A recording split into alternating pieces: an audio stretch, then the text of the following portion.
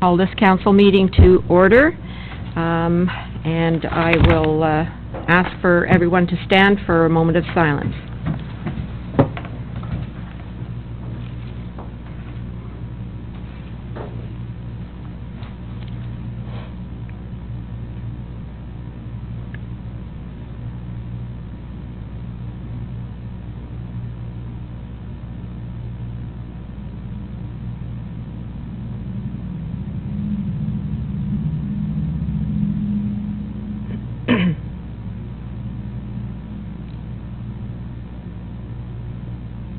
Thank you. Please be seated.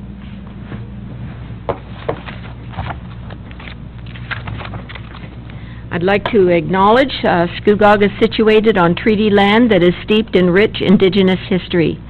Today, we acknowledge that we are gathering on the traditional territories of the Mississaugas of Scugog Island First Nation.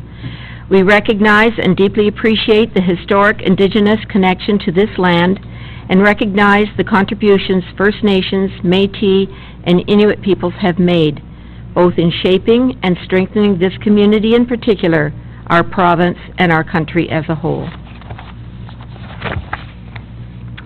Matters from closed session. I will note that Councillor Kiesebrink and Councillor McDougall had conflicts of interest on one of the 3.5. Right. Where are they?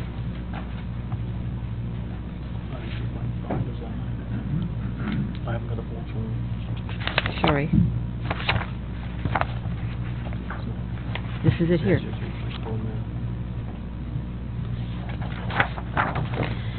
So, reporting on the actions of Committee of the Whole in camera, or Council in camera, that Council accept the resignation of Dan Stone from the Scugog Heritage Advisory Committee, that the seat be declared vacant, and that the clerk be directed to advertise for recruitment of the vacancy for the Scugog Heritage Advisory Committee by way of social media, township website, and the bulletin board page in the local newspapers. Mover, please. Councillor Watton. Seconder. Councillor Kiesebrink.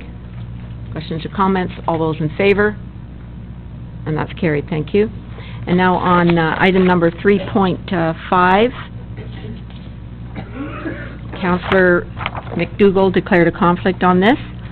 So I need a mover, please, that due to the matters discussed in camera in association with Willow Tree Farms Building Permit 2015-173, staff be directed to seek a resolution with Durham Regional staff regarding the region's portion of the development charges applicable to the subject application, and that staff report back to Council regarding a possible resolution in September 2019 concerning township and regional development charges. Councillor Kiesebrink also had a conflict on that. May I have a mover, please? Councillor Watton, Councillor Ross. Questions or comments? All those in favor? And that's carried. Thank you. Are there any announcements from Council? Councillor McDougall. Thank you, Madam Mayor. On the weekend, my daughter and I attended Roar by the Shore, and it was an overwhelming success. I believe it was hosted by the Rotary Club, and we saw Plan B. So we saw Plan B providing music, and as well, I think I heard them announce there was 294 or 298 cars there. It was a fabulous show. My daughter and I thoroughly enjoyed it. And as well, I'd like to congratulate the Lions Club in Greenbank for 26 years of success, and I believe it was over 30 members now, which makes it the largest Lions Club in the area. Thank you. Wonderful. Roar by the Shore was a great event. Yes. Any others? Councillor Watton? I just would like to say that it was not it's not the Rotary Club's event. It's not that event. Sorry, is did you not. say it was a Rotary Club event? Yeah. I know you didn't, and I know you didn't mean to, but it is not the Rotary Club. It's put on, Dave Ralston and a group of his people. So, but to your point, it was an amazing event. Other announcements? The Hoot for Hospice event was on Perry Street yesterday, And that was a great event, too. I didn't get a count on the number of people that participated, but anyway, it was a great cause, and towards the hospice, and for a bursary in memory of a delightful young lady who passed away a few years ago. So that was excellent. And I have some really great news.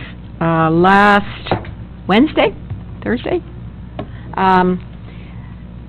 Scugog Township was the recipient of an award by Central Counties Tourism. It's a Member Spotlight Award, and this was in recognition of our membership with Central Counties Tourism, and how that they had helped us through a tourism strategy with the help of them, and also a terrific group of stakeholders from the community and from different agencies. And the actions that we took as a result of that tourism strategy that we have completed so far on the action plan, it was a delightful event, and here is the award. And there was a number of people from the community. Tony Jansen was there from the Chamber of Commerce, and there was region people there, and councillors. It was a great event and quite a milestone. We were up there with Wonderland, so shows you what we accomplished. So we're very, very proud of that. Any other announcements? Announcements from staff? Chief? Thank you, Mayor Drew. I have a couple, if you would. First of all, I'd like to congratulate Durham Regional Police North Division, and specifically Constable Anil Maharaj, who led the division this year in putting together their Community Public Safety Day. I'd like to suggest, and maybe I'm a little flattering myself a little bit, but we were the star attractions there, and simply because the helicopter couldn't show up, or the Marine Division, but it did give us an opportunity to show the skills of firefighters at a motor vehicle accident, as well as an opportunity to speak to the public about public safety and fire safety, and teach some fire safety to the kids who went into our trailer, and then speak to the adults regarding emergency preparedness. So it was a very exciting day, and I look forward to helping them prepare for next year, and hopefully bringing it closer to town. So next, I'd like to just advise you that on Saturday after Safety Day, it was my honor to go to MSIFN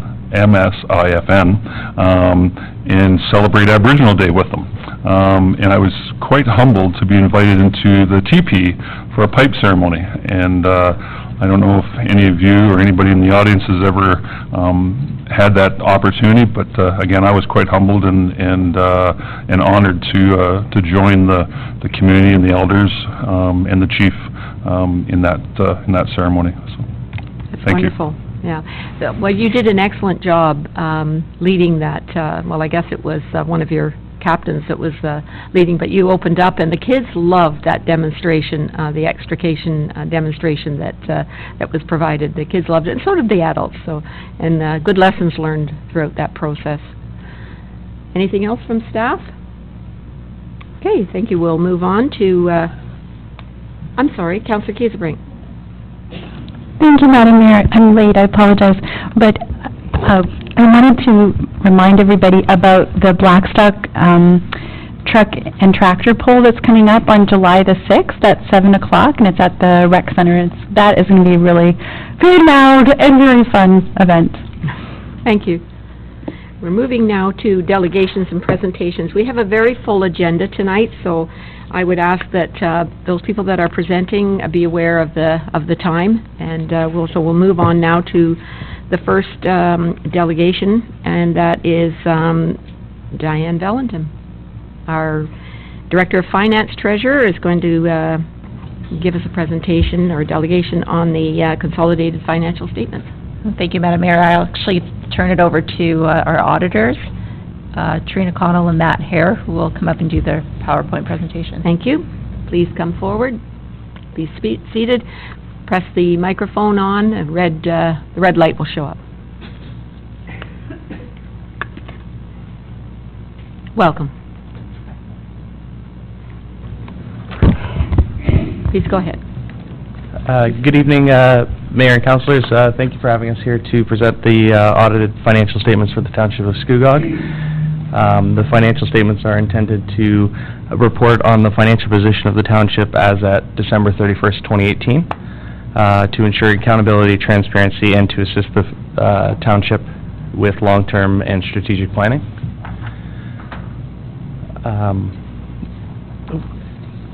Just going through the audit report of the financial statements, we start with our audit opinion. The consolidated financial statements present fairly in all material respects the financial position of the corporation of the Township of Scugog. We then go down to discuss management's responsibilities and the responsibilities of those charged with governance. Management is responsible for the preparation and fair presentation of the financial statements in accordance with Canadian public sector accounting standards, to ensure that the internal controls are necessary to enable preparation of the financial statements that are free from material misstatement, assess matters relating to going concern and using the going concern basis of accounting, and to ensure those charged with governance are responsible for overseeing the financial reporting process. Our report also outlines our auditor's responsibility to obtain reasonable assurance about whether the financial statements as a whole are free from material misstatement, to issue an audit report that includes our opinion, to conduct the audit under Canadian generally accepted audit standards, to identify and assess the risks of material misstatement, to design and perform audit procedures responsive to those risks, to obtain audit evidence that is sufficient and appropriate to provide a basis for our opinion, to obtain an understanding of internal control relevant to the audit in order to design appropriate audit procedures, and evaluate the appropriateness of accounting policies, evaluate the reasonableness of management's accounting estimates, conclude on management's use of the going concern basis of accounting, and to evaluate the overall presentation, structure, and content of the financial statements and disclosures. Turning to our statement of financial position, overall the financial assets for the township have increased to $193,000 in 2018. This is mostly due to an increase in cash of approximately $1.4 million. The increase in cash is offset with a decrease of $1.3 million in accounts receivable, $1 million of which relates to Scugog Line 6, funding receivable in 2017, where the work was completed but not funded. The expense had not been incurred at the end of last year. The expense had been incurred by the end of this year, and therefore the receivable had been recognized. All funding for this project, with the exception of the holdbacks, have been received at this point. The net financial assets form a part of the financial position and is the difference between the financial assets and the financial liabilities. Overall, the net financial assets for the township are $14.3 million, which is a decrease of $165,000 from the prior year. As previously discussed, the financial assets have increased $193,000. However, liabilities have also increased by approximately $358,000, resulting in a decrease in net assets. The increase in liabilities is a result of an increase in deferred revenue of $995,000. The most significant amounts were $582,000 in unspent gas tax funding, $299,000 in the Ontario Community Infrastructure Funding, and $222,000 in OLG funding, which was received prior to the year end, which related to 2019. The increase in deferred revenue is offset by a decrease in accounts payable and other liabilities and municipal debt. The accounts payable decreased $292,000, mostly due to the amounts owing at the end of 2017 for the construction of Line 6. Other liabilities decreased $227,000 as a result of refunds given on some larger deposits. And the municipal debt has decreased by $119,000 as a result of principal payments in the year. Next, we have the non-financial assets, which are normally used to deliver services and are primarily comprised of tangible capital assets. Capital outlays in 2018 amounted to $4.1 million. The main capital outlays for the year were the acquisition of work in progress relating to the construction of Scugog Line 6. This accounts for $4.1 million of the $4.7 million in the work in progress balance. Once completed, the work in progress gets transferred to the tangible capital assets. The other capital outlays included in tangible capital assets in 2018 include the Scugog Line 6 construction, which incurred $585,000 in additional costs in 2018. LED light conversion, which are $491,000. Seagrave Bridge rehabilitation, which is $451,000. Replacement equipment for fire department, including new breathing apparatuses, at a cost of $336,000, and road resurfacing treatment for various roads. Overall, the tangible capital assets decreased as a result of amortization and disposal of assets exceeding the additions in the current year. The next chart shows the makeup of your revenue and expense base. Taxation increased 7% from 54% as a percentage of overall revenue from 2017. The user charges increased 2%. Grants decreased 9% from 23%. Casino revenue decreased 1% down to 4%, and other revenue increased 1% to 7%. The percentages are a bit skewed between the 2 years due to the significant use of the grant revenue in the previous year for the Scugog Line 6 funding. The 2018 percentages are consistent with the years prior to 2017. Moving on to the consolidated statement of operations, the revenue has overall was $20,448,397. The revenue decreased $1.35 million from the prior year. The decrease was mainly due to the grant revenue of $2.1 million due to federal, provincial, and municipal grant funding for Line 6, which was received in 2017. There was a decrease in casino revenue of $237,000 as a result of the new OLG agreement. This is offset by an increase in the tax levy of $593,000, most of which was budgeted for. There was an increase in user charges of $263,000, mostly from the development application revenue. There was a $245,000 increase in development charges and park revenue contributions used for a new plow truck, a repaving of Old Simcoe, and new playground equipment. There was a $160,000 increase in investment income from improved interest rates as a result of renegotiated agreements. Moving down to the statement, the consolidated statement of operations. This chart shows the makeup of the expense base. Overall, the percentages are fairly consistent year over year. Salaries increased 1% of overall expenses to 43%. Materials increased 1% from the prior year of 33%. Interest and financial expenses increased 1%, and for the others, there was very minimal change.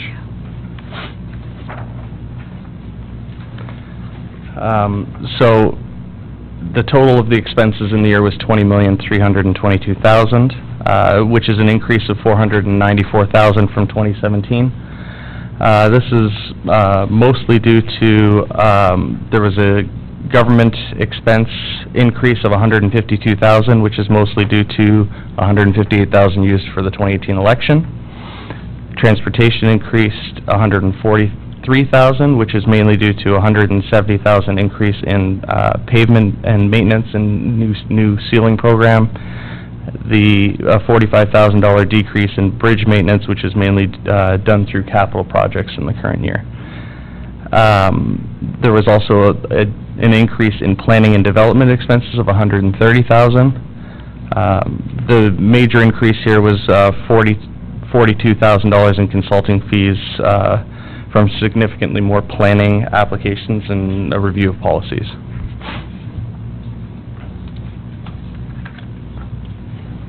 The next chart here shows a five-year change in expenses by department. The majority of department expenses have remained consistent over the past 5 years.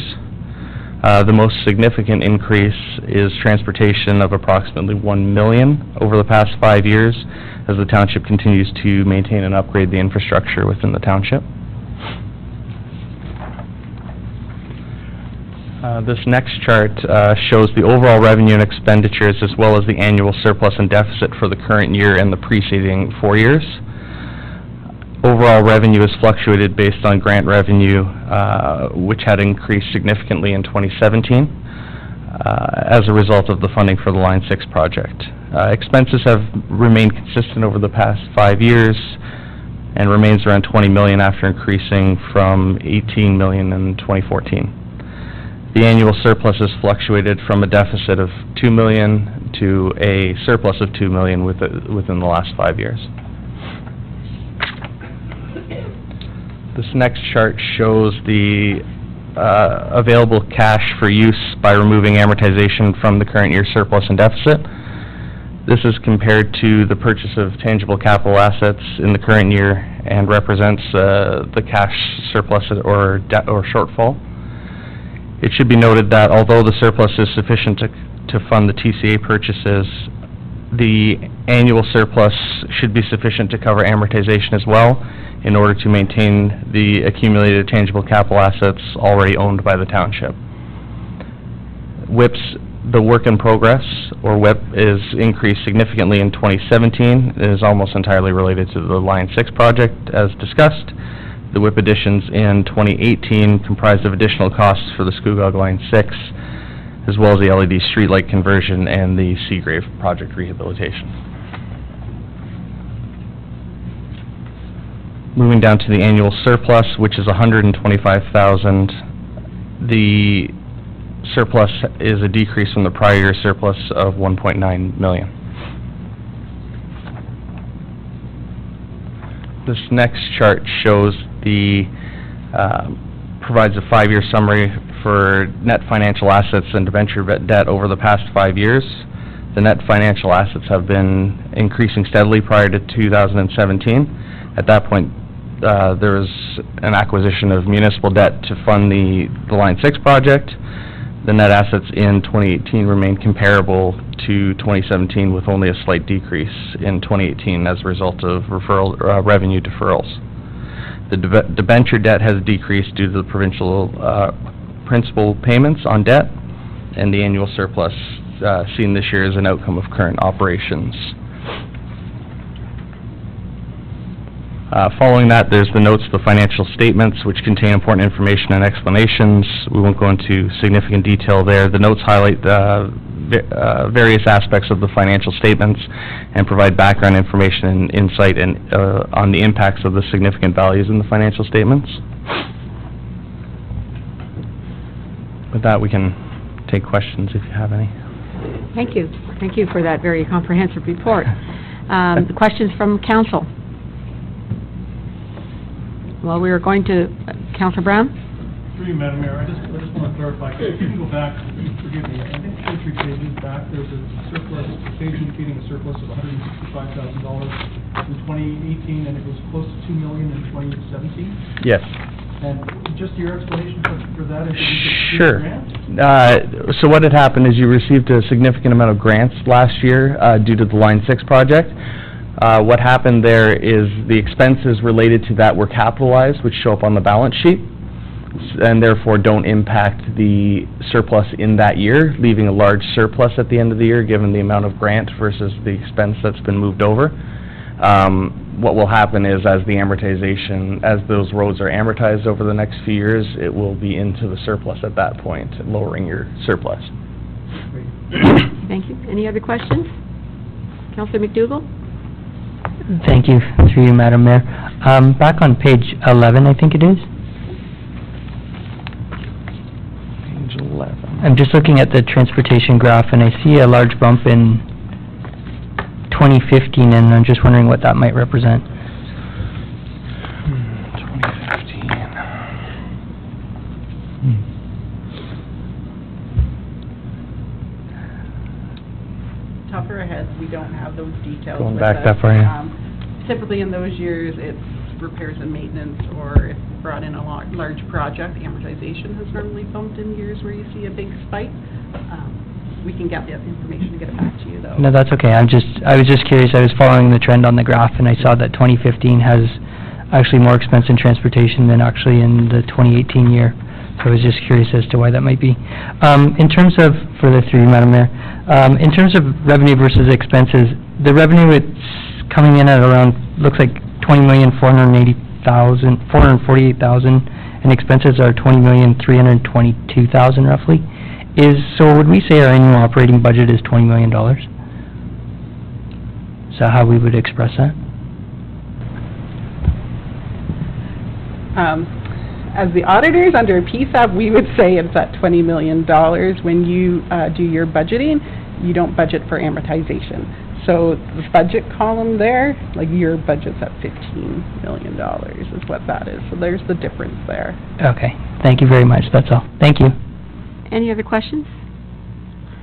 Okay, I'll look for a motion, please, that the delegation by Matt Hare, BDO, regarding 2018 consolidated financial statements be received. Councillor McDougall, Councillor Brown, questions or comments? All those in favor? And that's carried. And with your indulgence, we'll move to the report on page 158 on the consolidated financial statements. And I'm looking for a motion that the 2018 draft consolidated financial statements be approved. Councillor Watton, Councillor Kieserbrink, questions or comments on the report? All those in favor? And that's carried. Thank you very much for your presentation. I neglected to call for a disclosure of pecuniary interest and nature thereof earlier. Councillor Kieserbrink? Thank you, Madam Mayor. I have to disclose pecuniary interest for the matters of the closed session, which I think were already mentioned. I just want to make clear. Thank you. Any others? Okay, seeing none. Thank you very much. And now we will move on to presentation number 2, Access to Justice Hub. Was there water in that? Good.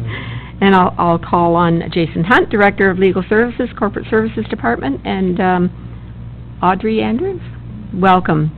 Audrey is the Manager of Strategic Partnerships and Initiatives, Social Services Department, Region of Durham. Welcome. Well, thank you, and thank you for the opportunity to come and speak this evening. We are missing a couple of our cohorts, but I wanted to just highlight that this is a partnership that we're here to talk about this evening between the Region of Durham, the City of Oshawa and their Teaching Cities Initiative, the Durham College, and the Durham Community Legal Clinic, which is funded by Legal Aid.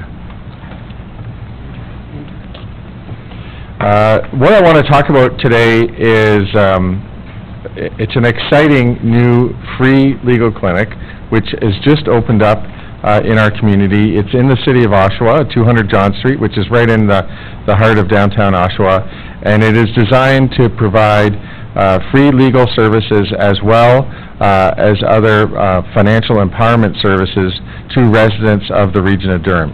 It is the first of its kind anywhere in Ontario. And we're very excited to have had the ability to bring this here to our community. What we want to talk about today, and we have, I think, 8 slides. We're already at slide 2, so we're almost a quarter of the way through. But what we want to talk about is how this came about, what are our guiding principles, who are the partners, and what's coming next. The purpose of the Access to Justice Hub was to fill in the gaps that were left in our community, because when of course we have a legal aid clinic, and to complement the services that are provided by that Durham Community Legal Clinic, we recognize that there were some gaps, residents who were perhaps precariously employed or on the edges of the financial criteria that the Legal Aid Ontario is able to serve. So for those residents who may face barriers such as language and low literacy, access to phones or internet and transportation, and may need legal or social services or financial services to assist them, we wanted to fill those gaps. The collaboration started obviously with the region of Durham and involved the clinic and the city of Oshawa who are coming on board, and eventually reaching out beyond that to a group we're calling itinerant partners, who are other community members who would serve the same clientele in that financial empowerment sphere. The way that the clinic works is we rely on volunteer students from Durham College who are in Durham College's paralegal program, who come to the hub supervised by staff at the Community Legal Clinic, as well as staff provided by Durham College, and they provide legal services directly to members of the community. And the other thing that they do is to provide a sort of one-stop shop for any of the services that those residents might need, whether those are strictly legal services or whether they may also be things in the range of financial empowerment. The vision of the hub is to provide integrated community services, advocacy, to provide support and financial empowerment to a broad range of residents within the region, and to operate seamlessly and complement the services of our Durham Community Legal Clinic, which is funded by Legal Aid Ontario.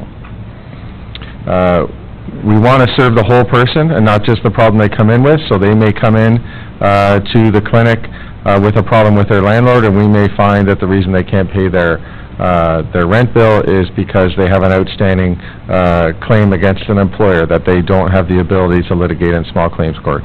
So we're going to try and help them with all the problems that they have. It may be that they have deeper problems, like they have unclaimed benefits, which we can assist them with in some of the financial empowerment tools that we've also brought to the center. It's an education and research center as well, so we are looking at the problems that we're solving, and we're researching how we are able to solve those problems and who we're solving those problems for. We're incubating a future local workforce. The college is very focused on the training and education that this clinic is providing for their students. It's been an excellent story for Durham College, who started last year with 9 students interested in the program.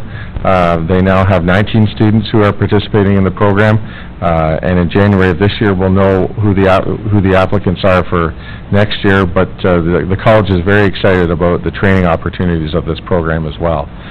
We want to facilitate collaboration within the community and partnerships, and of course we want to promote accessible and fair justice system and prevent poverty and financially empower those people who are in our community. This slide just shows a little bit of the types of services on the left that are provided by the Durham Community Legal Clinic, and what we would call the additional or complementary services, which would be provided by the Access to Justice Hub. So the Legal Aid Clinic, obviously in an environment of restricted resources, there are some tight controls by Legal Aid on what the Durham Community Legal Clinic can provide, and we see those services there, and they do the best that they can to provide as broad a range of services to a broader range of clients as they can. The Access to Justice Hub is trying to complement those services and fill in the gaps, and you see some of those expanded services that are on the right-hand slide. And some of those enhanced services are small claims court matters. Often it's difficult for a legal aid clinic to provide assistance in those matters. They're often deemed not serious enough when you're dealing with a situation of restricted resources. Of course, traffic tickets is another one. Social benefits eligibility, depending on the financial criteria, you may not be able to get assistance for that from the legal aid clinic, but you could get that from the Access to Justice Hub. Landlord and tenant, and you see the other list of matters there. And I'm going to turn it over to Audrey to bring it home. Thank you, Jason. Thank you for having us here, Mayor. As Jason pointed out, the primary partners are Durham College, the Durham Community Legal Clinic, the Region of Durham, and the Teaching Cities Initiative out of the City of Oshawa, and other educational partners. What Jason referred to are itinerant partners, and those are our partners that come in that on an itinerant basis, the Durham Region Unemployed Health Centre, the Durham Canadian Mental Health Services, John Howard and the Community Development Council of Durham, and others that we will bring on board with the express purpose of ensuring that the broader scope of any given resident's needs might be met. That list has already grown to include Caria Healthcare and Driven, which is the access for domestic violence. So other partners whose services may be needed by residents that are coming in to use the services of the Durham Legal Clinic or the Access to Justice Hub. Yep, thanks, Jason. So we're very excited, and I think can do nothing but grow going forward and serve a broader range of Durham Region residents. I think as we look forward, we know that approximately 50,000 residents in Durham Region live with low income, and any opportunity we have to provide income stabilization is just of great benefit to all of Durham Region. And I see this Access to Justice Hub as a fantastic way to reach the greatest number of people possible who need income stabilization and access to legal services all in one place. We're going to, in the coming months, continue our community outreach and awareness, like through council delegations like this one. We've been, I think, almost everywhere now, and through the Durham Region Law Association and local agencies. We're currently recruiting board members, and we're finalizing our bylaws and incorporating a not-for-profit status. And going forward, we'll be probably seeking funds and grants from all available sources as part of our sustainability plan. And That completes your presentation? Thank you. Thank you. That's a very exciting venture, and I think it's most needed, so that's wonderful. Are there any questions from council? Councilor Cuthbert? Thank you, Madam Mayor. So this is so interesting that the students of the School of Interdisciplinary Studies at Durham College have the opportunity to participate in that. What is their feedback about having a chance to get involved in real-life scenarios in addition to their studies? Well, it's a big deal for the students. I know, obviously, that we went from 9 to 19 students in 1 year. Some of those original 9 students have come back as volunteers in the clinic in the summer. Of course, the hands-on legal stuff is great for them. I worked in a legal clinic as a lawyer. It's not something that's available in schools other than law schools until now. But I enjoyed the experience, and the student feedback we've got has been great. But I think even more than that, the opportunity to participate in some of the things that Audrey was talking about has been very unique experience. The community building, some of the stuff that these students have been exposed to, dealing with the sort of whole of the person, someone who may come in with one matter and actually need help that's not strictly legal help, I think has been a real eye-opener for them, and hopefully will impact their interest in serving the community in other ways other than just through their profession. Yeah. I'm really excited to see that having the opportunity to have support for tax issues or landlord-tenant issues. Those are day-to-day, those aren't the crisis things. So I can see legal aid being more the crisis situation where you're getting actual lawyer or paralegal, but to involve the students in this way in really key issues that are really important for people's survival in everyday life, you're right, it is a huge gap, and it's really exciting to see you guys filling that. Thank you for your presentation today. It's very gratifying to hear. Any other questions? Councilor Ross? Thank you, Madam Mayor. Thank you for your presentation today. Just questions in regards to the funding model. You mentioned that nonprofit designation and looking for grants and funding. What is the funding model going ahead to ensure that this continues year after year without, should grants or otherwise fall through? Well, currently it's a pilot project, so the region has provided funding on a pilot project basis for the financial empowerment components. Durham College as well is providing funding as well as resources. So that's the current funding model. But you see on the What's Next slide, that's really the stage we're at now, looking at how other clinics like this are funded. So a typical law school clinic would be funded by local groups such as unions, the university that's involved. So that's the model we're looking at, and where we're hoping to get that funding and grants. But the program has been very successful, as you can tell by the increase in interest from the students. As well, I was meeting with Lori Marshall from Durham College, who supervises the students at the clinic, and she said, you know, there's more clients than we could possibly serve coming to our doors. So certainly the demand is there, and we're hoping that the funding will follow the demand. Further? Councilor McDougall? Thank you, through you, Madam Mayor. Thank you very much for your presentation. To follow that up, was, in terms of clients, you mentioned from the participants, from the student side, you've seen the numbers double. What about in terms of the clients? You know, I'm sorry I don't have specific numbers, and certainly that's something we can pass back through your clerk to make sure you have that information, because it's been a request from all the councils, and we are just finishing our first year. So when we have the numbers, we'll be able to tell you, except to say that there are pretty much more demand than we can meet. So we have at any given time about, right now, 4 or 5 students in the clinic we have had over the last year, and they're running at pretty much full tilt, so, which is good news and bad news, but yeah, good news mostly. And further through the mayor, and is there an overwhelming feeling of success between the students and the clients, generally speaking?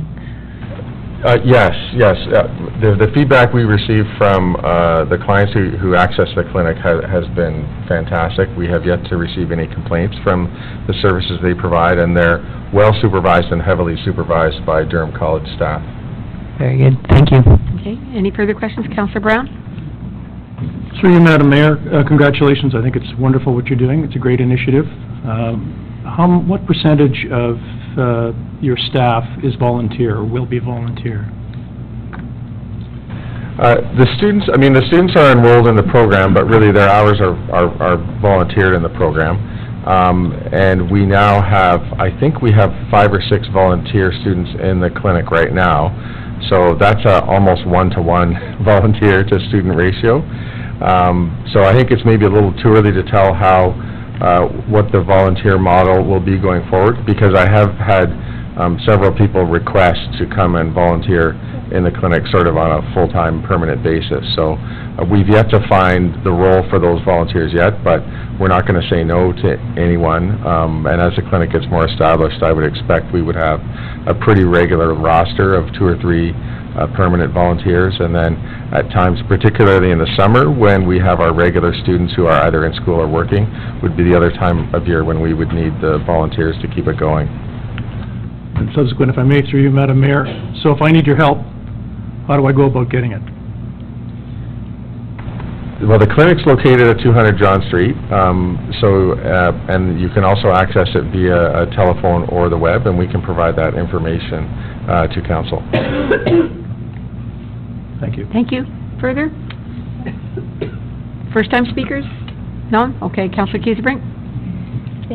Thank you, Madam Mayor. I noticed that you're working with North House to do the tax clinics in Scugog. Is it that the tax clinic is occurring at the facility of North House, or are you actually partnering with them to provide the services for them? It's a very good question. I had it the first time. So one of the things that that my team looks bring the after... microphone to you? Oh, sorry. Yeah. We can convene a community of practice of tax filing organizations that do low-income free tax clinics. And to our knowledge, there's about 20 different organizations that provide those services in a variety of communities. So the community of practice brings on new trained volunteers, makes certification through CRA easier, and creates pipelines for volunteers through partnerships with Durham College and other associations. So Brock House is one of those partners in the community of practice, and they do it themselves on-site, in-house. Thank you. Seeing no further questions, thank you for your presentation, and it's quite exciting because I think the vast majority of people learn better by practical experience, and it must be so rewarding for the students that are involved, so thank you for providing that opportunity. Motion, please, that the delegation by Stephanie Ball, this isn't it? Yes, it is.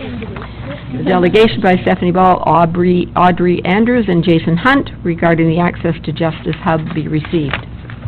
Councillor Kiesebrink, Councillor Ross, all those in favor, And that's carried, thank you.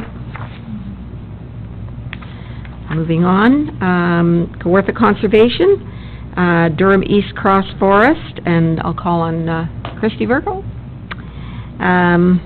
Director of Stewardship and Conservation Lands. Welcome. Nice to see you again. Please go ahead. Is that on right? Is it on? I think so, yeah. Excellent. Thank you. So, thank you very much for inviting me to come and speak with regards to the issues that we're having at Durham East Cross Forest, as well as some of the requests that you made regarding looking at the Ganaraska Forest model to manage some of the illegal activity that we currently have going on the property. So I just wanted to I'm just going to go through a few different things. I know I probably have a lot more slides than we have time for, so I'm going to go very quickly through them. I wanted to give you a little bit of an overview for those of you that weren't around when we first acquired the property, give you a little bit of history, and then talk a little bit about the Ganaraska Forest model as requested, and offer any opportunity to answer any questions with regards to our request at the Mountjoy Road closure. So the first sort of slide really talks to the history of the property. The property was donated to the Nature Conservancy of Canada by the mortgage holder of the property after there was a court case because this young gentleman passed away as a result of an drinking and driving accident on the property. So he was illegally accessing the property and had a head-on collision, and it resulted in his death. And as a result, the township, the region of Durham, and the landowner and the mortgage holder were all named in a lawsuit saying that not enough was done to protect this gentleman's life.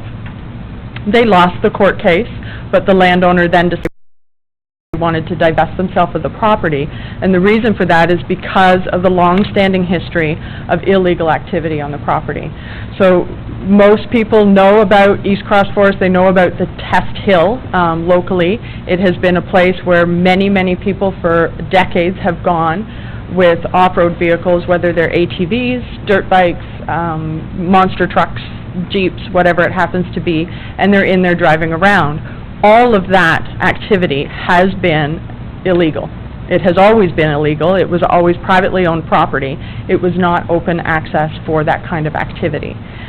When the Conservation Authority took over the property, we had to really take a look at some of the trailblazing that was going on, the dumping, and the illegal activity. So we shut the property down and did a number of different community cleanups and had the community come out to help us really restore some of the ecological integrity of the property, because this is on the Oak Ridges Moraine. It is natural core area, and as you can tell, it's very sandy soil. So as soon as you strip off that initial layer of topsoil, we get a lot of erosion and a lot of sand blowing around and that sort of thing, and it becomes very, very difficult to get any kind of vegetation reestablished.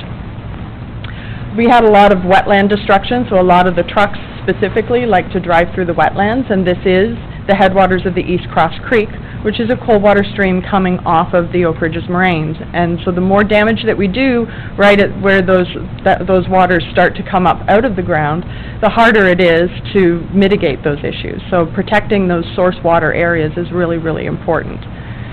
And of course, as I mentioned earlier, we have a lot of erosion. Some of that erosion is due to just because of the nature of the sand, but some of it is because it's very hilly topography. We have a lot of really steep hills, and because it's sand, as soon as we get rain, we get this gullying effect.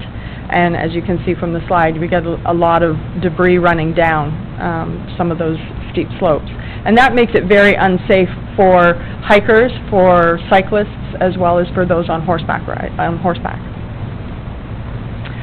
So to touch base with regards to the Ganaraska model, one of the requests was to, explore the opportunity to make it open to our community, whether it's for motorized or non-motorized access. And so I did a little bit of research. I apologize, I was on holidays when the request came in, and so I've only had 1 week to sort of pull some of this information together. But our sister conservation authority, the Ganaraska, was kind enough to give me a couple of telephone interviews and answer a lot of my questions. So I hope I have all the questions answered for you today. As far as whether or not we can open up East Cross Forest to off-roading activity, there is nothing legally that says that we cannot. So when that property was first donated, it went through the process of an ecological gift, which is a federal program that has a lot of very strict restrictions on what can and cannot be done on the property. The landowner, once the final documents were completed, had 2 years to finalize that ecological gift, and he did not. So as a result, we don't have the restrictions on the property that we had originally thought that we did when we accepted the gift, because he didn't go through that process. So from that standpoint, yes, we can offer off-road activity on the property legally. There's nothing saying that we can't. There are some challenges, however, to looking at that, and so as a leadership team at the Conservation Authority, we've taken a look at this model. There is the opportunity for revenue generation. Ganaraska Forest brings in a significant amount of revenue. They've been doing it for a long time, but they have about 3,000 annual members for their Ganaraska Forest. And it does create an opportunity for people to practice this type of activity in a legal way. Some of the challenges, however, that we have on this property is certainly the significant conflicts that come up between user groups, and that was something that the managers at the Ganaraska Forest kept reiterating, is once you have multi-users, it's really hard. Once you get past that 2 or 3 users, it becomes really, really hard to manage those relationships. Their staffing complement is significantly higher. They have 8 full-time staff people on the property through the week and 2 full-time staff people on the property every weekend. We have 2 full-time staff people to look after 5 different properties. So we have a significant difference in our ability to manage that. Certainly the erosion and the impact on the trail systems, it has gone beyond the capabilities of the folks at the Ganaraska Conservation Authority to manage on their own. So they're bringing in contractors in order to do that and trying to find money within their budget to make sure that those trails continue to be safe. Because there is that risk of injury. There's that constant risk of injury, and in fact, when I was talking to them just last weekend, not this weekend past, but the previous one, they had to airlift somebody out because they had a head-on collision with a tree. So there is that opportunity, and the way that they've been able to protect themselves from litigation is to make sure that they have that ongoing maintenance and restoration of the trails and make sure that they have that presence. I think the key thing for us, though, is that after all of this and creating all of this opportunity, the illegal activity still hasn't stopped. In fact, both managers indicated it was a rampant problem within the Ganaraska Forest. So they continue to have people using the trails in an inappropriate manner. They continue to have campfires. They continue to have speeders. They continue to have all of the vandalism and everything else, the dumping that we experience at East Cross Forest. They just have, some of the activity that's going on is legal, but the illegal stuff is still happening. So when we look at the 2 properties and sort of say, what are the opportunities? I'm never one to say it's an absolute yes or it's an absolute no. I like to sort of take a look at things and really make a sound business decision. I look at it from the standpoint of East Cross Forest is our largest conservation area, and it's one that we are extremely proud of. Personally, very proud of it. It was the first property I ever participated in the protection of, so it's near and dear to my heart. But it's 1,352 acres, as compared to 11,000 acres at the Ganaraska Forest. So the mere size of it is significant. They have over 400 kilometers of multi-use trails. We have 7 kilometers of trails that are sanctioned, which means that there's many trails on the property that we don't manage, and we don't manage for risks. We don't go out and make sure that there's no low-hanging trees, because those are closed trails. If we had to, develop all of those trails, I'd need a whole army of folks to come out with me. They have a forested area. It's a very well-forested area with very defined trails throughout the property. Our property has a significant portion of open sand dunes, so just keeping people on a strict trail is going to be very difficult when we have all these other trails and open areas where they can do their, donuts and one thing and another. We both have, so this, our property has always been a non-sanctioned activity. It's never been legal, whereas at the Ganaraska Forest, it was a grandfathered-in activity, so it was accepted as a legal activity there. And we're both still experiencing significant illegal activity on both of our properties. So when we put forward the proposal to close the Mountjoy Road allowance that runs through the property, we're really looking at trying to restrict that access into the property along those trail systems and make sure that we're keeping the folks that are using the property in a proper way, that they're safe, and that the trails that we do have, we can start to restore the ones that aren't supposed to be there, and we can start to develop a better trail system for the folks that are allowed to come onto the property. In touring the property with a couple of constables from Durham Regional Police Services, it was their recommendation and that this was the #1 spot that we needed to address, along with our own security company, Maxima Security. Between the two of them, they estimate it's probably between 75% and 80% of the access to the property is currently coming through Mountjoy Road, the entrance of Mountjoy Road where it connects with the property. That's not to say that they won't punch through somewhere else. They are determined, but we are equally determined, and this will certainly help us to control a significant amount of that traffic. And so that's the section of Mountjoy Road that I'm about to show it in a blow-up, because I think that there's a misconception when we talk about the Mountjoy Road allowance that there's an actual road that runs through it. And Mountjoy Road, it does exist, but it doesn't exist through the park. So when you see here, you can see where the access area is. That's Mountjoy Road, where the green arrow is, and then there's the access area, and then the road disappears into the forest. There is no defined roadway, and the trails divert directly into East Cross Forest, into that area just to the south, which is what we call the bowl, and then over to Test Hill.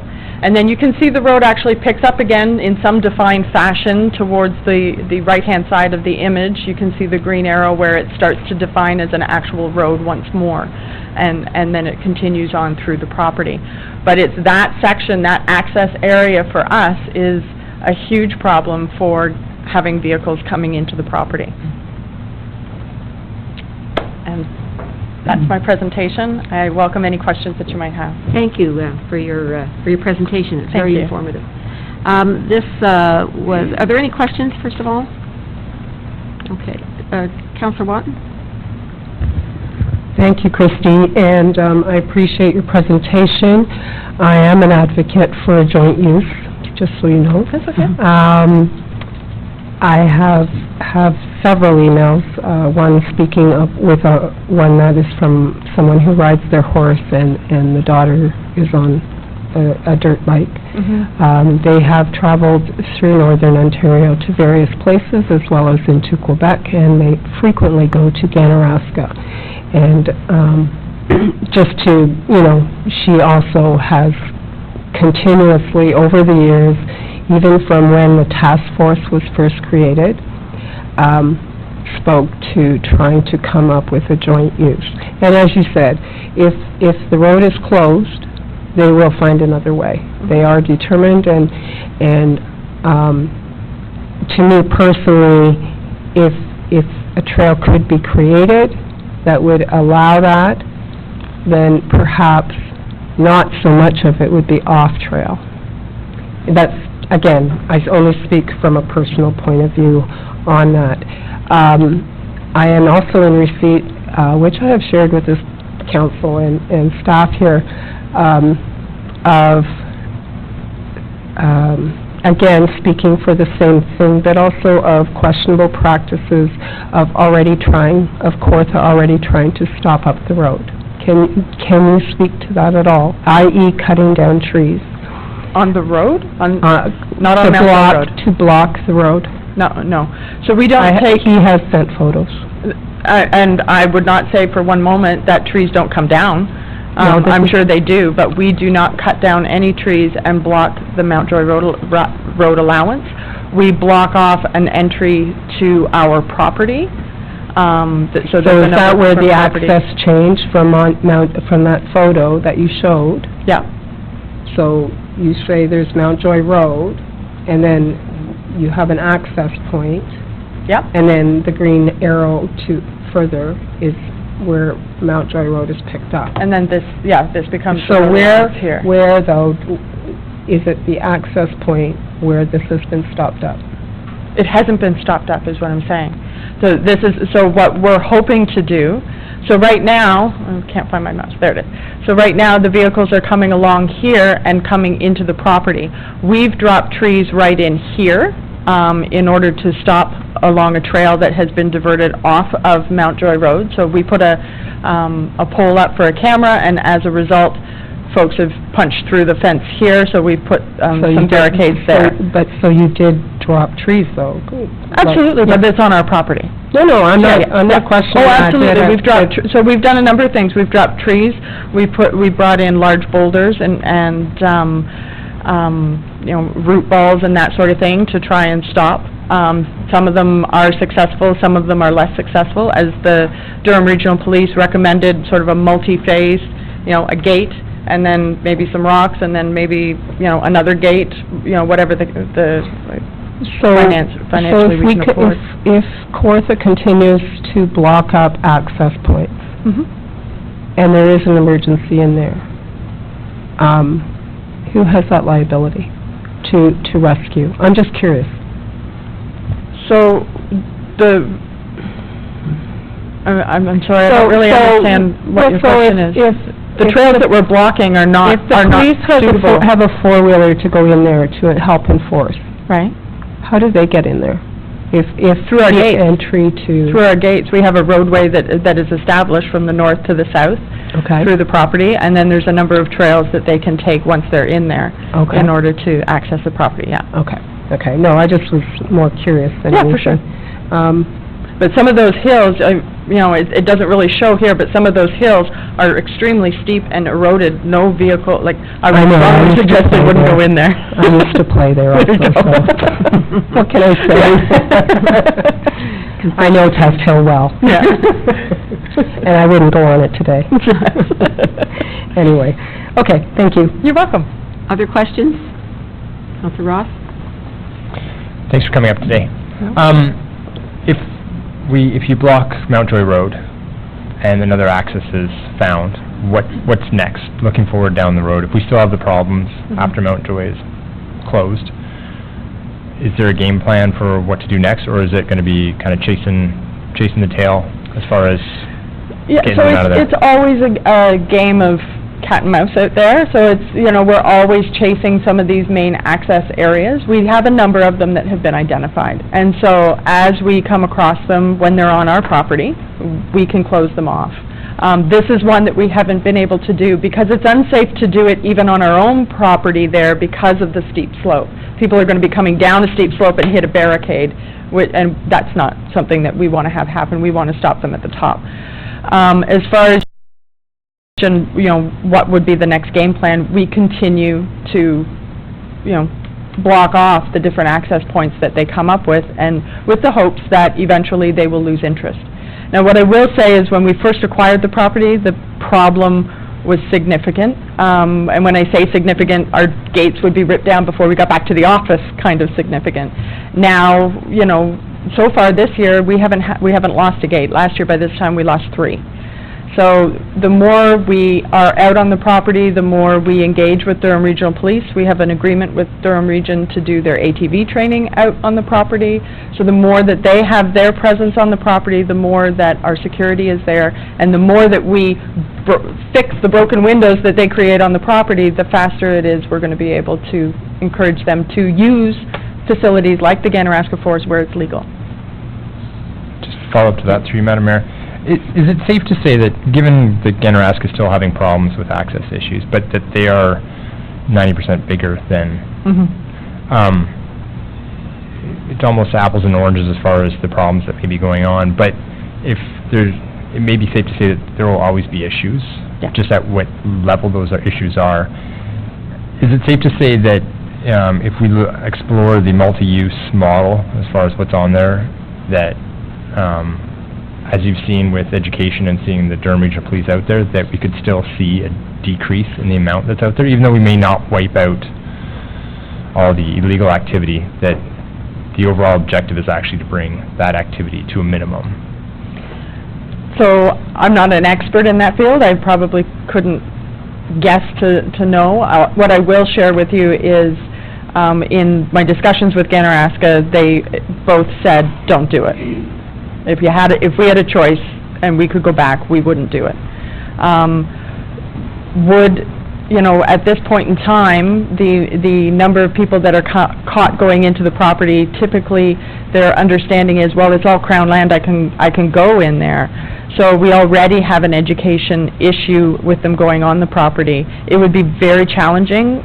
We, at this point in time, don't have the capacity to police it to make sure that they stay on a given trail. If we were able to create one, that they would be staying on that trail. We just don't have the capacity to make sure that they do that at this point.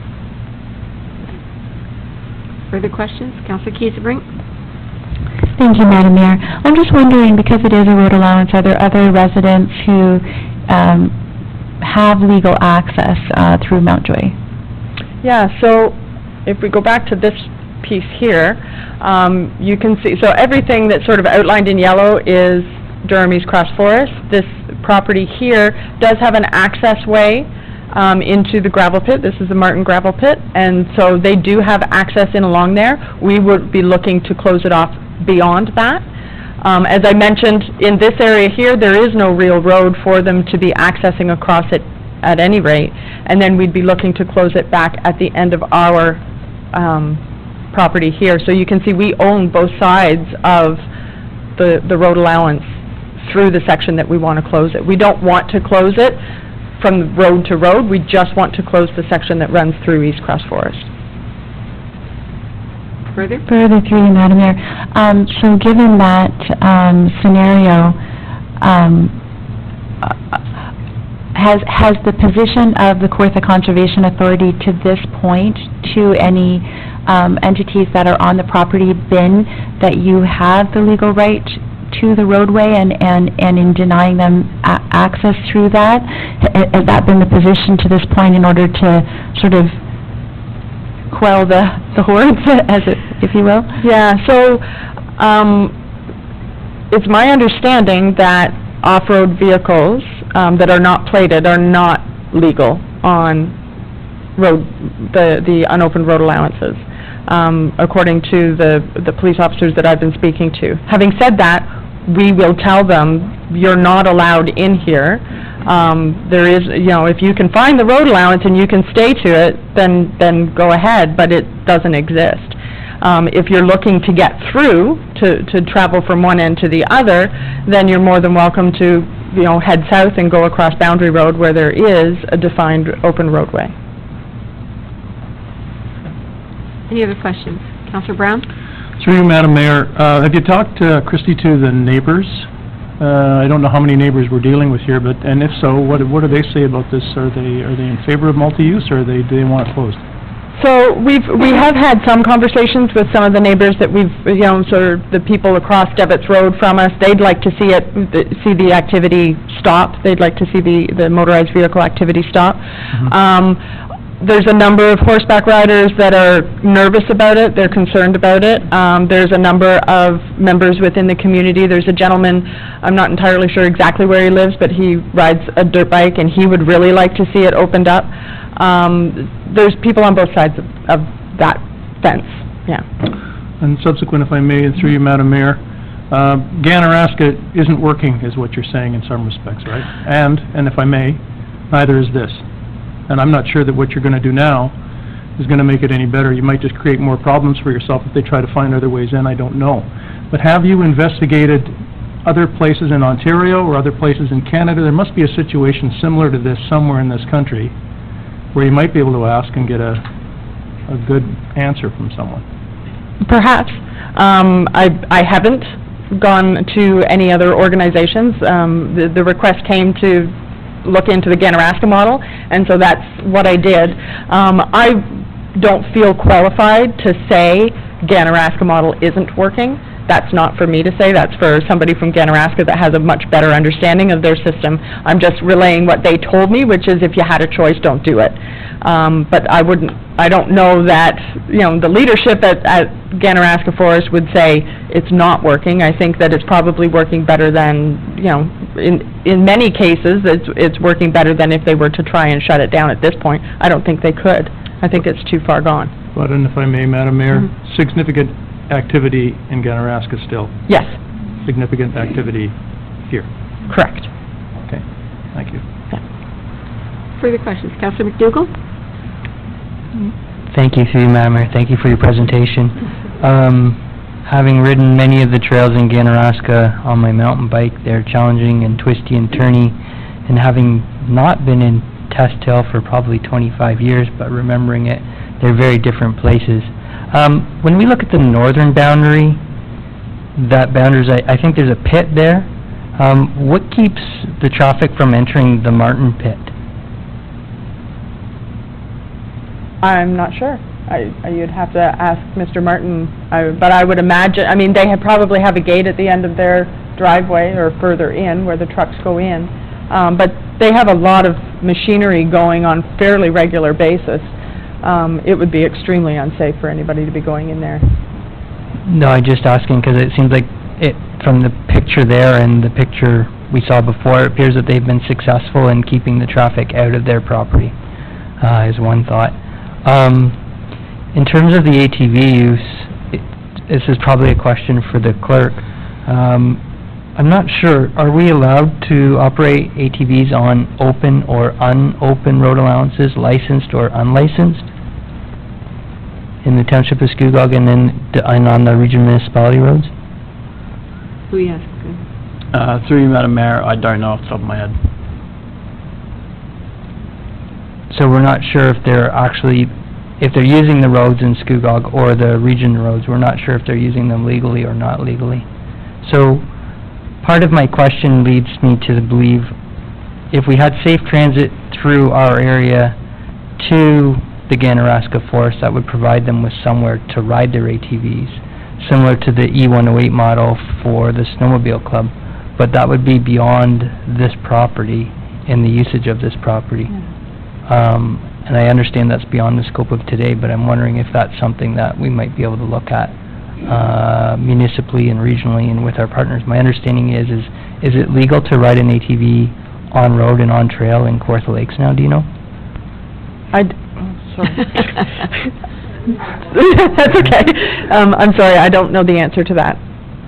Okay. I know that there are trails that run along the side of the road, and I believe that they are allowed to go there, but I don't have any information on that. Okay, so for the request right now is just to block Mountjoy Road at the ends that enter the property on both the east and the west end. That's correct. Okay, thank you. Any further questions? Councilor Keith-Brink? Thank you, Madam Mayor. It looks like Northern Ontario Travel Magazine is saying that the Ontario law change allows all off-road vehicles access to all public roads. While it's still up to local municipalities to decide, so whether or not we've made any decision, I'm not sure, but it looks like the Ontario government does allow. Myself, I'm not sure that I'm comfortable giving this property away without asking the public for feedback.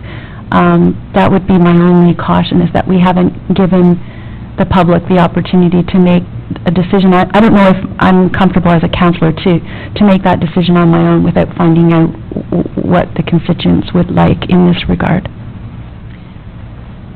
Any other questions or comments? I have a couple.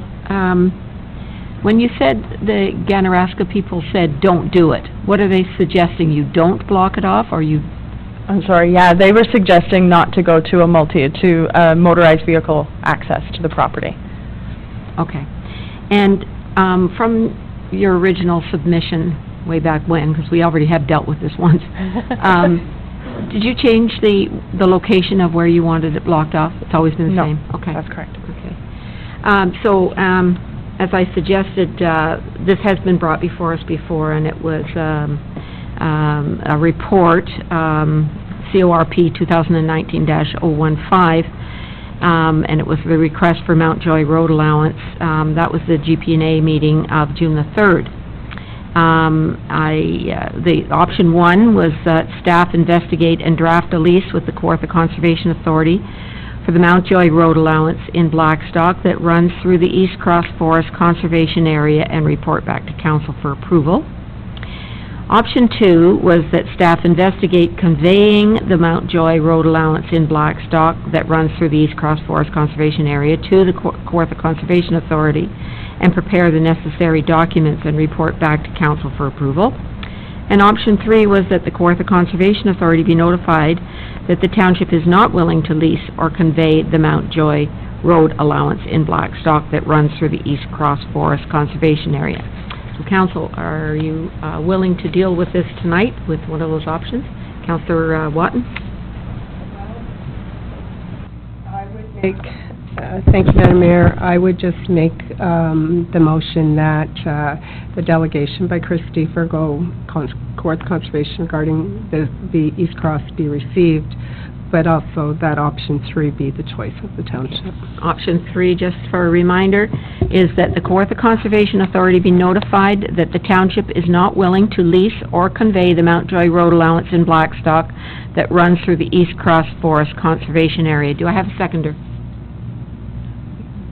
Councillor Kieserbrink?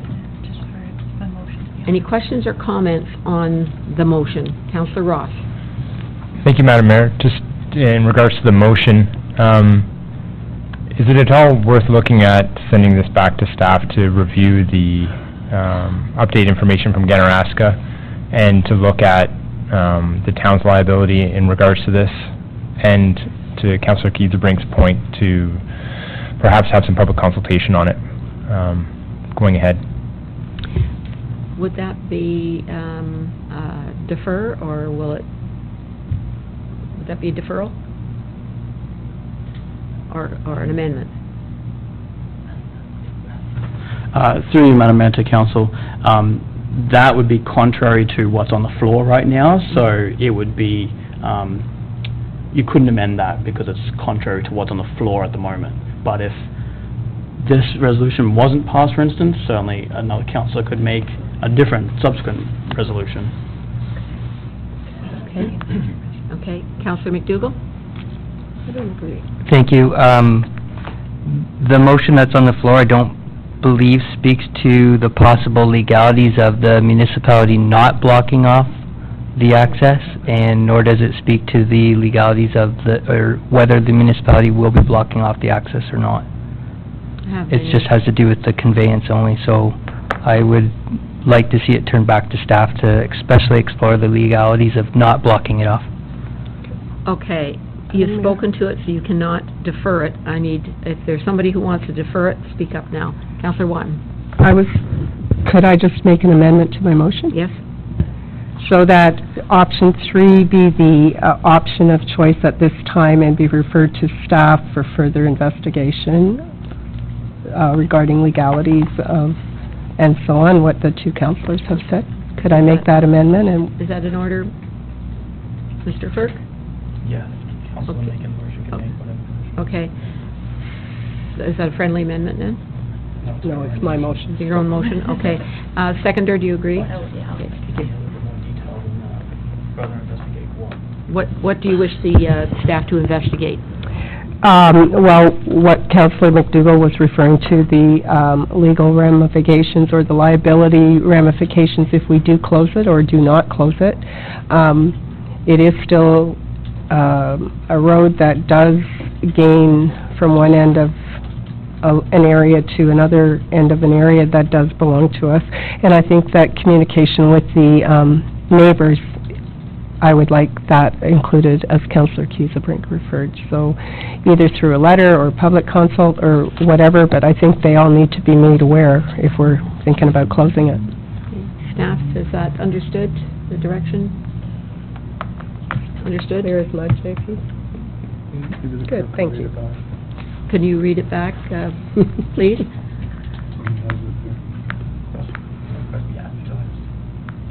advertised. Okay. For public consultation.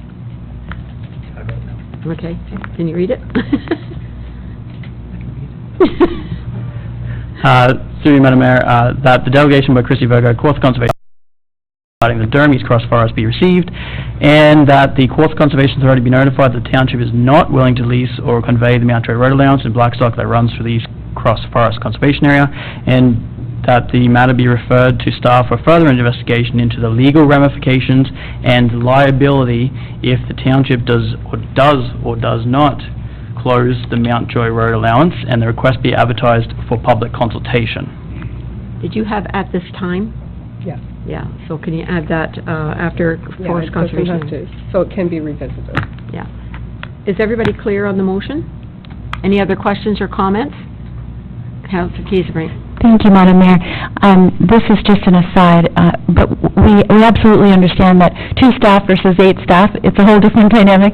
We don't want to take anything away from your presentation or your concerns. Safety is important to all of us, but at the same time, we are in cottage country. We do have a lot of people that are wanting to use their ATVs and use them safely and use them in a way that's local. And so we have some bigger things to look at here, and I think we're just feeling like we'd like to make sure we've covered all the bases. Thank you. All those in favor? And that's carried, thank you. And thank you very much for your presentation tonight and all the homework you did. Moving on now, I'll call on Carrie Nicholson. Please come forward and talk to us about Theatre on the Ridge. And you know the drill with the microphone. Press the button, the red light will show up. And you Red have button? Yeah. 5 minutes? Oh, 5 minutes. Yes, that'd probably be a good idea. I'm not going to take up very much time at all. I sent information out. I just didn't have a chance to get to see anyone earlier this year to give you a wrap-up on our 2018 season. And we're now just about on to our 2019 season. So I sent through some information just to give you some updates on where we got to last year in terms of our audiences and our patrons. And I'm not going to go into detail at all because I'm actually supposed to be in a rehearsal right now. But I wanted to say hi. And just to invite you to the opening reception of the opening of the season next Thursday evening, July 4th. And just to give you a teaser of the season to come, I have a short video, so I will be happy to answer any questions after the video. Okay.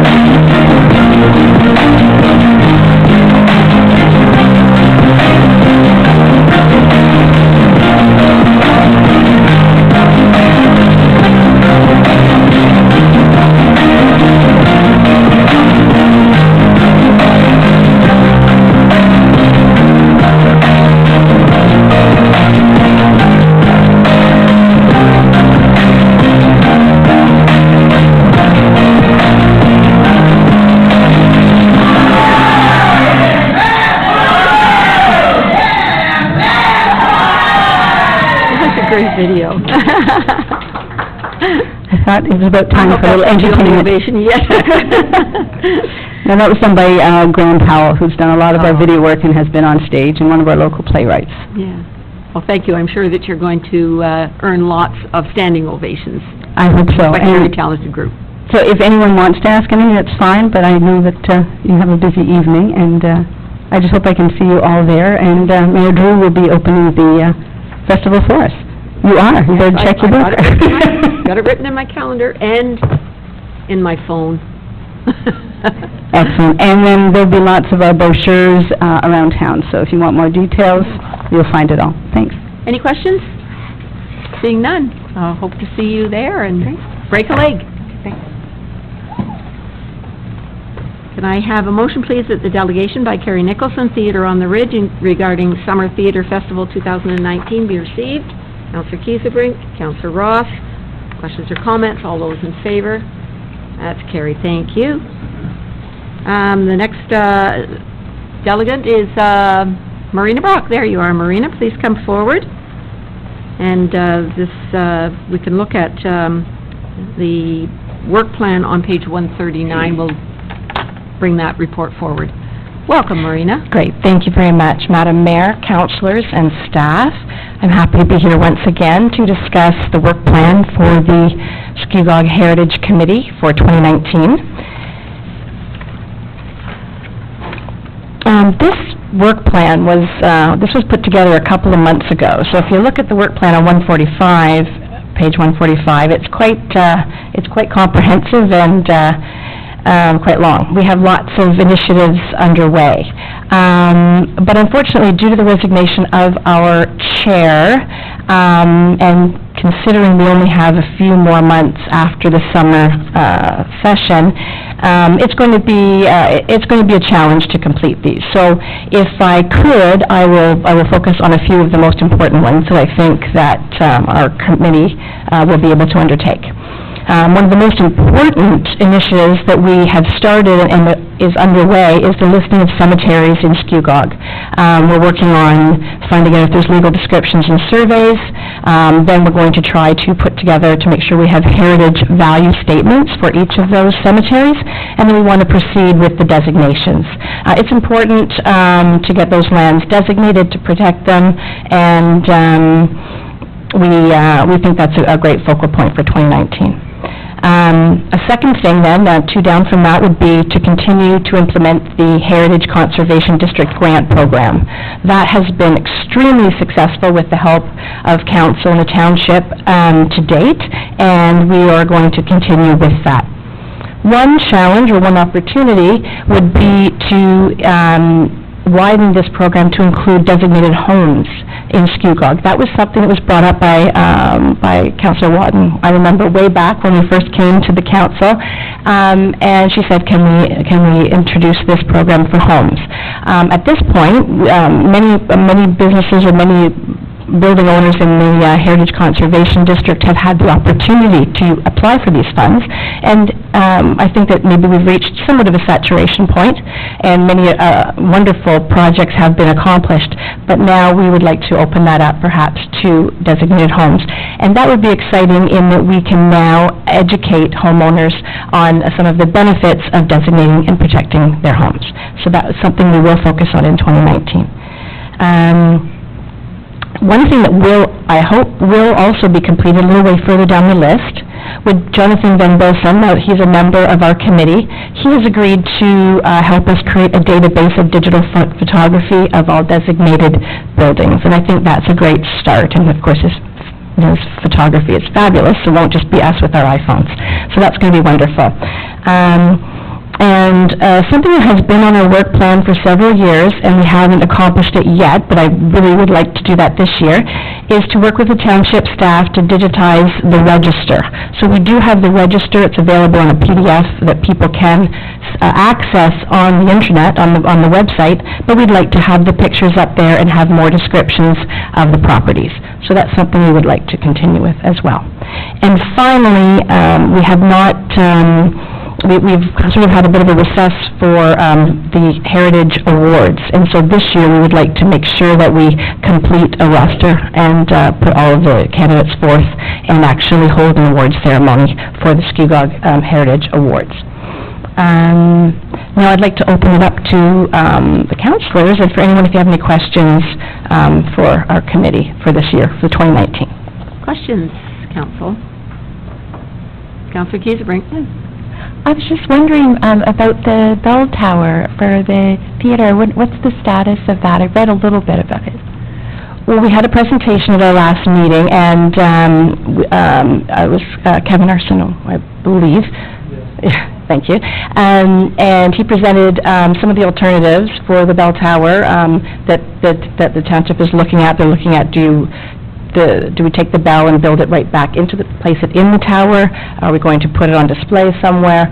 And then what is the design of the final design of the tower? So we, as a Heritage Committee, would like just to be involved in that process and provide guidance where required. But that's the information that we have received so far.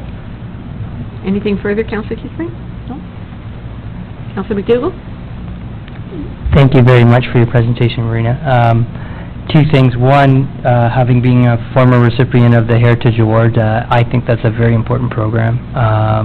It instills confidence and makes people take note of the interesting work that's going on in our community. Secondly, question, I guess, what is the Heritage Committee's opinion in terms of not putting the bell back in the bell tower? I mean, it won't really be a bell tower if there's no bell in it. Does the committee have an opinion?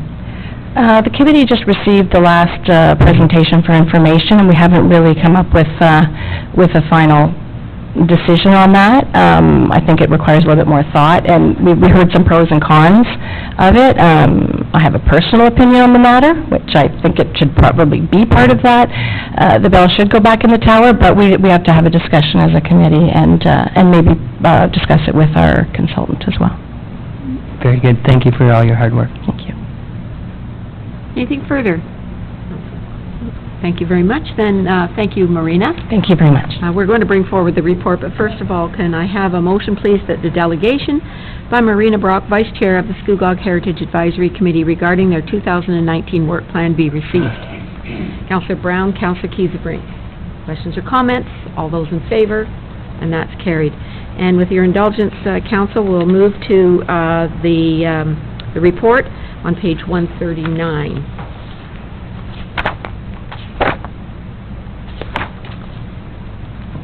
So I'm looking for a motion that this report, the Scugog Heritage Advisory Committee 2018 Annual Report and proposed 2019 work plan be received, and that the Scugog Heritage Advisory Committee's 2019 work plan attached as attachment 1 to this report be endorsed.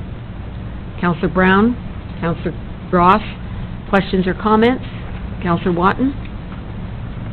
Thank you, Madam Mayor. If I could direct this to Director Valentin.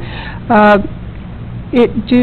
the Heritage Committee, is there the operating budget that they are awarded, is it $3,600? Through you, Madam Mayor, yes it is. Okay, thank you. Any other questions or comments? All those in favor? And that's carried, thank you. Next report, 8.6, Scugog Chamber of Commerce. Welcome, Tony and Brigitte from the BIA. And we're going to be talking about weekend staffing of the new tourist office. Welcome. It looks like the sun's not going to be in your eyes right now, Brigitte, I hope. I see that Tony was a gentleman and let you sit there. I'm good. I sit right here, I'm good. Welcome. Welcome. Good evening, Mayor Drew, Council, and staff. Thanks for having us tonight to discuss. Keep your microphone on. Oh. And bring it towards you. A little more closer. There we are. Okay. The Scugog Chamber, the Port Perry BIA, the Mississaugas of Scugog Island First Nation, Port Perry Employment Center, Durham Farm Fresh, and Scugog Lake Stewards are partnering together to make a great community team at 250 Queen Street in Port Perry. The team will form a hub of activity all through the week and the year at this new location. It will make a fantastic venue for us to continue to be the tourist center of Scugog. The name will be the Mississaugas of Scugog First Nation Tourist and Business Center. Our goal is to be open 7 days a week as a center where the community, business people, prospective businesses, and tourists can go to gather all the information required based on their interests and needs. The new center will have a boardroom for small business meetings, as well as a place for many of our local organizations and boards to meet. We're all aware of tourism as Scugog's #2 economic driver. Therefore, we need to ensure we focus on tourism and its importance. We strongly feel the tourist center needs to be open year-round and to be open 7 days a week as much as possible. enhancing the importance of tourism and letting our visitors know that Scugog is open for business and we are there to provide the information when needed. The Port Perry BIA and the Scugog Chamber of Commerce were together for 10 years at a Queen Street location, and over the years have provided information to thousands and thousands of visitors. There is traffic on a daily basis, and we strongly believe we need to bring this presence back to Queen Street. We plan to move into the new location at 250 Queen Street as of August the 1st this year. The Dr. Orr Graham Heritage House is a beautiful heritage office located in the heart of downtown Port Perry. When you enter the building, it gives you a sense of our heritage. It's warm and welcoming, lending itself to the perfect location. Being centrally located also offers many of our organizations a place to store their event materials, because there will be storage in the basement, and make them easily accessible. The other exciting bonus is 20 additional parking spaces downtown. We are excited in the growth and relationship with our Indigenous friends, the Mississaugas of Scugog First Nation, as they have purchased this beautiful building, and are also excited about having a presence in the downtown Port Perry. The building may also host a display of Indigenous art, enhancing the knowledge of the heritage of Scugog and area. The Chamber of Commerce has a full-time Executive Director, Kenna Kozak, as well as a part-time Center Associate, Donna Van Bilsen. The BIA has a part-time bookkeeper and administrator, as well as a part-time marketing and special event coordinator. The staff could manage the weekend staffing as well as maintain the accessible washrooms that will be open to the public, another need for the downtown core. So these are our recommendations. The concept we're presenting to you today has been brought forward by the Tourism Advisory Committee from their June 11th, 2019 meeting, voicing their recommendation that $9,000 currently in the budget be allocated to cover weekend staffing at the Visitor Center during the season of September through May, as they understand the need and importance and continue to be the first inquiries year-round. And secondly, because the Visitor Center would fulfill the municipality's tourism information needs, we request that funds be set aside in the 2020 budget to support the year-round operation of this center. Thank you for allowing us the opportunity. We're excited about the new location and all it has to offer to the various groups in providing this really important economic driver to our community. Well, thank you. I can't tell you how excited I am to see the two groups working together in a great location, downtown Queen Street, and in a heritage district, in a heritage building. It all works, and I couldn't be more delighted. Excellent. I beg your pardon? I have to declare pecuniary interest because we have a family business that advertises in the visitor center, so I need to abstain. I'm sorry. Okay. Thank you. Your conflict is noted. Any other questions or comments? Councillor Watt and Councillor Brown. Thank you, Madam Mayor. First of all, it's great that everybody's coming together, and I can't commend you enough. And I think the location is will be an awesome move for you as well. I have a question with respect to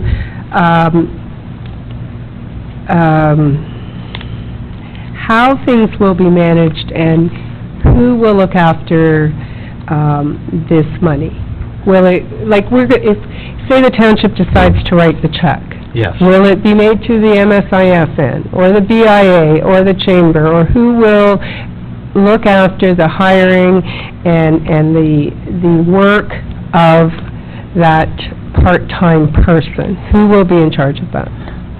Well, the way I've been seeing it, and we still have some discussions with the BIA to kind of amalgamate some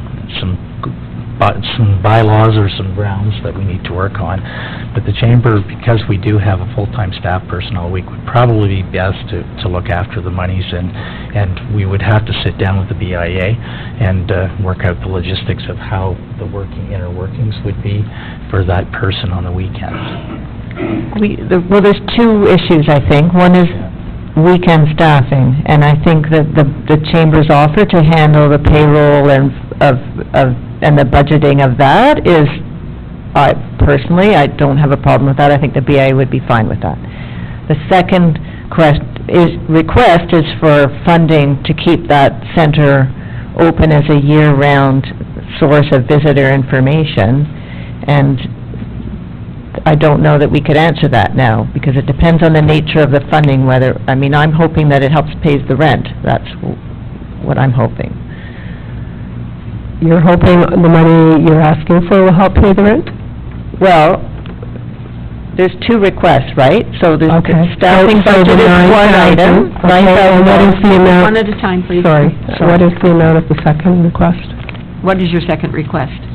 We don't have a specific, we have a recommendation and idea, and so our request is that the cost of the main floor rent, to keep that open, is approximately $2,400 a month, and if we're currently sharing it 3 ways between the BIA, the Chamber, and its Durham Farm Fresh, or the Employment Center? Employment Center. Employment Center? Yeah.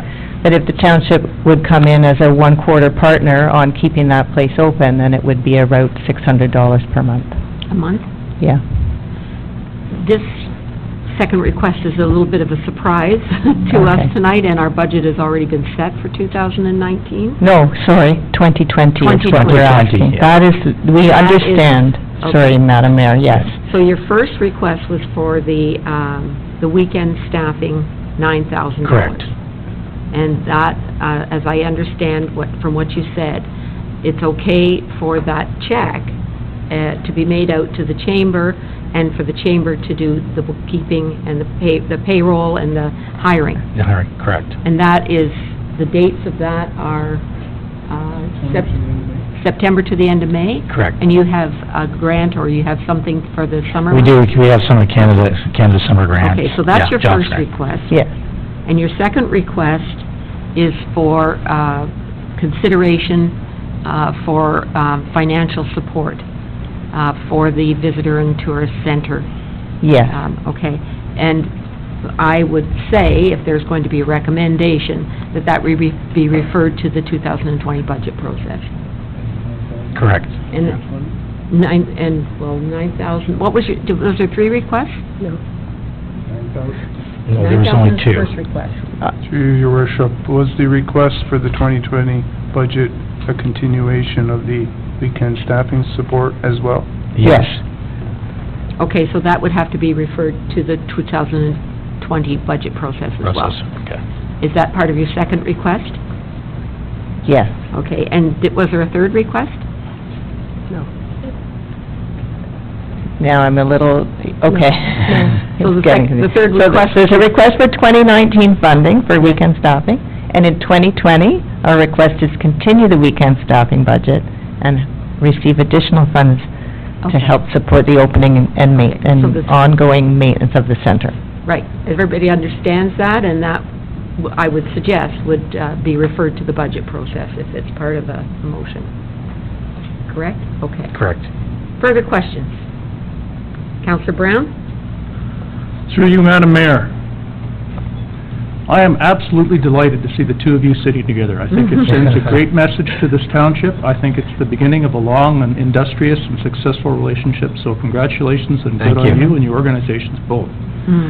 I have questions.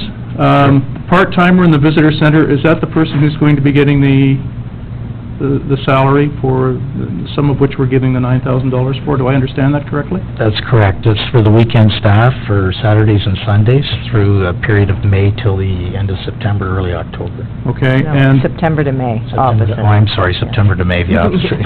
so in this building, we're going to have subsequent, if I may, through you, Madam Mayor, we're going to have the BIA, we're going to have the Chamber, we're going to have Durham Employment, Yes. and we're going to have Farm Fresh. Are they still part of this? Durham family? Farm Fresh are, yes. They temporarily just use one of our desks for a few hours a week just to kind of conduct a little bit of business.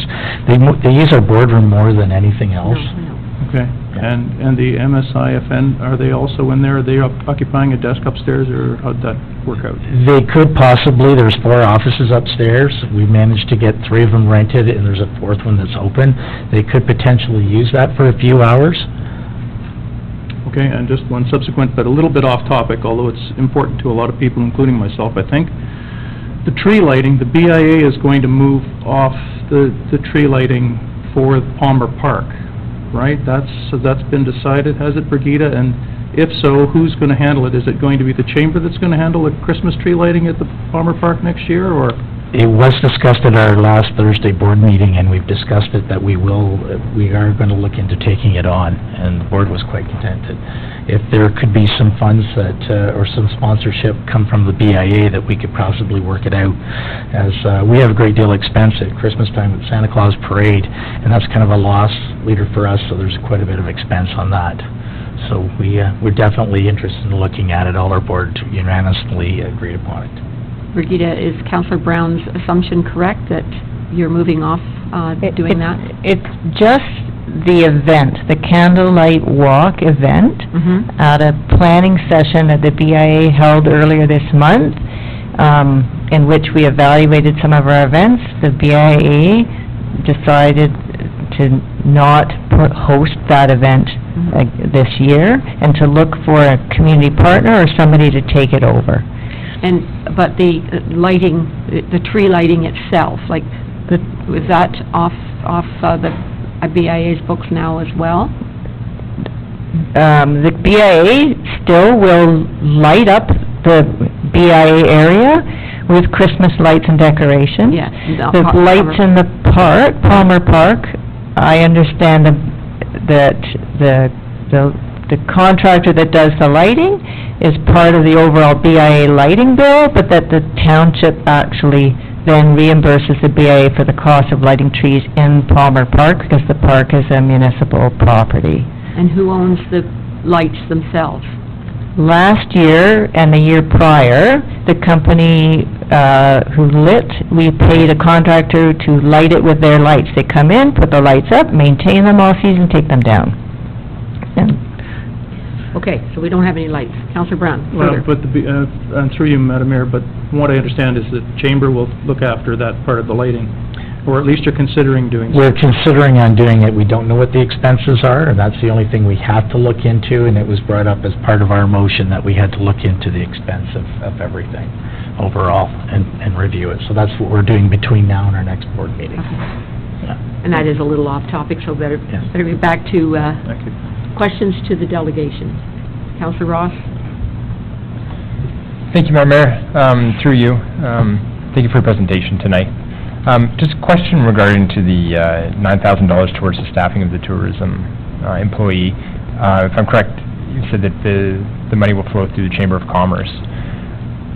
Who will be in charge of ensuring and monitoring the work plan for the tourism employees, so that they're doing tourism work and they're not doing chamber, with all respect, doing chamber work or BIA work, and that the money coming from the township goes to tourism? Right now, we just vaguely, or just quickly discussed it, that Kenna being there at the 40 hours a week, that she'll probably be setting the plan and the schedule, and she'll be giving our board a quarterly report on exactly on what's happening and what's being done. Okay, follow-up to that. Will there be, the protocol, you said quarterly should be reporting? Yes, to our board, and further, if it needs to be brought here, we can also have that done through tourism. Kenna Kozak sits on the tourism committee as well for the chamber. Has this plan, you said this is, you've just talked about this now, has this plan been any forethought beyond what has just been talked about, as far as the plan, the work plan, how it's being presented to whether the tourism committee or to council? As far as setting the schedule for the work person? Yeah, how far into the plans are you in the tourism employee, as far as how it's set up and the protocol that's in place? It seems like just the basis of what's happened tonight in the conversation, that you said you've had some discussions, but are those in writing? Is it just discussions, or is there agreement on this? Well, there's discussions, but I firmly believe that we both parties should sit down and work and map this out, and so we have something concrete on paper. And I'm presuming that you would be following the tourism strategy and Yes. make that as your guideline? Yes, exactly. Okay, thank you. Further first-time speakers? Councillor Berdugal? Thank you for your presentation. It's good to see both the Chamber and the BIA back together here in front of council. Some questions I have, if I'm not sure, what does the BIA stand for? Business Improvement Area. So the area is actually an area? Yes, it's a geographic area set out, and there are boundaries, and the businesses that are within the boundary are members of the BIA. Okay, and is that mandated through us, or how does that, I'm not, Beg your pardon? is the BIA a mandate through the municipality, or how does that work? JP? Thank you, Madam Mayor. Through to council, yeah, that's correct. Council passed a bylaw designating the area, and that establishes the BIA, the Business Improvement Area. Okay, and the Chamber is a voluntary group, is that correct? We're a voluntary group for the whole township of Scugog from border to border. Okay, and so the Chamber and the BIA participate together in some events that would, say, overlap that area, is that how this works? I would say so, yes, on some events, yes. Well, yes, and because we're both concerned with the economic well-being of our members and of the community, so that's a shared goal. But if I'm not confused, isn't the BIA, doesn't have a shared goal outside of the area? It was mandated for the area that they contribute funds for? Yes, strictly, the BIA serves the members within the BIA area, but it's certainly to our advantage to have a vibrant tourism economy. Very good. Further through you, Madam Mayor, is the location at 250 Queen Street, is that an accessible location? It will be. The Mississauga First Nations have guaranteed us that they're going to put a wheelchair accessible ramp in. They're working on that within the next week, as well as a washroom on the main floor. The second floor has 2 washrooms, so they're going to build an accessible washroom on the main floor within the next 4 to 6 weeks. We should have it finished and completed. Very good. And the second floor has 4 offices at about $550 each. Are those 4 offices going to be used by the BIA and the Chamber as well? No, 3 of them are actually rented out to local business people here, and this is how we kind of had to cover off the whole expense of that building with property taxes, maintenance, insurance, as well as rent to the Mississauga First Nation. So we have 3 tenants that are local business people here that will be taking them, and the one will be, as I said, the 4th office will be open and act as a lunchroom as well. And so will that expense then be divided into the rent of the people on the first floor? No, unfortunately, both organizations, the BIA and the Chamber, have both agreed that it was easier that we have a 5-year lease on the main floor only, and that the Mississauga First Nation look after the tenants of the second floor, so that we don't have any worry about if somebody leaves, then we're scrambling to try and get some extra funds to cover that space. So they were actually in quite agreement upon that today in a conversation that I had with Claire Salt. Anything further? Very good, that's all for now, thank you. Okay, thank you. Second time, Councillor Watton? It's just going to move a resolution What were you when gonna the time comes. Just that the delegation by Tony Jansen, Scugog Chamber of Commerce, and Brigida McLeod Port Perry BIA regarding the weekend staffing at the new tourist office be received, and the request for $9,000 for weekend staff to support tourism in the township be approved and provided to the Chamber of Commerce for the period from September 1 to May 30th, 2020, subject to the Chamber of Commerce and the Port Perry BIA moving to their new facility together, and that the Chamber of Commerce provide a report to council by the end of January 2020 indicating the work carried out by the tourism staff person, indicating the work in 2019, and that the second request for additional funding be referred to staff for the 2020 budget. Okay, the additional funding being the rent subsidy and the $9,000 weekends, or just say the weekend staffing? I would leave it at the additional funding. I believe that the $9,000 would be pending the report also from council, or from the chamber on the work completed by the staff, hired staff person. Okay, everybody understand the motion? Do I have a seconder? Councillor Brown? Questions or comments to the motion? Councillor Watton? You got a question to your own motion? Go ahead. No, I wanted to just go to the delegate again. It just came in my head. Given that the municipality has a tourism advisory committee as well, we have to be sure that it's either all worked together and not in conflict. That would just be my comment to moving this forward as well. Mr. Ciao, did you have anything you wanted to add about sort of the history of the $9,000, or do you feel it's necessary? I'd be glad to do that, Madam Mayor. I guess, firstly, the $9,000 was in the 2018 budget. There was considerable discussion about how that should or shouldn't be allocated. In March of 18, the Economic Development and Tourism Advisory Committee passed a motion that was endorsed by council that the $9,000 in funding for weekend staffing for the Visitor Tourism Center remain unallocated until the regional tourism staff person was hired.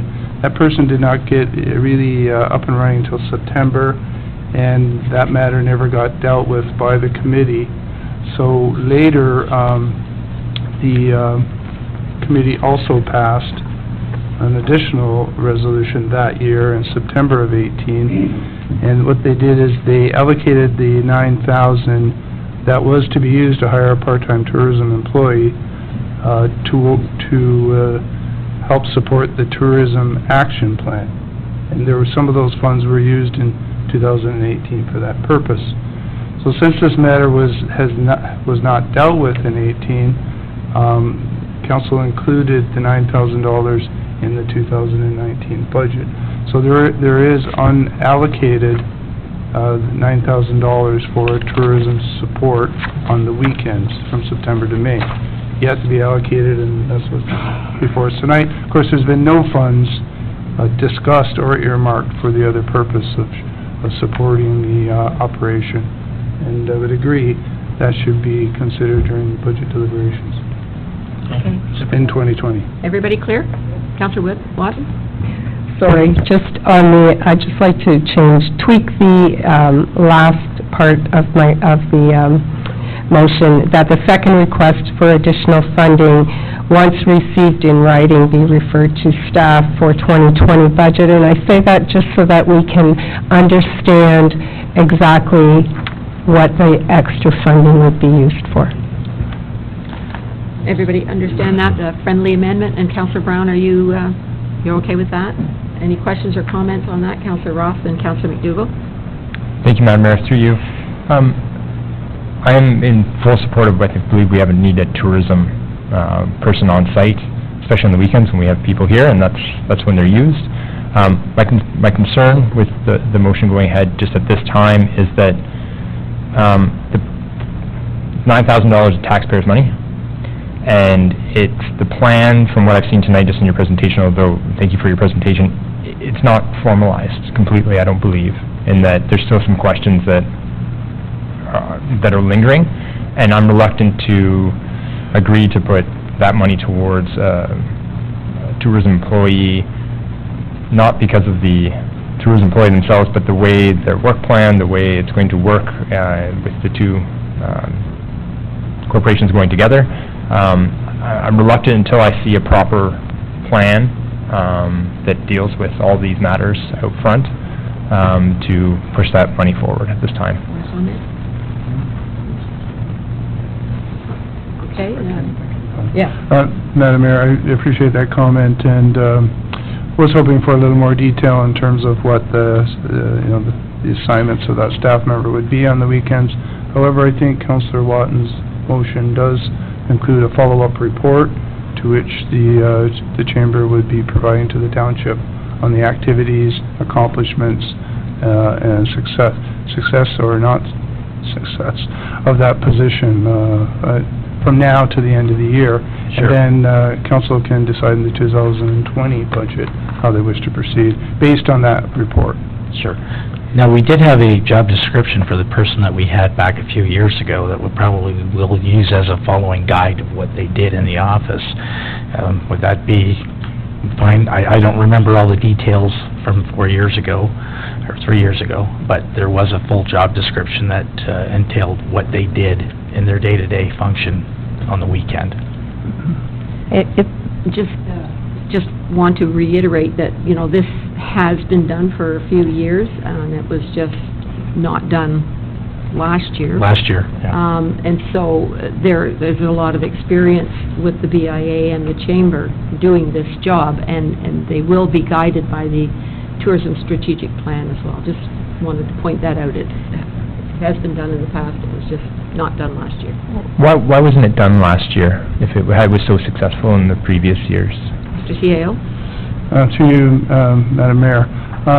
There was a considerable discussion on where the amount should be allocated, the BIA or the Chamber. And there were pros and cons to both, and in the end, decision of the Council of the Day was not made. As I mentioned, it was referred to the Economic Development and Tourism Committee, and then the recommendation of the Economic Development and Tourism Committee was to refer it to the Regional Tourism staff member, a fresh body to look at where it would best, where that person would best reside, BIA or Chamber. That, for a number of reasons, didn't happen, and here we are today. It was not about, I don't think, the merits of the position, but where it should be located. However, the merits of the position was discussed in terms of details of what that person would do and what would be their purpose and assignments during their time. Okay, thank you. Just follow up, I think that goes along my question, is that the merits, I don't question at all, but the question that wasn't answered, I guess, is the question I have is, should it go through Chamber, should it go through BIA, should it go through a third party? Those questions haven't been answered then, if I understand correctly. My understanding, Madam Mayor, is the Chamber has indicated that the person would be reporting to the Chamber. We are willing to look after that, $1,000 yes. would be paid to the Chamber? Correct. Is that correct? Yeah. And the Chamber would be responsible for the report to Council? And to the BIA. At the end of the year? Yes. That is what I heard, Councillor. Yes. Any further questions? Okay. Councillor McDougall? Thank you very much. Speaking to the motion, I'm delighted to see, again, the Chamber and the BIA here together. I'm delighted that you're working together again. I'm hearing the word 5-year lease. I've heard the word amalgamate, and I've heard the description that the money is needed to assist in paying the rent. I'm concerned moving forward, should we have troubles like sometimes you have, that there could be, difficulties in dealing with this moving ahead. I want to make sure that whatever happens with the BIA and the Chamber, that it happens together, and that should you need or want to part ways, that you can do so amicably. Totally agree. I think that we want to put the past behind us and move forward. And I think we need to make an agreement, and I think we both agree, both chairs here will agree that we have to sit down and set some rules of engagement together to make this work so that this doesn't come. The last time, the way the whole situation grew over the years, it just grew very quickly, and there was not, it was all a handshake deal. I don't think we can work that way, the way the future holds, so I think it's best that we all put this down in paper for both our boards, for the security of the town. And yeah, if I may add, we're sharing an office space. We have our own staff, we have our own budget, we have our own bank accounts. And so there's always collaboration between community groups. It happens all the time. And I think it just because we share a common goal in providing information to the public and services to the public, and we want to be on Queen Street, that's really the partnership here, is we're just sharing the space. We're not amalgamating into one organization. So I think that, as Tony said, we're going to be very clear on who's doing what, and we're going to be very clear on how the weekend staff is going to further the goals of tourism in Scugog. That ultimately is really why we're going where we are.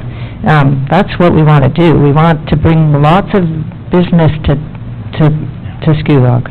And lots of people to shop. Exactly. And lots of people, and all those hotel visitors will leave the hotel, and someone will say, just go to the visitor center first, they'll set you up. Yes, that's right. Councilor McDougall, further? Further, thank you. So will you be sharing a lease? we will all, the way I'm seeing the lease drawn up right now with Mississauga First Nation, or NNLP, sorry, is that we'll all be signing on the lease. So that the three being the Durham Employment Center, the Scugog Chamber, and the Port Perry BIA. And our names will all be listed on the lease as well. Okay. Very good. Should that be referred to the clerk? No, it's not our business. It's not our business. Very good, thank you. Okay. Anything else? Don't have, sorry. Oh, Councillor Ross, sorry. Madam Mayor, to the clerk, can we have the motion from Councillor Watton either up on the screen or read out again, please? Yes? Through you, Madam Mayor, that the delegation by Tony Jansen, Scugog Chamber of Commerce, and Begina McLeod, Port Perry BIA, regarding weekend staffing at the new tourist office be received, that the request for $9,000 for weekend staff to support tourism in the township be approved and provided to the Chamber of Commerce for the period from September 1 to May 30, 2020, subject to the Chamber of Commerce and Port Perry BIA moving to the new facility together, that the Chamber of Commerce provide a summary report to Council by the end of January 2020, indicating the work carried out by the tourism staff person in 2019, and that the second request for additional funding, once received in writing from the Port Perry BIA and Chamber of Commerce, be referred to the 2020 Township Budget process for consideration. Okay. No more questions or comments? All those in favor? Opposed? Oh, you can't vote, sorry. 2 to 2. On the deciding vote, I vote in favor. Thank you. Thank you very much for your presentation, and good luck. We appreciate the fact and look forward to all the successes that the two groups working together again will achieve. Thank you. Thank you so much. Okay, where we are now. Okay, 8.7, Strategic Asset Management Plan Policy. David Anderson, sorry to keep you waiting. I'm sure that you found our meeting riveting so far. And welcome. And Council, the report is on page 105. Thank you very much, Mayor Drew and members of Council, for the opportunity to provide this presentation. It'll be a short presentation and a high-level overview on asset management in general, how our new regulation defines what we should be doing for planning for asset management, and again, at a high level, look at the principles and how we would develop a work plan out of the asset management planning regulation. And then I'd be happy to answer any questions. Asset management has, as many agencies as look after assets have definitions for asset management. So asset management, as defined by the Transportation Association of Canada, is a framework for making cost-effective resource allocation, programming, and management decisions. It combines engineering principles with sound business practices and economic theory, and provides tools to facilitate a more organized, logical, and comprehensive approach to decision-making. So with that definition, although it was prepared by the Transportation Association of Canada, you could take that definition and apply it pretty much to any asset. So I spoke earlier about there being a multitude of different asset management definitions, but key to every one of the definitions, it's about managing, about being strategic. It's always about the money. It's about being effective and efficient and optimizing the assets that we have and doing the right treatment at the right time. It's also about risk management, because we're managing risk from a financial perspective and from a physical perspective, because assets in poor condition present a risk to the public that may use them, and we have the services delivered by them. On December 27, 2017, the Province of Ontario filed Regulation 588-17, and this is a regulation that requires a number of things of municipalities. The reason we're here tonight is to talk about the preparation of a strategic asset management policy by July 1st, 2019. So that's the first step. The next slide will talk about the other steps. Principally, we have to have an asset management plan in place by July 1st, 2021. It includes the core assets, which would include water assets, wastewater assets, which aren't applicable to you, but would be applicable to the region. Stormwater management assets, so that would be the collection system and the treatment system, which would be your stormwater management ponds. It also includes roads and bridges or culverts over 3 meters. So from a letter dated May 31st this year, this outlines in a very general way what the requirements of the regulation are in terms of the timing for implementation, high-level aspects.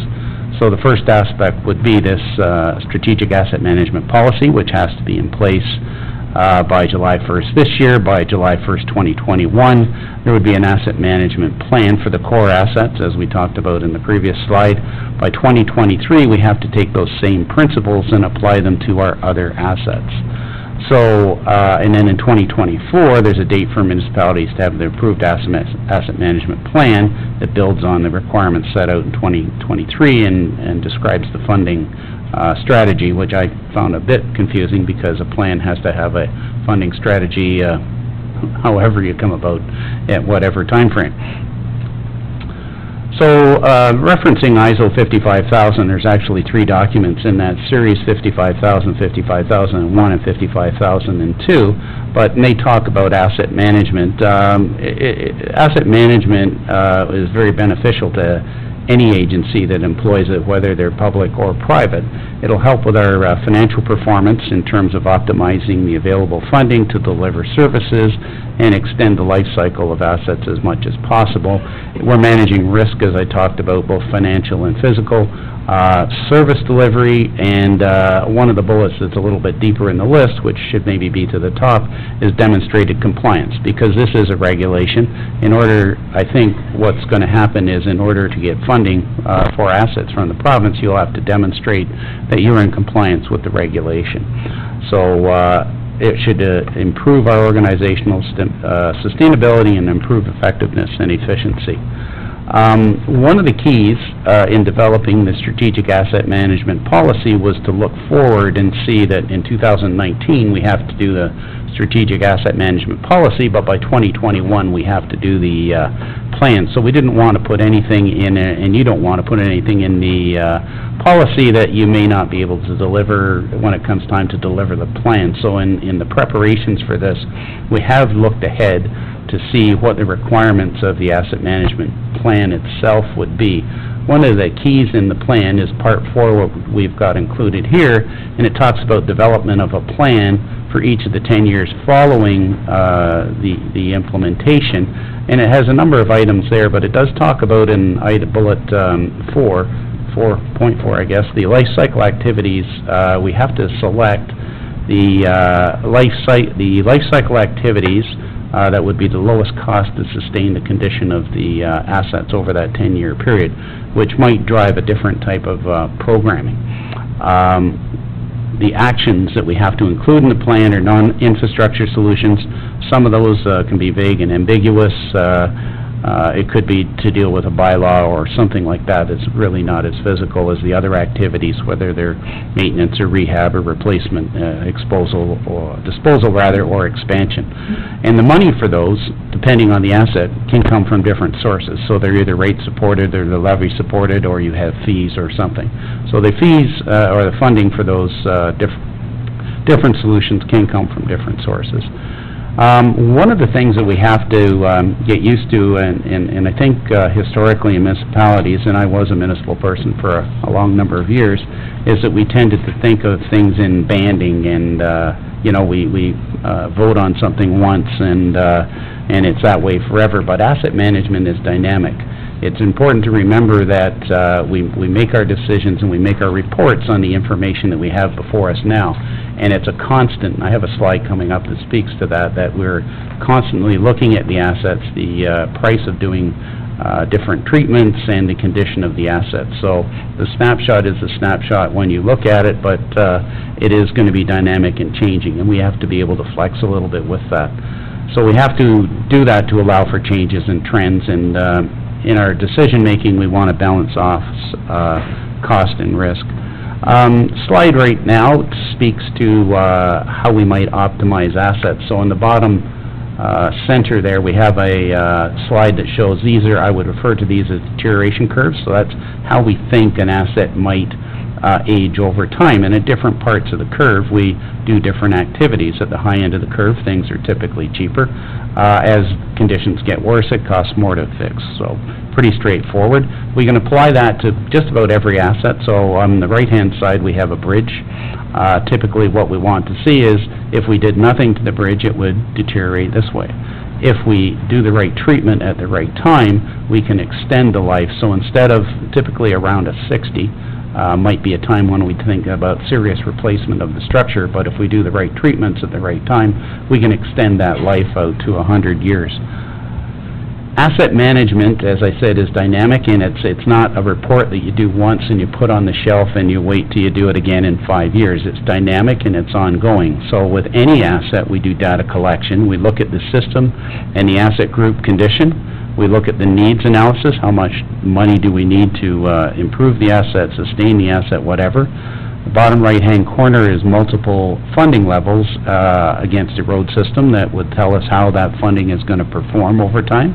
And then we implement the program, and then we repeat. It's an ongoing cycle, and it doesn't stop. What we'd ideally like to do, and I like to use roads as an example because everybody can relate to roads a little bit better. So if we took a road from an asset management perspective and constructed it to a brand new standard, and we did nothing, it would follow the deterioration of this red line, and then if we built it back up to a good condition again, and so on, it would cost us about $1 million over a 100-year cycle. However, if we did the maintenance, like crack sealing, and in this little plateau here is microsurfacing, and then resurfacing, we can extend the life of that asset for a significant period of time. And in the case of your urban road system, ideally what we want to do is extend the road and do virtually nothing more than resurface the road until the time that we have to replace the assets under it, like the storm sewer, the sanitary sewer, and the water main. And it's a significantly lesser cost, as we've shown there. It's about a third of the cost. How do we develop a work plan? Well, we need information, and we need accurate information. So we need to know the condition. We need to know what the treatments are that we would do at the different condition levels and what their costs might be. It's a lot easier to do this through software, which you do have. Asset classes and deterioration curves. So we want to classify assets that will perform similarly based on traffic or materials and things like that. And then as we saw in the previous slides, we have deterioration curves, how it would fail if we did nothing or how it would age over time. And all of these pieces of information are combined to develop a budget and a work program. So we looked at the bridge deterioration, and I'm showing that again here. So we would do different treatments at the right time. If we didn't do those treatments, it would deteriorate over time, and then we would close it or we'd replace it. We can extend that life, as I said, by doing the right treatments at the right time. This is a slide from the Transportation Association of Canada Pavement Asset Design and Management Guide. I really like it because it has no numbers on it. So we can apply this concept to just about any asset and say for instance, what if the trigger for your pavement was 70, or your trigger for a bridge was 85 to do a resurfacing on the bridge? Then we could look at this and say, well, we want the average condition of that asset to be at that certain level. What's the trigger for a rehabilitation? So we can apply this concept to multiple assets. So that's really where we want to go. I do work for finance departments rather than the Public Works Department for some municipalities, and one of my finance clients gave me this picture because he thought it would fit in to my presentation, but it's really the message of asset management. It's doing the right treatment at the right time and keeping the good roads good, or keeping the assets in good condition as much as possible. Here's a blank slide. You'll see what happens after, because I'm going to underlay it with a slide from 1983. So this is a deterioration curve. At the top end of the curve on a road, we'll use roads as an example, we want to do activities that are relatively inexpensive. So at the top end of the curve, we're doing preservation type activities to extend the life. As we go down the curve, down to the resurfacing, we're adding a condition, so it'll improve the condition, and then it will deteriorate again. But as it gets worse, it gets more expensive, and we have a decreasing return on investment and increasing costs. Depending on your agency, above a certain point or cost value, it might be an operational expense or it might be a capital expense. Now, I've put in this slide from 1983 from the whole story by the American Public Works Association, and you can see that that curve and what we want to do fits nicely into, what was described in this graph some time ago. So we want to do the right treatment at the right time, and we can look at, there we go. At this point on the curve, everything above this point is less than $1, and as we deteriorate, it increases significantly in cost. So we want to pick the right treatment at the right time, and what the regulation is really saying is we want to take those lowest cost activities, and if we have roads in those conditions, or an asset in that condition, those would be our priority to do that type of work. I'd be happy to answer any questions. Thank you very much for your presentation. Any questions? Councillor Brown? Yes, thank you, David, and through you, Madam Mayor. I get that your theory when it comes to roads is patch it until you absolutely have to replace it. Is that a fair thing for me to suggest to you? Through you, Madam Mayor, no, it's not really patching as so much as doing preservation activities. So typically at the high end of the curve, when it's in reasonable condition, we would do crack sealing and maybe a slurry seal or a micro surfacing. And then as it gets a little bit worse condition, then we do a resurfacing. I guess if there's a really particularly singular bad spot, yes, you would patch it, but if you've got multiple bad spots, then the road wasn't really maybe designed properly in the first place. Just subsequent then, so if you were to replace that road, then you could replace 2 kilometers for a cheaper alternative as opposed to 1 kilometer with top grade. What would you do? I would want to select the treatment that is the best value in the treatment for the asset. So for instance, if you have a road in poor condition and you pave it, you will not get the performance out of the paving. You'll be wasting your money just paving a poor condition road.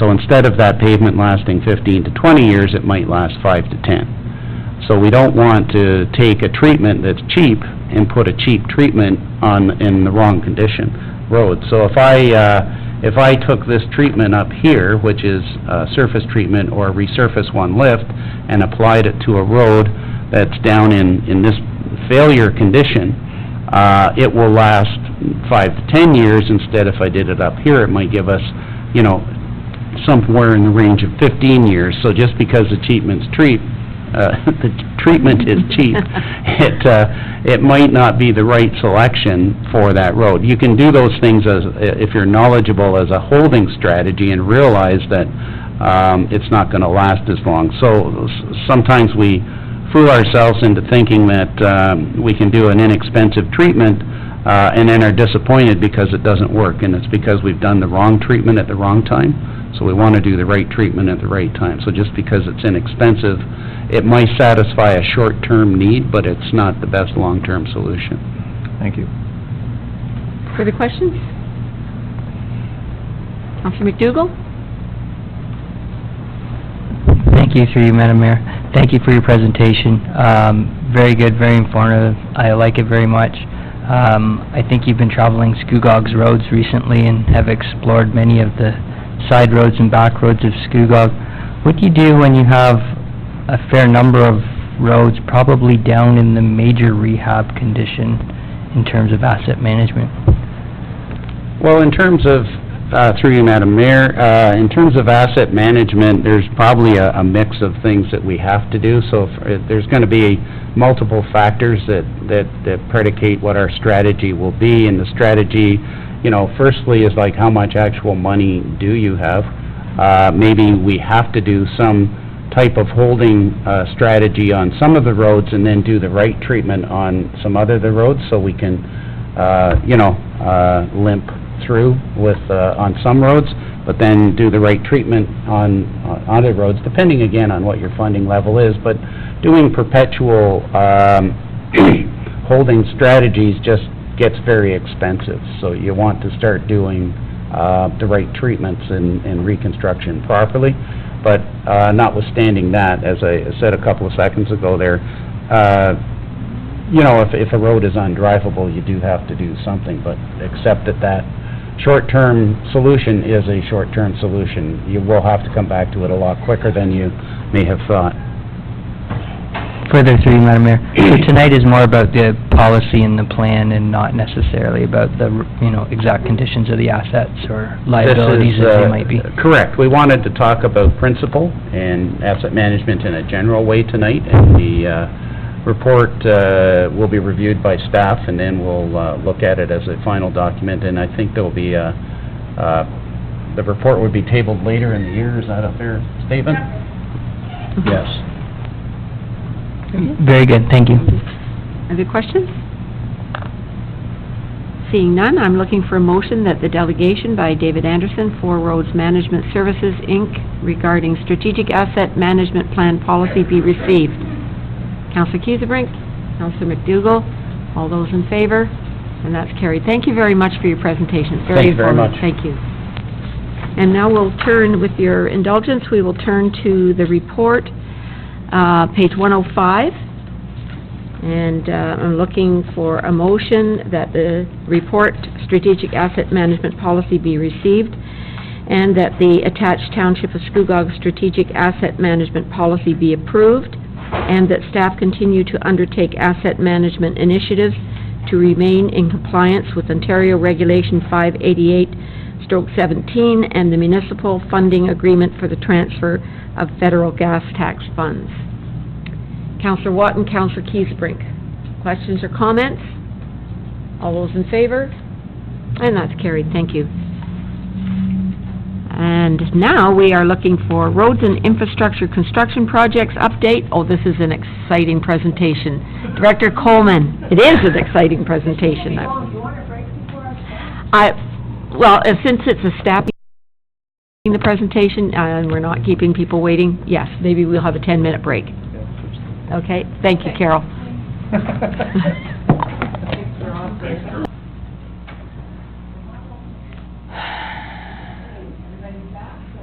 Everybody's back, so I'll call on you, Director Coleman, to bring your presentation, and it is really exciting. Thank you, Mayor Drew. That's a lot to live up to now. So I'm here tonight to give you an update on all the construction that's happening throughout Township on roads and infrastructure projects. So roads and infrastructure construction are tied to our strategic plan.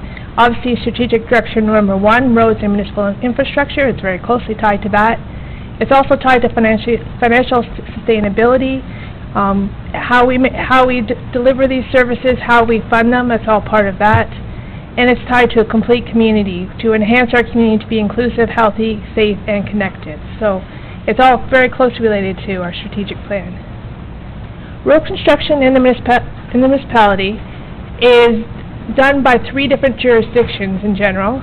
There's the Ontario Ministry of Transportation, which is responsible for Highway 7 and Highway 12. There's a region of Durham, which have 9 different regional roads throughout the township. And in this case, Enbridge is doing some work on Highway 7A and some of the roads on the island. And sometimes there's other utilities as well. And then there's the Township of Scugog roads. So I'm going to go through each one of those. The Ministry of Transportation is working on a project on Highway 7A this year. There's several culverts, actually on Highway 12 and Highway 7A. They don't show up too well here. There's culvert replacements and ditching work that they're doing the summer of this year. And then next summer there will be road resurfacing on Highway 7A from Water Street to Regional Road 57. And this will include a paved shoulder, which is not specifically designated for cycling, but can be used for that, or often is. They are coordinating, or Enbridge is coordinating their work with the ministry's work on Highway 7A. As part of their gas expansion on Scugog Island, they need to build a connection from Blackstock along Highway 7A to Island Road. And so they will be doing their work over the winter, so starting in October until April, so in between the MTO's projects. So both should be able to happen if everything goes as planned without interfering with each other. So their stage right now, they have the regulatory approvals in place. They are working on the planning and design, and their plan is to have that ready for construction to start in October. That's along 7A. The construction on the island is expected to happen in 2020 and 2021. The system should be active by 2021 and beyond. And they will be hosting a public meeting, they've told us, to provide details to customers. So I can't answer a lot of questions about their work, but they will be having a meeting so people will know about that. You may already know, there's been a number of notices about this, that the region has Regional Road 57 under construction now, starting from Highway 7A up to Caesarea, just about to the fire hall, which is 2.75 kilometers. So it's a road culvert replacement, ditching, asphalt removal and replacement, and partially paved shoulders, so they'll be about 1 meter wide on each side of the road. This will involve daily lane restrictions during the construction. It started last Monday, and their notice says it will be completed by August 16th, but I've said September because sometimes there's inclement weather that might slow it down, so I think September is probably a reasonable time for it to be done. Safefield Road, Regional Road 6, is also under construction. It was scheduled to start today. I wasn't up there to see if it did or not, but it's from Highway 12 to Simcoe Street, so about 7 kilometers long. The road resurfacing there, so it's culvert replacements, minor ditching, pulverization. Mostly it's a surface-treated road, which is the high float, but they're doing some hot mix asphalt sections where there's heavier traffic. Again, there'll be daily lane restrictions during construction. It was meant to start today and will be completed by October. The region is also doing significant work at Simcoe Street and Reach Street intersection. It's on Simcoe Street from Riverview Drive to Kellett Street, Beach Street, and on Reach Street from Bigelow Street to east of Simcoe Street. It's road rehabilitation. It will include a new southbound right turn lane on Simcoe turning onto Reach Street. It will include sidewalks and multi-use trails, which I'll explain in the sidewalk section. They expect to start construction perhaps next week or maybe the week after, and will be completed by November of this year. Now, this section of Lake Ridge Road is not within the township of Scugog, but it's just south of township, and it affects a lot of people's travels if they're traveling south, so I thought I would mention it in the presentation. It's from Highway 407 to Myrtle Road or Regional Road 5. It's in the town of Whitby and city of Pickering. It's road rehabilitation, culvert replacement, ditching, asphalt removal and replacement. If you've been there, they are doing short-term closures, one-lane closures with flagmen, so it does delay you. It will include paved shoulders that are 1.5 meter wide. As I said, construction's underway. They expect to have base asphalt done by the end of this year, and they'll complete with a top lift of asphalt in the spring of 2020. So now on to construction by the town of Scugog. We have a large number of projects underway right now. I'm going to talk about all the larger projects. I added up the cost of all the projects currently underway. So road system projects, which include roads, bridges, culverts, sidewalks, streetlights, gravel resurfacing, add up to about $7.1 million worth of work that's currently underway. The parks portion is $310,000, although that does include $200,000 for the Cartwright ball damming lighting. That will only happen if we get financing from a grant. Includes $430,000 for stormwater management, $403,000 for facilities, for a total of almost $8.4 million. And graphically, you can see that the road systems is 86% of the current construction projects, parks is 4%, stormwater management 5%, and facilities is 5%. So road construction. Last year, late in the year, we started the Caesarea and Williams Point Road / Jack Rabbit Run Phase 2 project, $350,000. So we started that in the fall. It was mostly ditching and culverts that were done last year, when they have now been completed. Paving is expected to start this week, and if it doesn't rain too much this week, it might be finished by the end of this week. It includes Center Street, First Avenue, 42nd Street, Jack and Rabbit Run. Total length of roads being done is about 1 kilometer, and we expect full completion by the end of July, all the restoration. The next phase for Caesarea, Phase 3, the tender closes tomorrow. It involves ditching, culverts, repaving. It's on Marina Drive, Engle Street, Putsey Drive, Center Lane, and Center Street for about 915 meters. So we expect work will start in August and be completed in October of this year. And that's for $220,000. Alder Drive, Phase 3 and 4, we're doing as one contract. The tender for that closes, it's the same tender as Caesarea Phase 3, and it closes tomorrow. It's from Demera Road to Pine Point Road, ditching, culverts, repaving, and then a top lift of asphalt. And that's 1.5 kilometers, and again, start in August and be done by the end of October. Cartwright West Quarter Line, we tendered earlier this year. It's from Highway 70 to Church Street. Township staff have already replaced 2 cross culverts across the road. The contractor will be doing the ditching, driveway culverts, pulverizing, additional granular grading, and the double surface treatment. And it's 1.4 kilometers long, and it's expected to start in the next week or 2. It'll be completed in September of this year. Marsh Hill Road, we have a budget of $710,000 to do from south of Epsom to Scugog Line 9 and a small portion of Byron Street. The design is currently underway. We will be receiving the final design this week, so we'll be tendering in the next week or 2.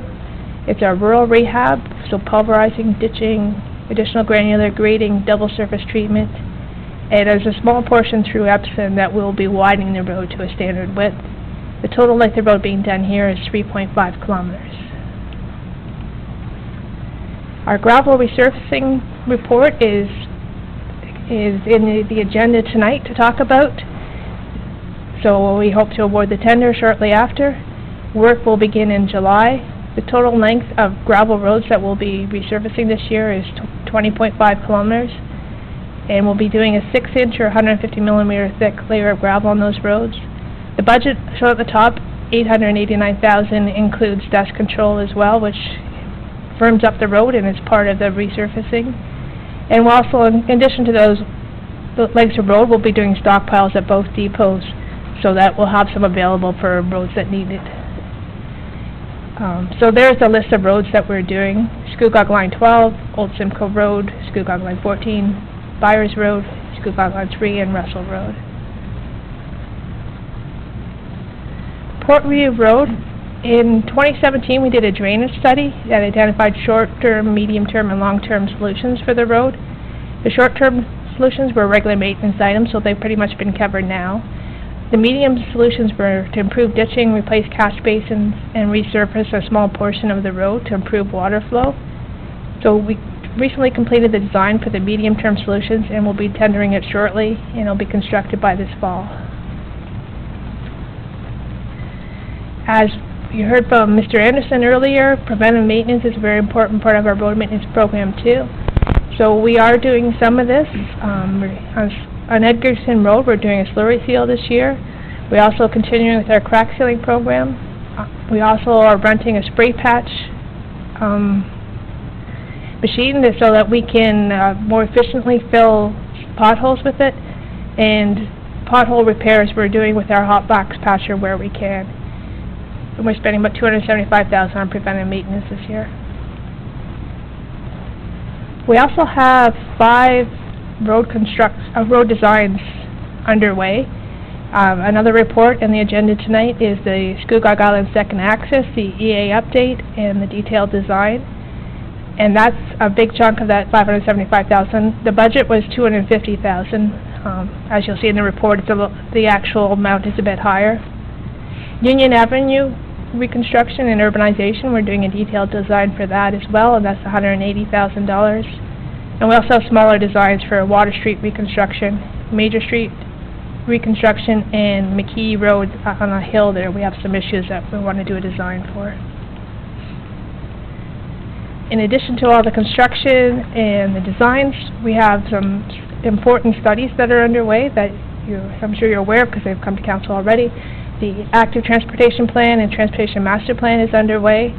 The public consultation for that will be starting shortly. We'll send out some details with that.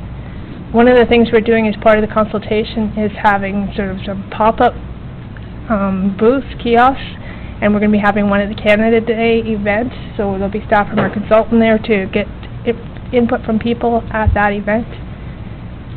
We're also doing the state of the infrastructure and asset management plan for roads, which was talked about earlier too, which is the roads needs study and the condition of the roads and a plan going forward of how to budget for managing them.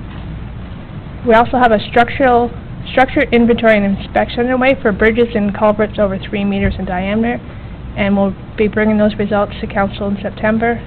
And our design criteria is also being updated. So criteria for not only township projects, but when developers are building roads, we can make sure it's to a standard that's going to last and is the right standard.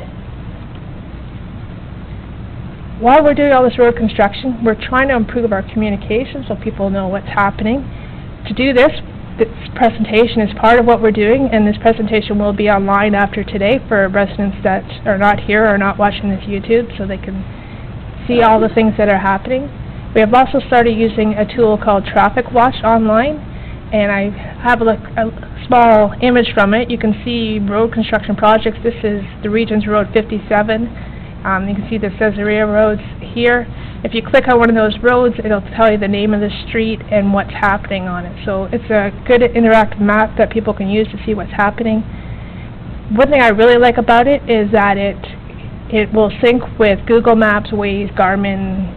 So if you're using your GPS to get to a destination and there's a road closed, it will send you a different route. So I think it'll be very useful for that. And here's the website for it if anyone wants to go to it. We will continue to do our public notice and social medias and website notices. We have created a new page on our web page that lists all the road construction projects. It has what the type of work is, what the status is, when the expected completion date is, and a contact person for if you want more information about it. So if it's a township project, who to contact here. If it's a regional contact, it has a name for that too. So we want people to know what's going on. Bridges and culverts. So this is a photo of Seagrave Bridge being lifted back into place after it's been rehabbed. The Seagrave Bridge is on River Street. The budget for it was over $1 million. The construction started in September 2018 and it reopened May 31st of this year. It was a full rehab of the bridge that kept the heritage look. Single lane and low restrictions remained, and it was largely funded by the Ontario Community Infrastructure Top-Up Grant, $945,000 worth. We also have a project being tendered shortly for culvert relinings and replacements, which will include a 7-mile Island Road culvert replacement, McLaughlin Road culvert replacement, Edgerton culvert relining, and that will be tendered in July for construction in the fall at $325,000. This is not a very good picture. This is Cedardale Bridge Road, which has over the last couple of years flooded most springs, and we have to close it. So we're using our operating budget to do some improvements to this road. We're going to put down extra granulars to raise the approaches, and we'll have to replace the guardrail as part of that. So we have a tender out right now for the guardrail replacement, and then we expect to do the work in August and complete it by October. Sidewalks and trails. As I mentioned previously, Reach Street and Simcoe Street is included in the Durham Region contract. It includes a new multi-use trail on the east side of Simcoe from Beach to Reach Street, so this blue line here. A new sidewalk on the west side of Simcoe from Kellett to Reach Street, so the other side of the road.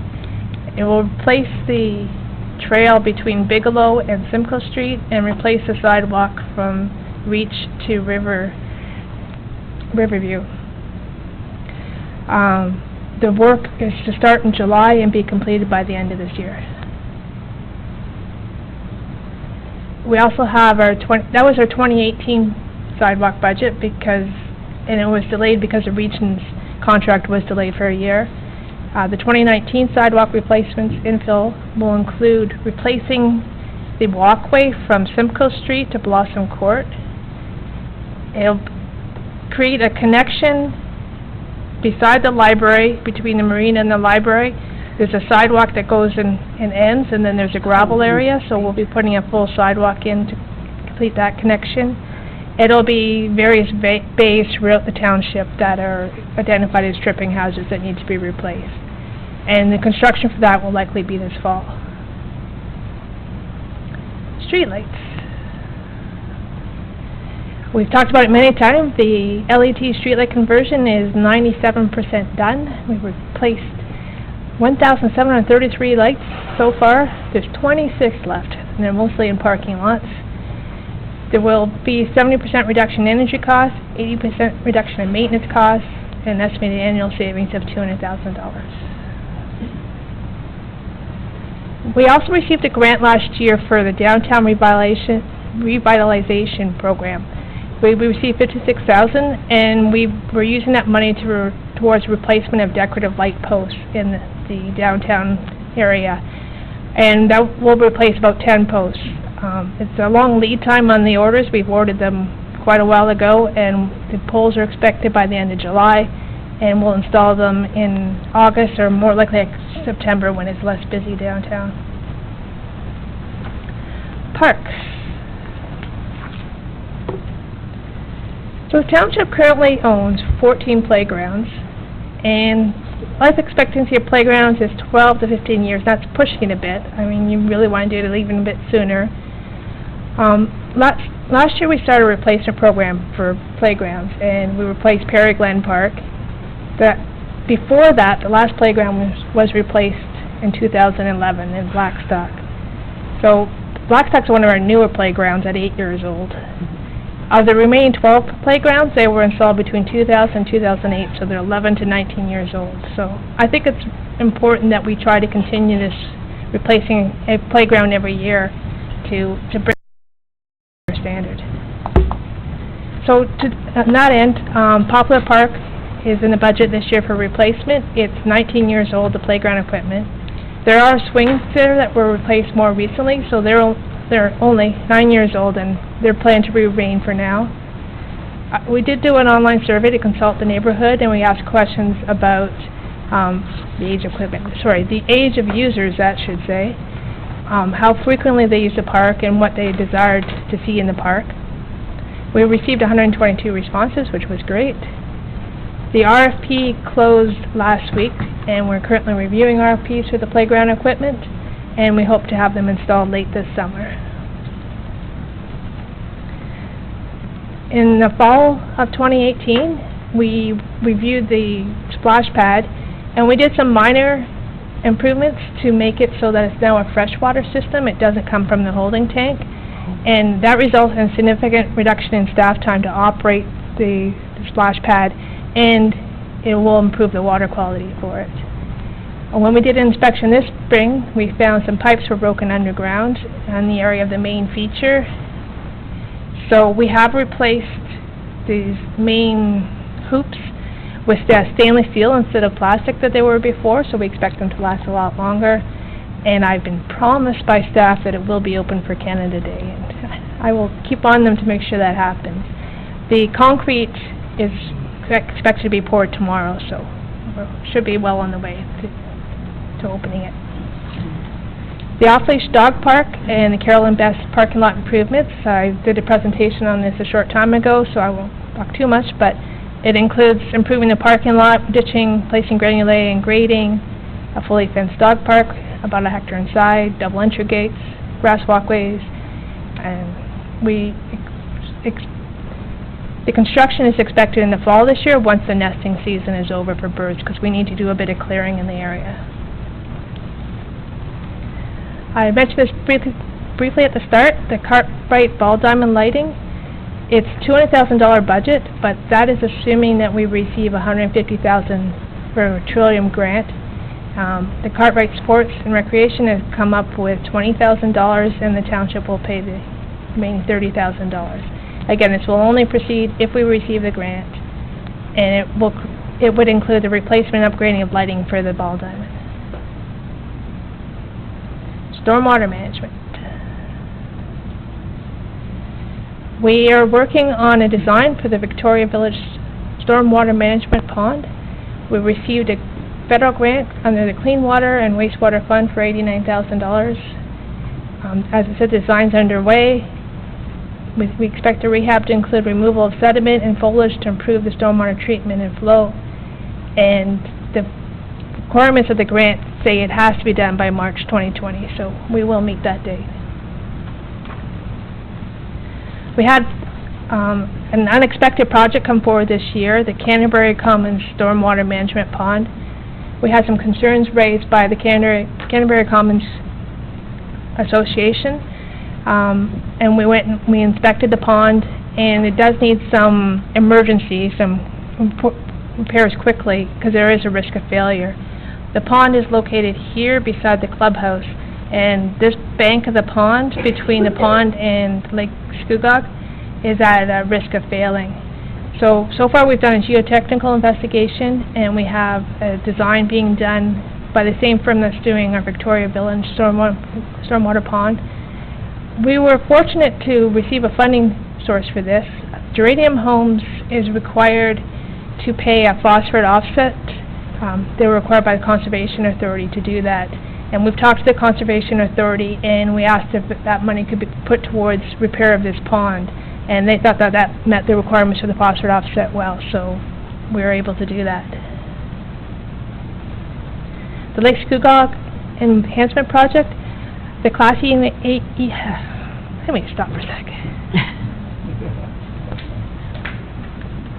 The Class EA was submitted to the Ministry of Environment, Conservation and Parks, and we're working with them to finalize it. We're on the second iteration of comments from them. The design and permitting is ongoing. The preferred solution is dredging a total of 6.98 acres, constructing a berm, constructing a channel in the center of the wetland, and constructing a 12,000 square meter wetland for a variety of terrestrial and aquatic habitat for turtles. The estimated cost is not known fully at this time because we don't know the permitting requirements exactly yet. We're working on those, but our best guess of the cost right now is between $3 to $4 million. Right now it's being funded primarily through donations and grants, and there's a committee working on those. And we're hoping to start construction in the fall of 2020. Last one, facilities. The museum schoolhouse at the Scugog Shores Museum has a project for $175,000 to renovate the head school. It will include a basement renovation for staff work area and storage, a renovation of the entrance and the washroom, foundation repairs to address water issues, window replacements. It will be tendered over the summer for construction in the fall, and it should be complete by the end of the year. This has also been a subject at council a few times, so I'm sure you're aware of it. The Blackstack Arena preliminary design is underway. The request for proposals closes next week, July 3rd. It will include public consultation to determine the scope of the project, whether it includes meeting rooms, gymnasium, field house, library. It will identify servicing requirements such as water, sanitary, sewer, involve a preliminary design, a staffing review of what staffing would we need to man it in the future, provide sufficient information for grant applications. So that's the most important one. We want to be ready should there be an announcement for a large grant opportunities. So we expect to start that in July and complete it in the spring of next year. We have some minor other facility construction going on. The community halls, all work has been completed. It involved new appliances for Caesarea Hall, Prince Albert Hall, and Seagrave Hall, a new AED for Seagrave, and some ball diamond light bulbs for Greenbank Hall.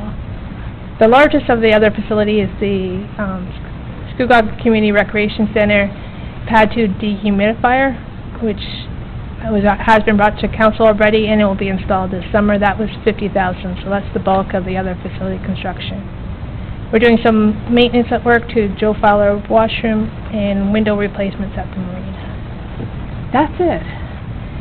If anyone has any questions, I'd be happy to answer. I'd like to know,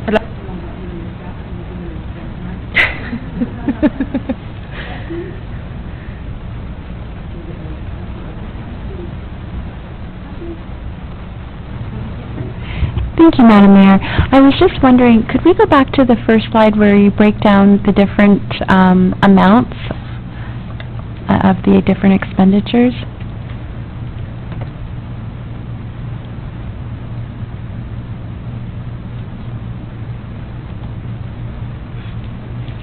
Thank you.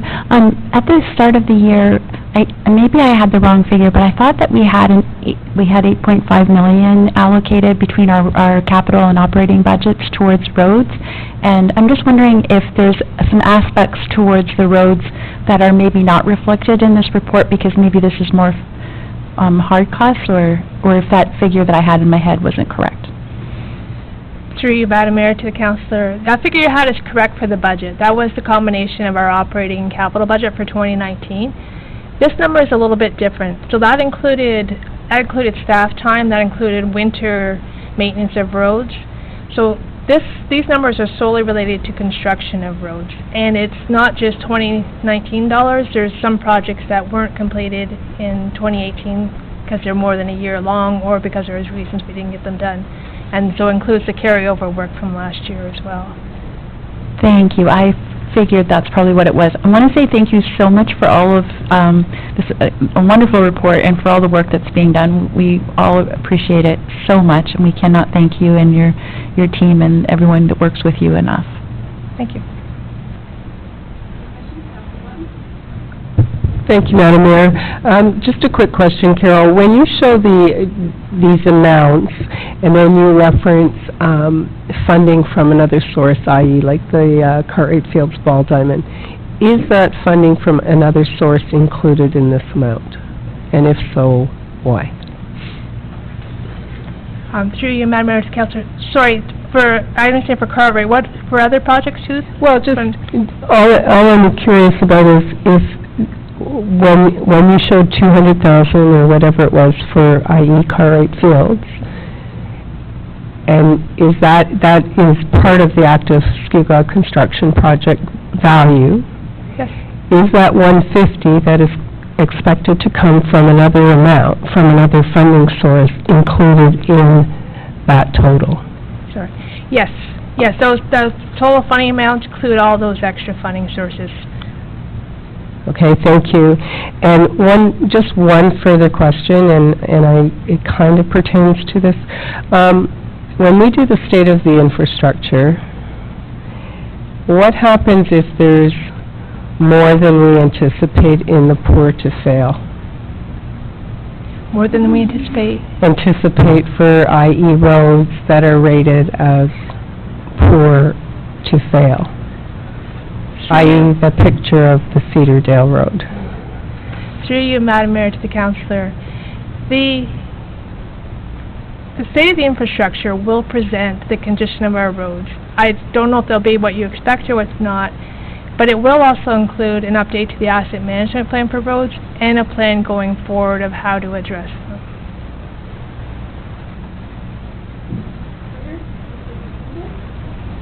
Thank you, through you, Madam Mayor. Thank you for your presentation, and thank you for all your hard work and your team's hard work. Couple quick questions. Just on the Reed Street, Simcoe Street multi-use trails, will they be maintained in the winter? Through you, Madam Mayor, to the councillor, I believe all the trails that are on road allowances are maintained in the winter, so I expect that they will be. Very good, thank you. And then a question with regards to, I didn't see the Canterbury Waterfront Trail in there, and I don't think that was on our list for this year, but I believe it was identified as part of the Canterbury subdivision project. When would that maybe be coming forward? Through you.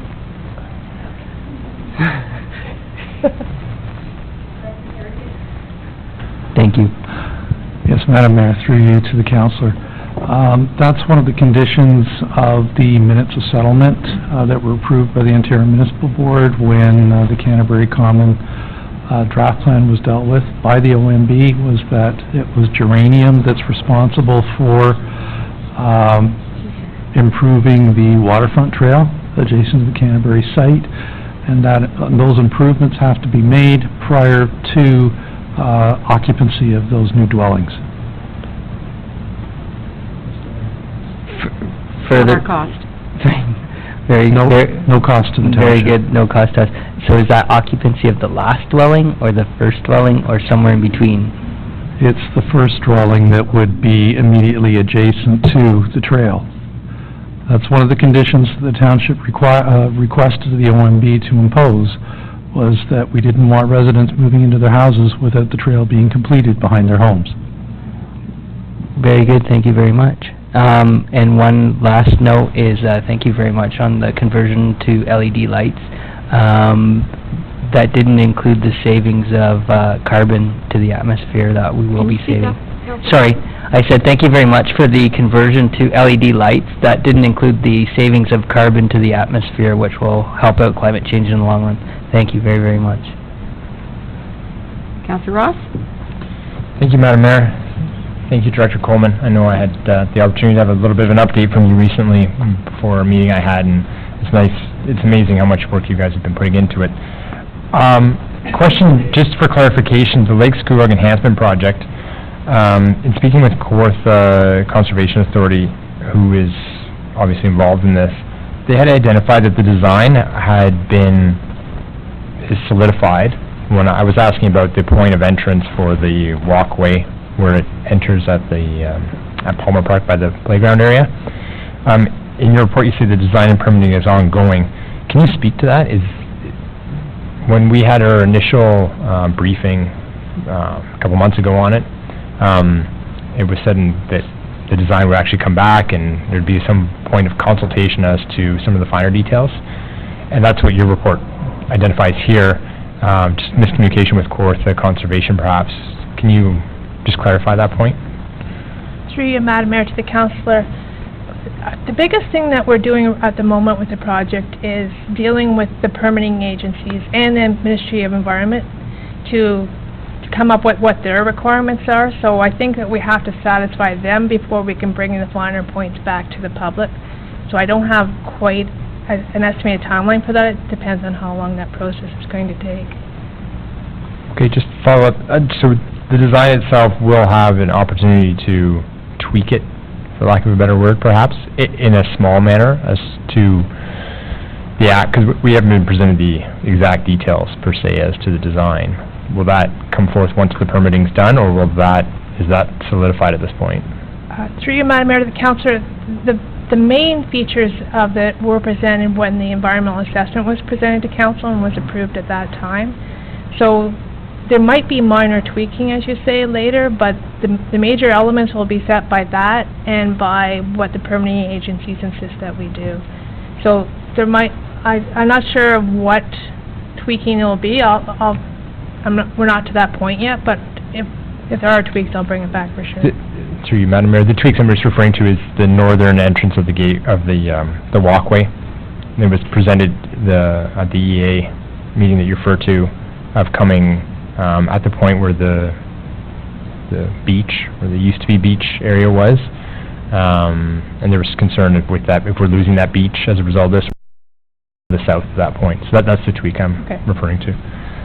Just a second question, just in regards to the Blackstock Arena, at what point will public consultation fit into that, to the plan, as far as the timeline you set out here? I'm trying to, through you, Madam Mayor, to the councillor, I'm trying to remember the details of the RFP. If we have, I think there's 2 public meetings for that RFP, and so there'll be one meeting probably in the fall of this year to start the consultation on what should be included in the facility, and then once we have a draft preliminary design, I expect there'll be a second public meeting so that can be discussed before it's finalized. Okay, thank you. Okay, any further questions? Councillor Brown? Through you, Madam Mayor, and congratulations, Carol, on great work. 2 quick questions, and I hope it's only 2. Just an update on page 19, Dog Park, begins in the fall. When's it complete?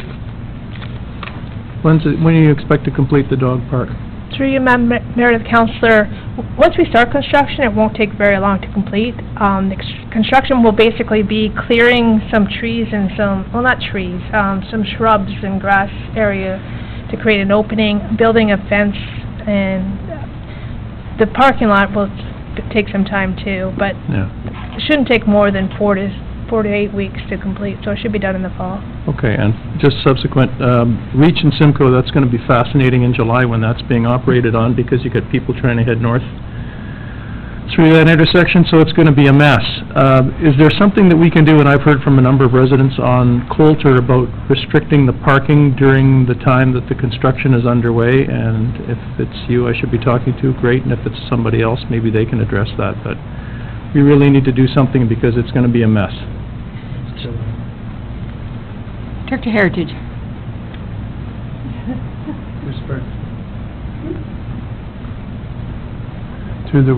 Through you, Madam Chair. Mr. Heritage, I believe you have had discussions with bylaw about looking at that road in terms of restricting access to parking?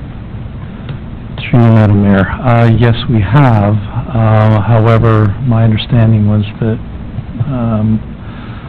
Director Coleman was sending out notices to the residents, advising them of the parking restrictions that may be imposed for several weeks. Is that true? Through you, Madam Mayor.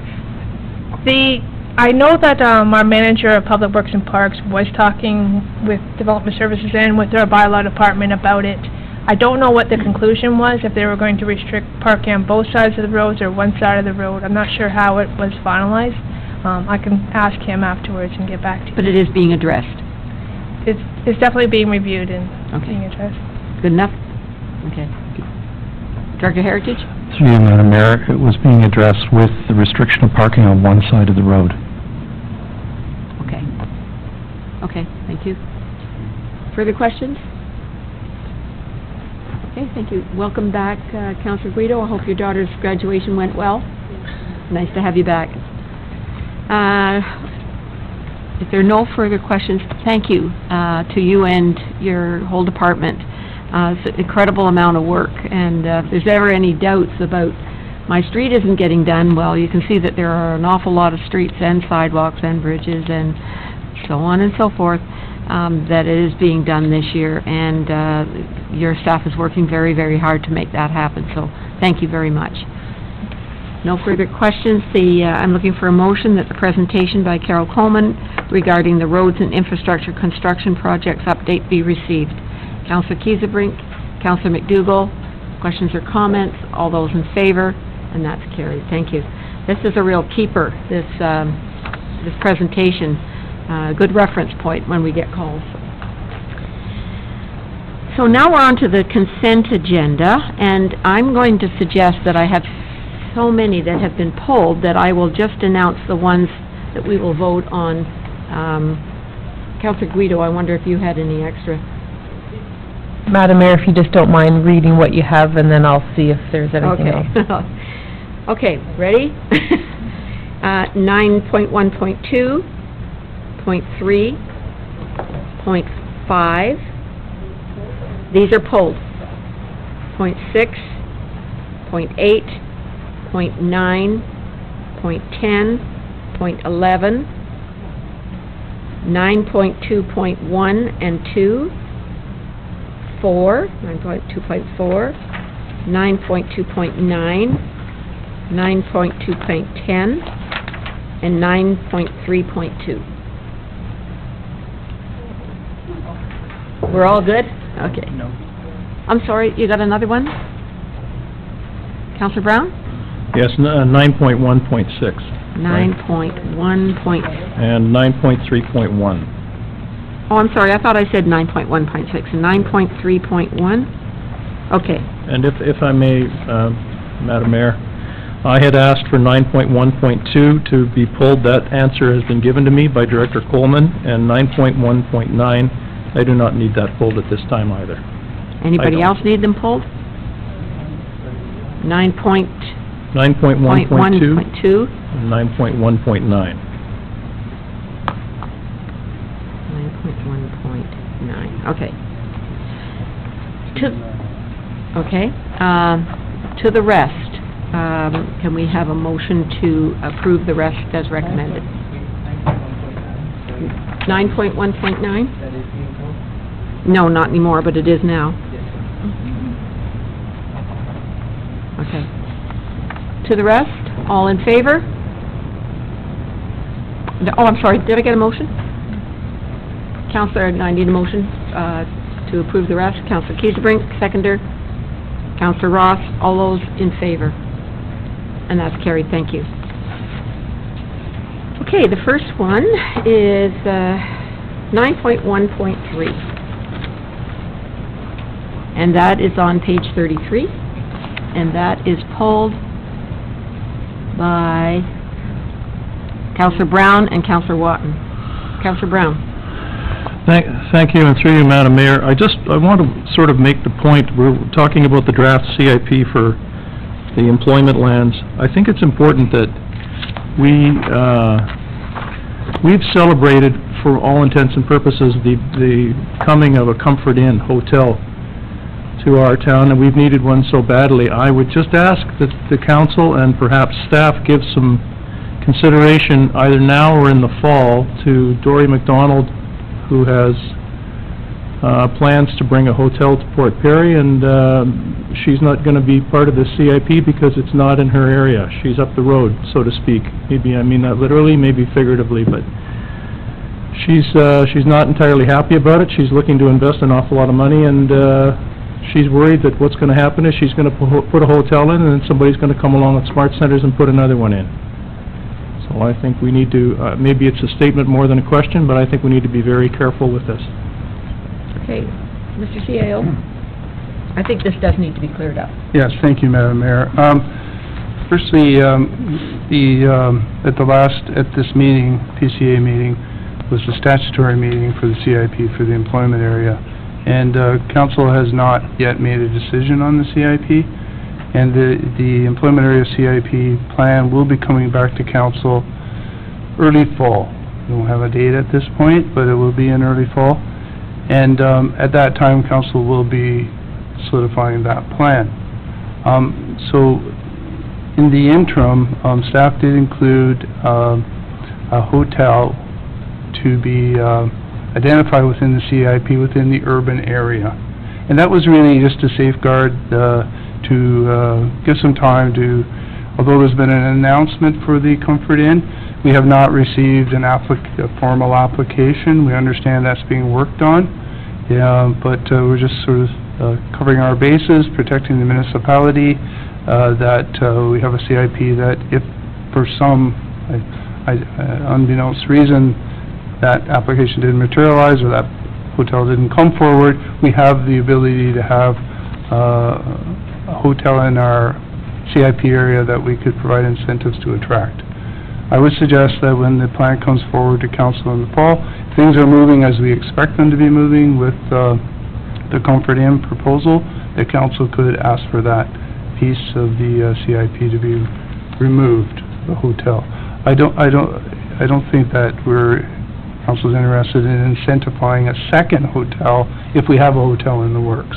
Because if you remember, the CIP provides an incentive, but it's an incentive that comes out of the funds of the municipality. So if we offset DC charges for, let's say, $250,000, $300,000, we have to make up that money somewhere over the long term. I think that helps. Thank you. And just, I'd like to add to that, we have full control. I mean, if an application came forward, we can approve an incentive or not approve any incentive on anything. But I think any person, if that hotel, if Dory's Comfort Inn is going forward, I don't think that there would be a business case for a second hotel in same area anyway. And a good business person would get a business plan and a feasibility study. So I don't think it would happen, and we can pull it in the fall. If I could, Your Worship, I would, yeah, it's a very good point. I just want to make sure council understand that fully. any incentives that would qualify for a CIP once approved by council need to come to council for approval. It's not a staff delegated function, and there's no obligation for council to approve any individual CIP incentive. The merits are brought to council, and then council decide whether they wish to approve that CIP incentive. Okay, Councilor Kieserbrink and Councilor McDougall. Thank you, Madam Mayor. To our CAO and further to my colleagues' comments, I'm wondering about the fact that the CIP, with respect to the hotel, it identifies specific locations, geographical locations, as qualifying for that, for the hotel CIP, and I think maybe that's where some of our confusion lies, because I share my colleagues' confusion about that point. I recognize that we do have, at council, the opportunity to make a decision to support a hotel application and to provide the benefit of the CIP resources, but I'm wondering if they would be disqualified because the physical location of the hotel does not fall within the boundaries outlined in that CIP report that we received, and that's where our question comes from. Yeah, to you, Madam Mayor. The current draft CIP identifies that a hotel qualifies for the CIP incentive if it's located within the urban area. So there's no one site selected. It's just saying if you're in the urban area and you qualify for the criteria of the CIP within that urban area, then you're eligible for an incentive. Just say that Dory's Hotel is Oh, yes. not in the urban area. Thank you, Madam Mayor. And the hotel proposed by Dora McDonald, the Comfort Inn, is outside the urban area, in the Greenbelt area. Although it has proper zoning, it is outside the urban area and does not qualify for the based on the criteria that was established within the official plan for CIP incentive.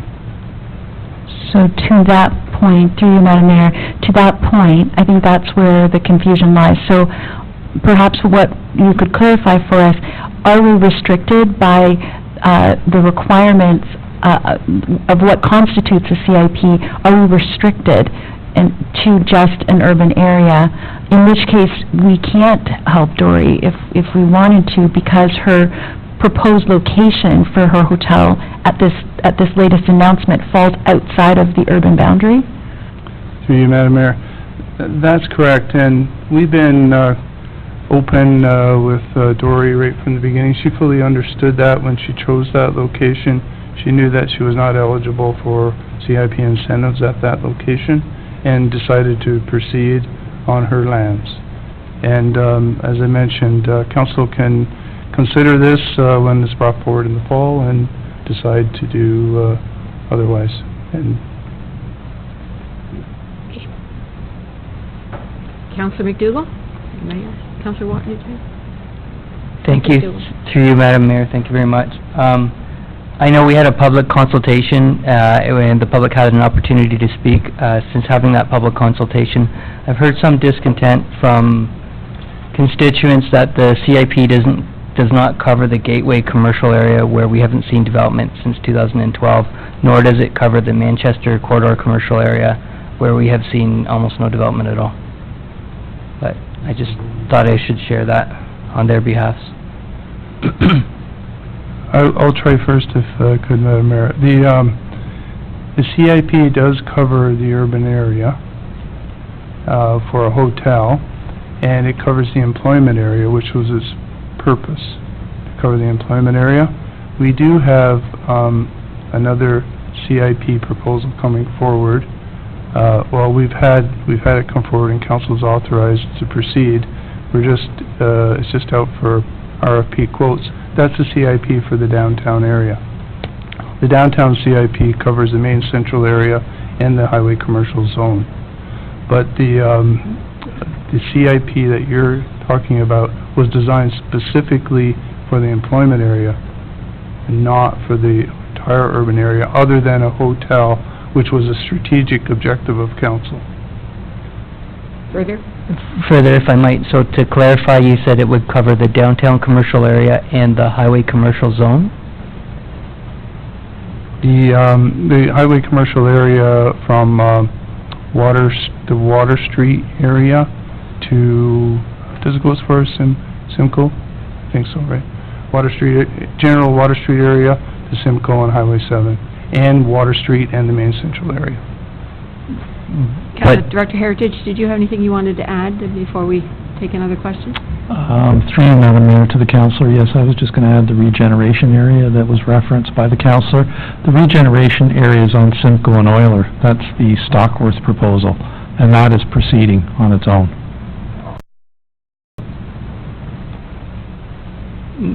No, I was referencing the Gateway commercial area at the western edge of town with, Smart Centers on the north and then the commercial on the south, as well as the corridor commercial area identified in the region official plan in Manchester, being both sides of Highway 12.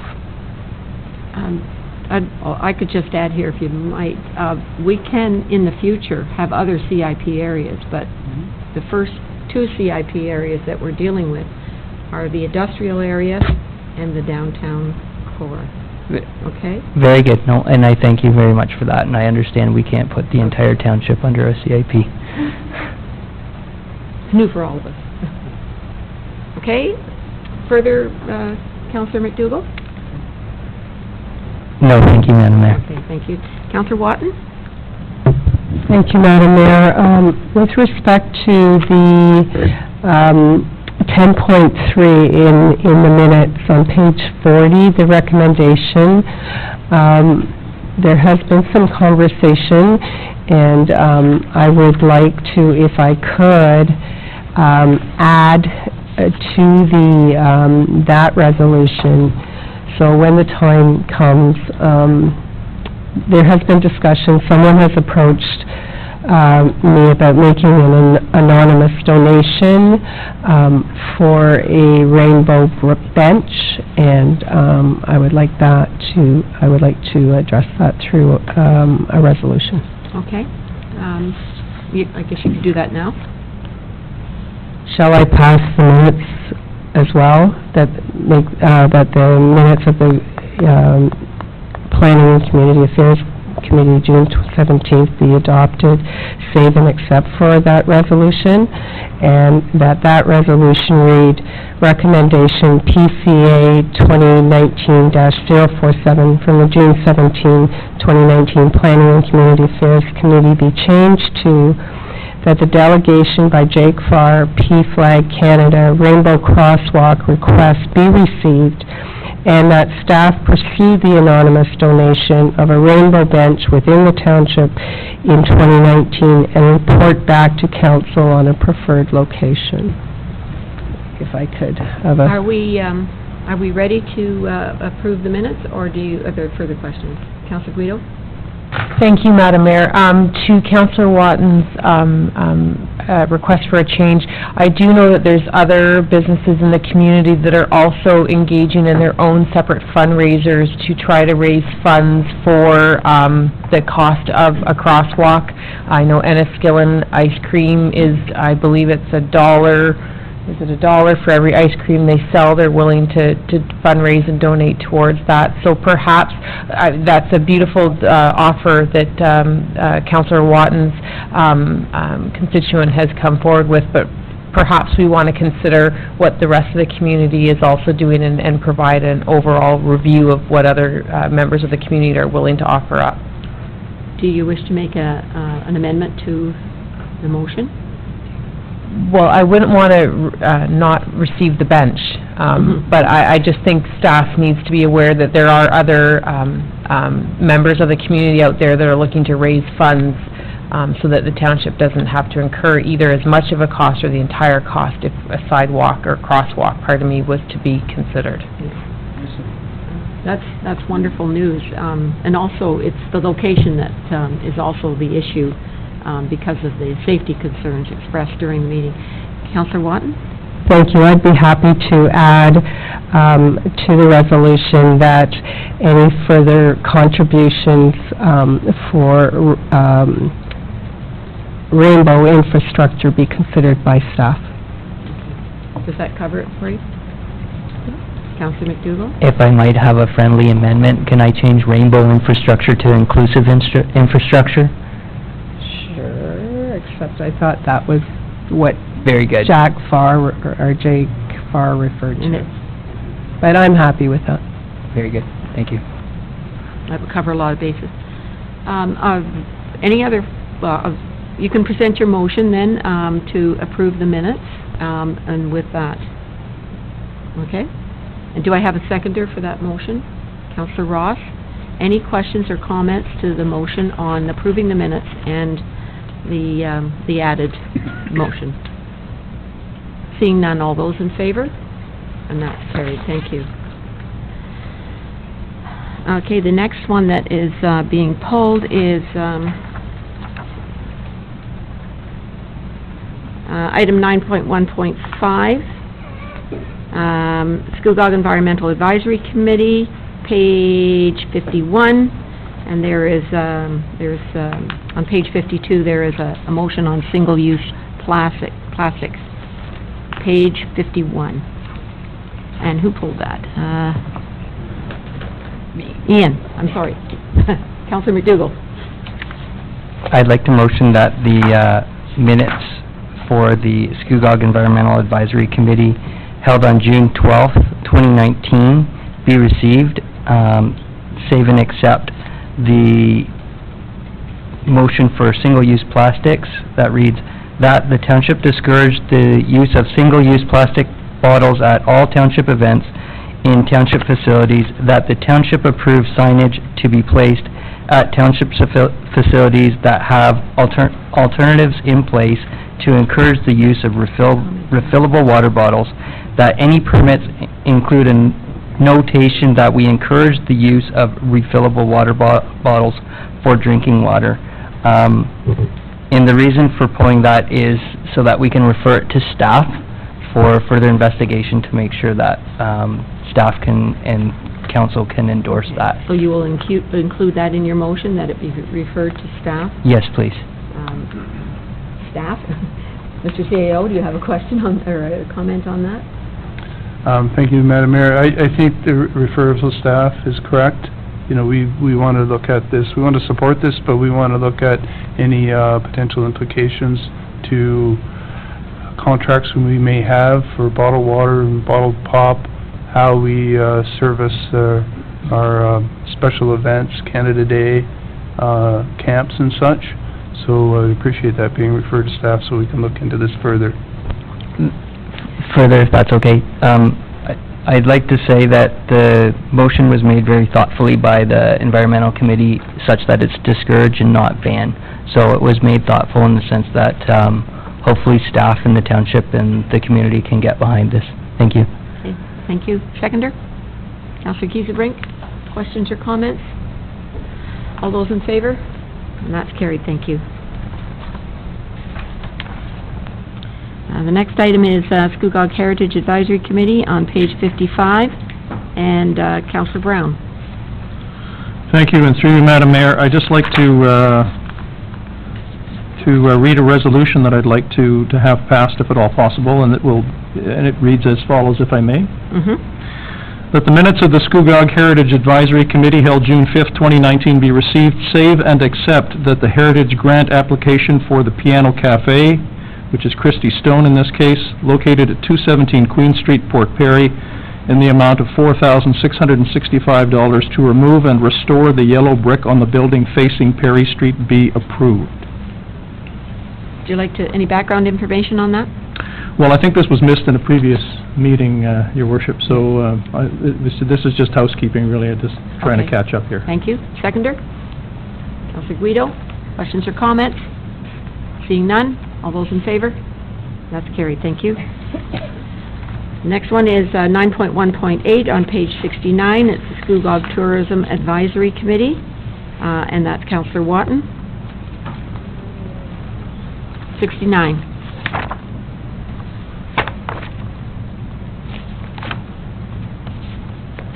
Thank you, Madam Mayor. Just that,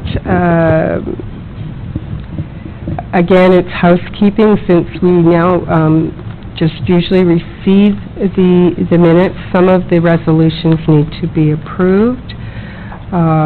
So if I might, I'd like that the minutes of the Scugog Tourism Advisory Committee held June 11th, 2019 be received, save and except for, on page 72, it talks to the marketing video.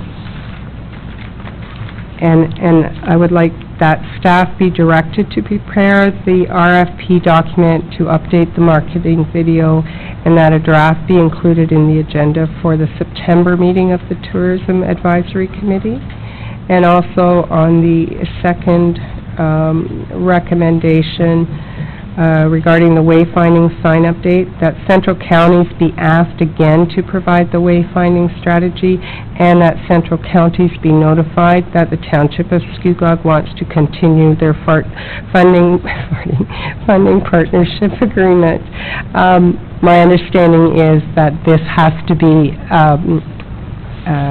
in the minutes to be able to ask Central Counties to approve it, so.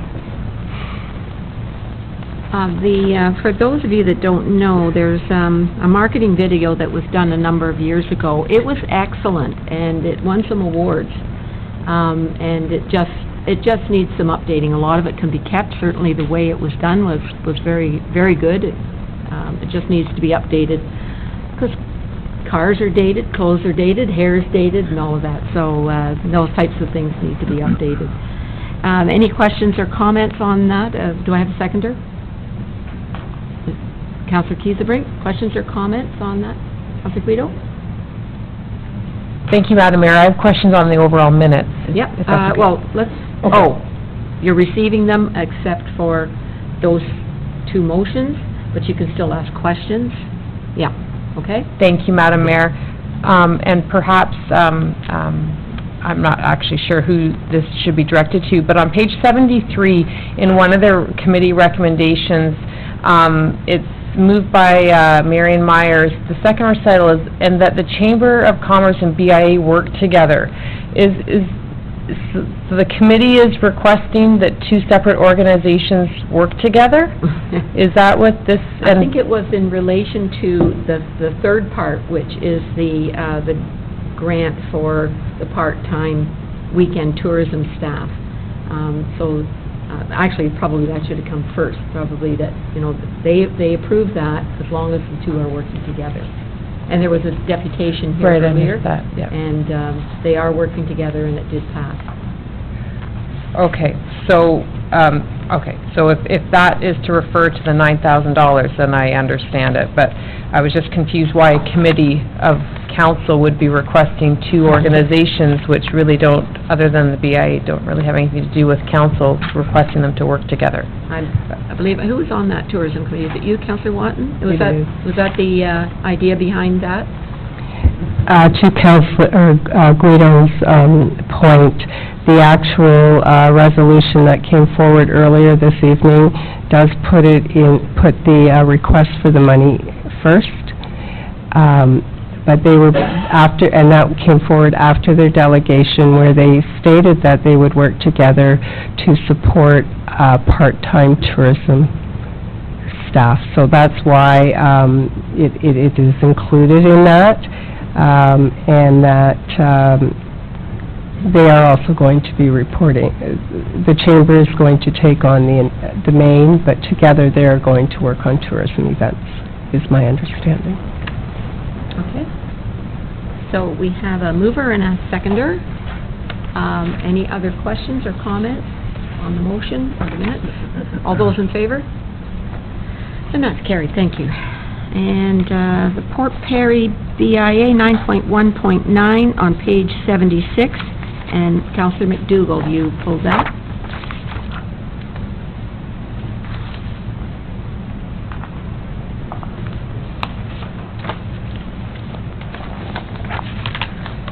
That's okay, Madam Mayor, it's taken care of. Thank you. You don't need it? Okay, no, thank you. So motion to approve the BIA Improvement Area Board minutes held June 11th, 2019. Councillor McDougall, you make that motion? Okay, seconded. Councillor Brown, questions or comments? All those in favor? And that's carried. Okay, the next one is 9.1.10, on page 79, Scugog Accessibility Advisory Committee. Councillor Ross, page 79.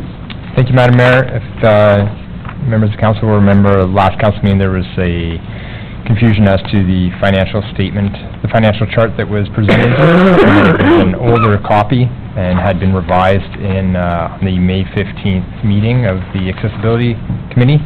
So I'd like to make a motion that the minutes of the Scugog Accessibility Advisory Committee held May 15th, 2019 be received, save and accept that the revised financial chart for Scugog Accessibility Advisory Committee work plan be approved. Okay, do I have a seconder, please? Councillor Watton, questions or comments? Yes, I remember that being referred back because of that error. Okay, all those in favor? And that's carried, thank you. Let me see, where are we? The Scugog Housing Advisory Committee, 9.1.11, page 83, Councillor Watton.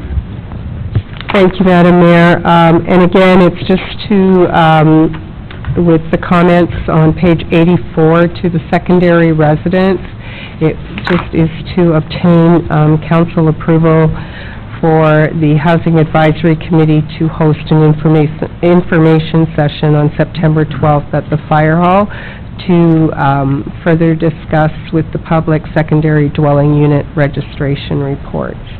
So if I may, then I'd like the minutes of the Scugog Housing Advisory Committee held June 13th, 2019 to be received, save and accept for the comments to secondary residents, and that is that the Housing Advisory Committee agree to host an information session on September 12th at 7 p.m. at the Fire Hall to discuss the secondary dwelling unit registration report, and I'd be happy to answer any. Have a seconder, please. Councillor McDougall? Any questions? Seeing none, all those in favor? And that's carried, thank you. The next one is 9.2.1, and it's on page 98, and it's the EA update, second access to Scugog Island. Councillor Ross. Page 98. Thank you, Madam Mayor. Let's find it here.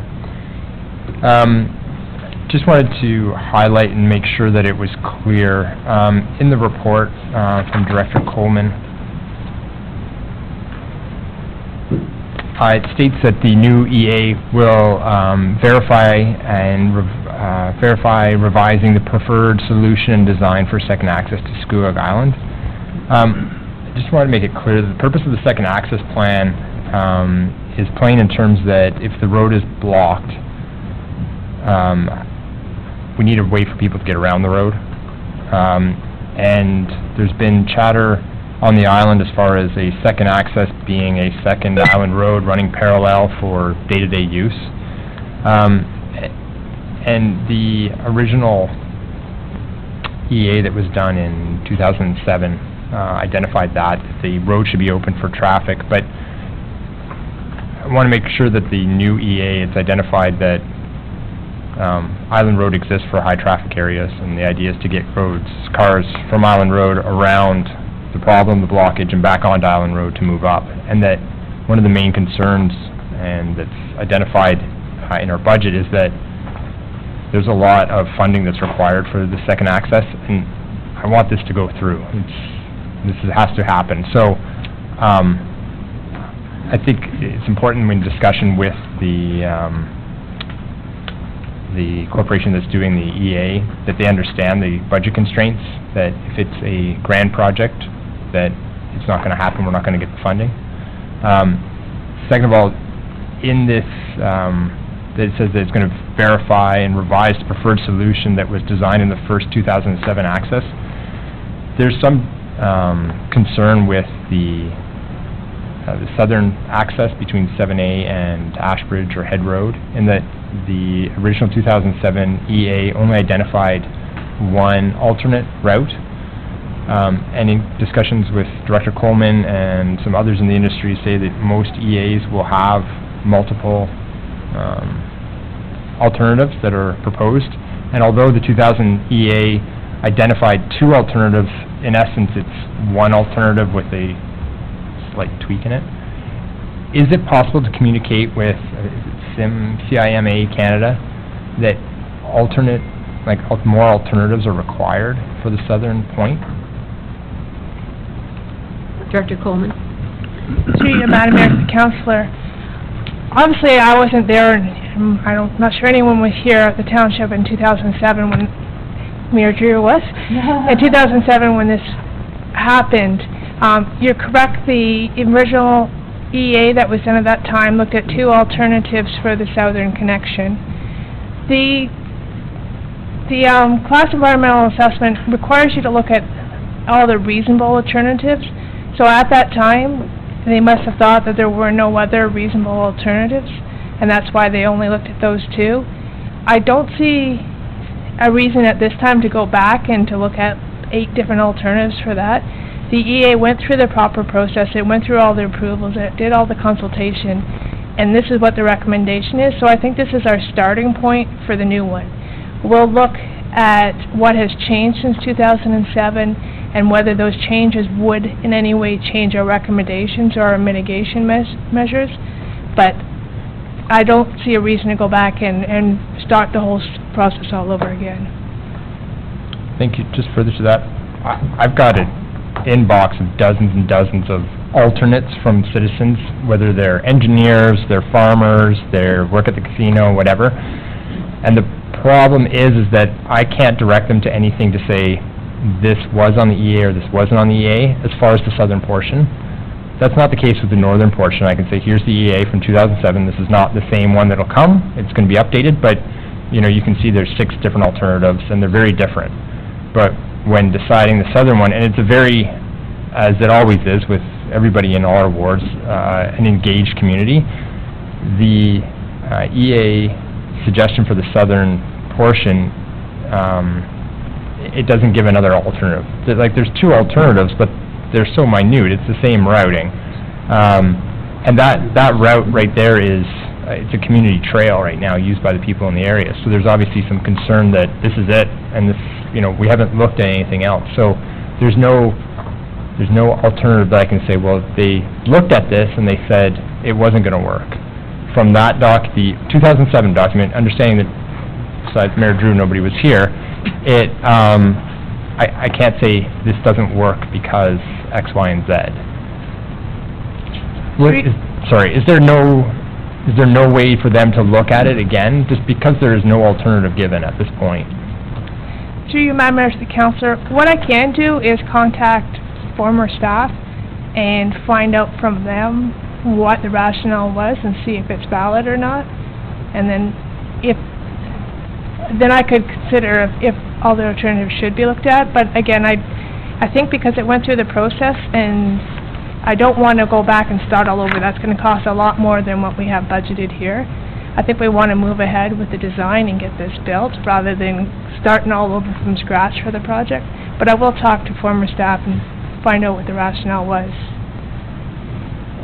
I understand that I'm on the same boat. I want to get this done, absolutely, but I want to make sure that it's very much comprehensive and done properly, and that I would question the 2007 EA in that those alternatives were not given for the southern portion, and I believe that they should be in the scope of the project, given the magnitude of the whole project. So the actual planning design side of things, it's still a big project on top of that. Madam Mayor, if I could, my experience with EAs are if 2 options are only given, there's a reason why 2 options were only given. If there were more than 2 options, the EA would identify the additional options. I would think that 2 options have been presented because they were the 2 options, even though you say they're slightly similar to each other. If there were other viable options, they would have been included and reported on and discounted in the EA, but I guess they were not. Just these 2 were identified. So I'm not sure what, like by adding additional options, that appears that there are not additional options that qualified as an access road to fulfill the needs that the township was asking to be looked into. I had a question on that point. This is an update. If we were to ask for another option, would we have to, and we decided to go that route, would we have to go through a whole new EA, like a full EA? Through you, Madam Mayor, I've never done that before, so I don't know the exact answer for that. I'm thinking if you go back to the option stage, you're going way back in the EA process, and then you'll have to go through all the other steps. And it could be a significant amount of time and cost to do that. I know that there was qualified people that did this study the first time, and they followed the process properly. So I don't recommend going backwards in the process. Did I read somewhere that there has been one update done since 2007? No? Okay. Not that I'm aware of. Okay. Any other questions? If I can just follow up through that. Understanding that it's an update, the CIMA Canada Inc. is updating on a different company's EA. That's correct? That's correct. So if they look at it and say, like they're updating another company's work as opposed to updating their own work, and I understand an EA follows certain regulations and everything, but it seems to me that there's potential for a changing of opinion, or they might not agree with the previous companies. Has that happened in the past, and is that a potential? Through you, Madam Mayor, the councillors, and the EAs and the EA updates I've done in the past, that has not happened. As long as the process was followed and the proper evaluation was done as it was here in consultation, they don't change the previous recommendations, no. Okay. One last one, just to Mr. Alleur's point. The alternatives that were identified for the northern portion between Ma Brown's and Pine Point, they gave 6 alternatives, and they were very clear on, there's 2 that were definitely not on the board, so they identified the ones that were, straight off the board. My concern is that wasn't done on the southern portion. And I understand the cost and everything, but for the grand scheme of things, not looking at the whole thing, but we're looking at what's happened to the southern portion and why other options, even if they were ridiculous, were not identified as they were for the northern portion.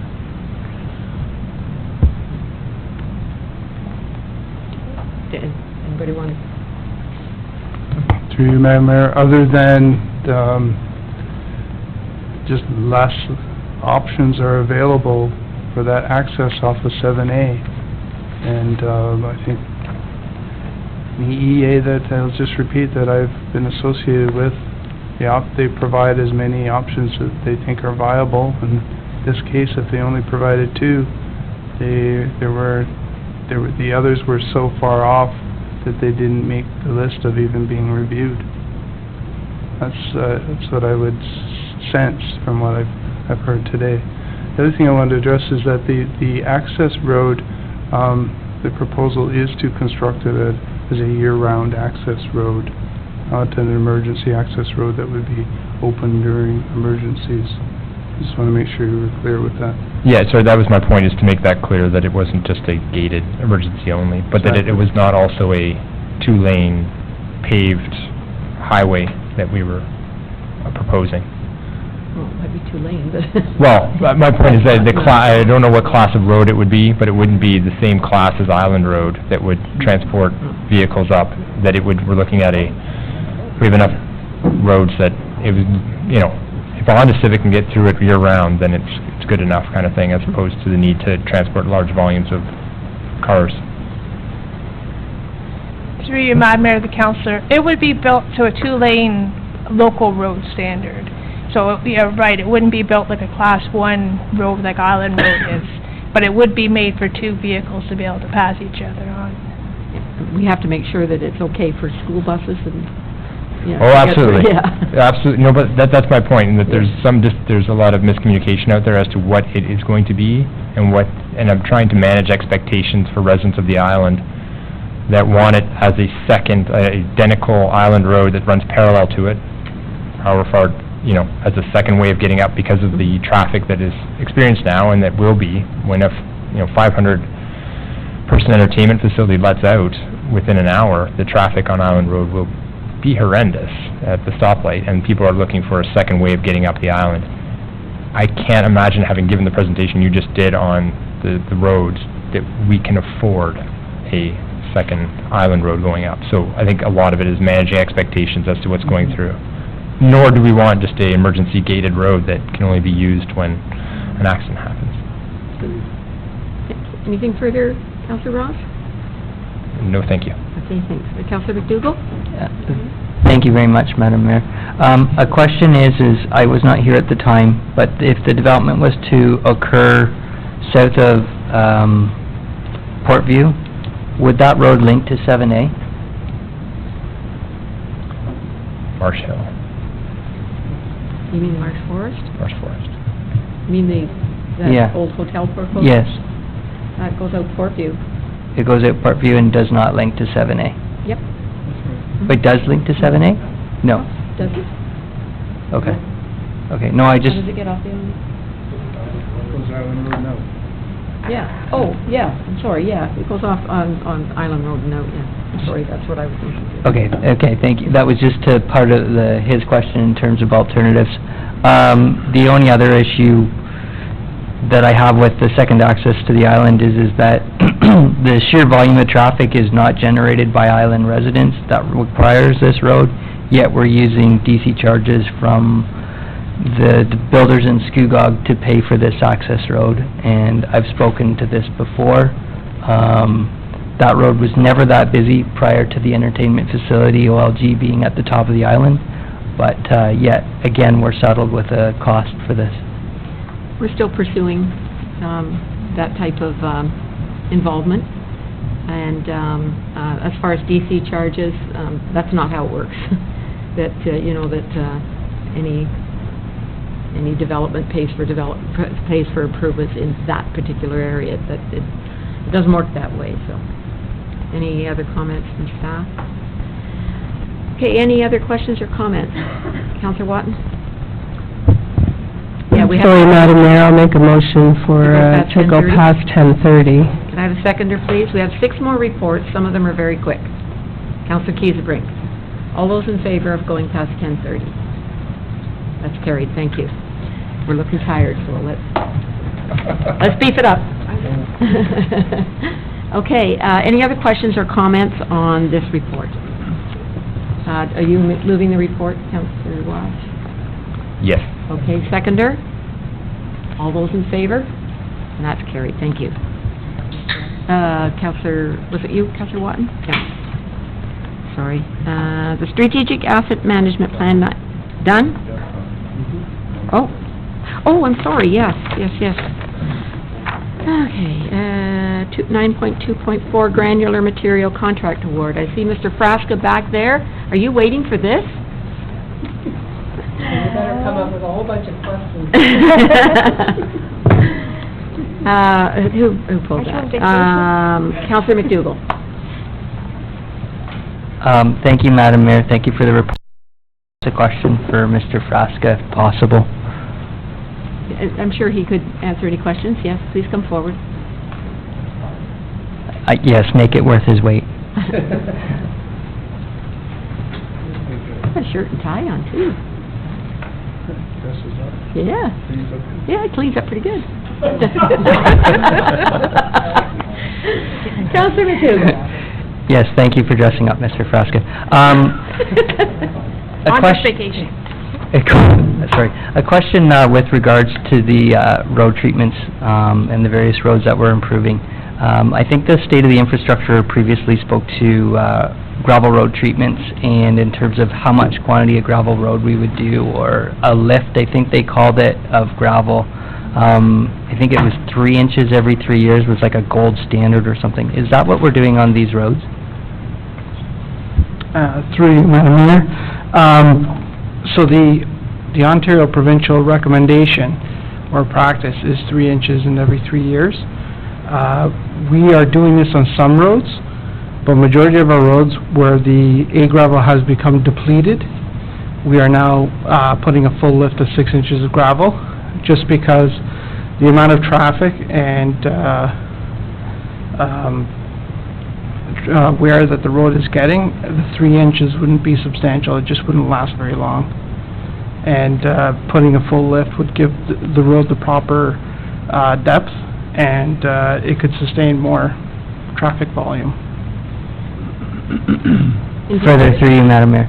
So we're doing a substantial repair on these roads with the idea that the base that's built up on these roads will last them longer than spreading this base thinner over more roads. Is that fair? That's correct.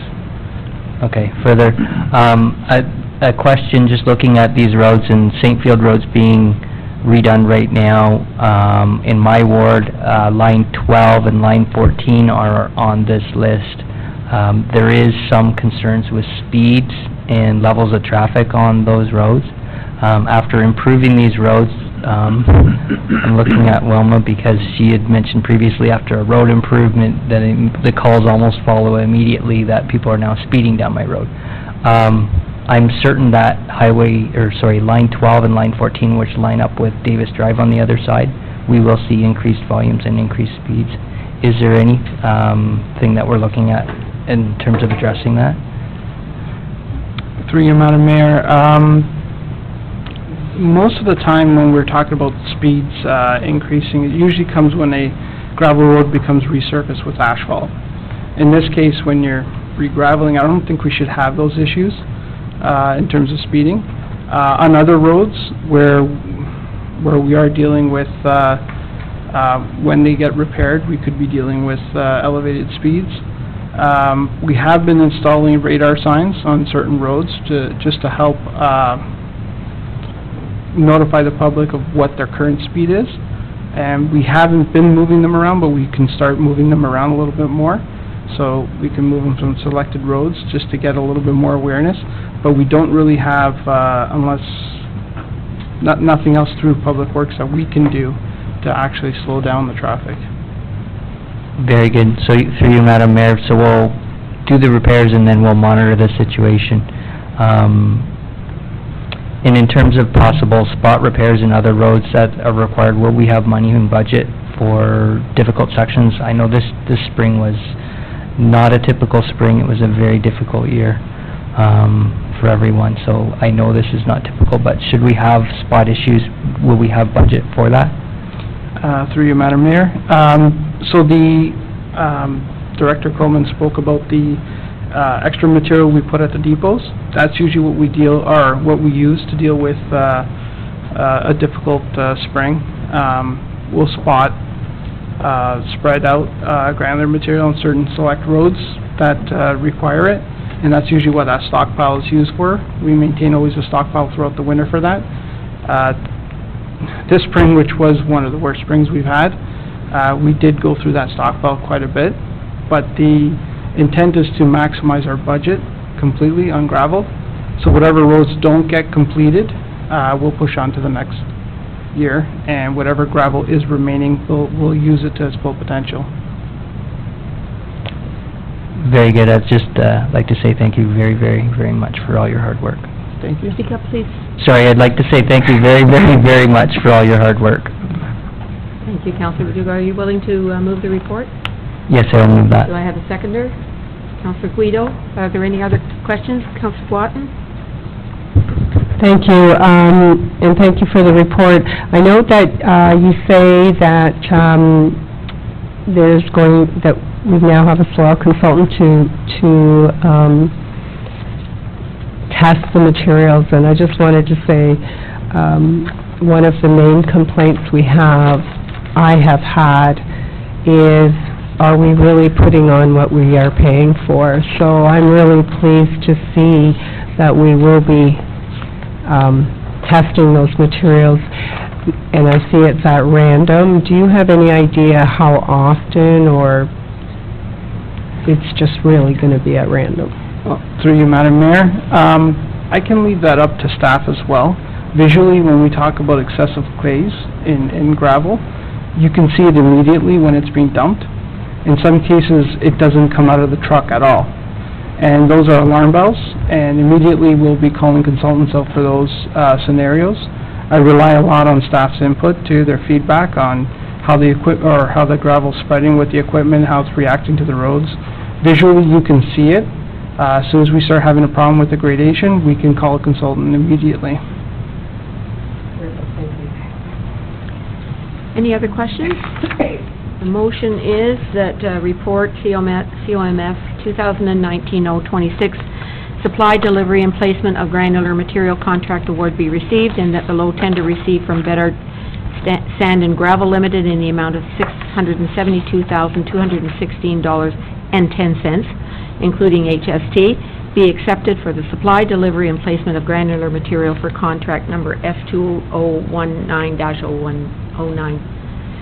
I have a mover and a seconder. Any further questions or comments? All those in favor? That's carried, thank you. Moving on to the budget timetable. Is that it? Yeah, the budget timetable. 9.2.9 on page 161, and Councillor Ross, that's you. Thank you, Madam Mayor. Through you, this is a question in regards to the actual timetable that's set up on page 163, page 3 of 4 of the report, referring to the 16 August deadline that states deadline for mayor and council to provide council list of items and projects for budget consideration. When we were sworn in and we first got on, this was a shock to me that we had this wish list that we got to submit. And I wasn't prepared for it, getting on, and understanding that there was a hybrid between the old council and the new council coming on. There were some wish list items that didn't fit.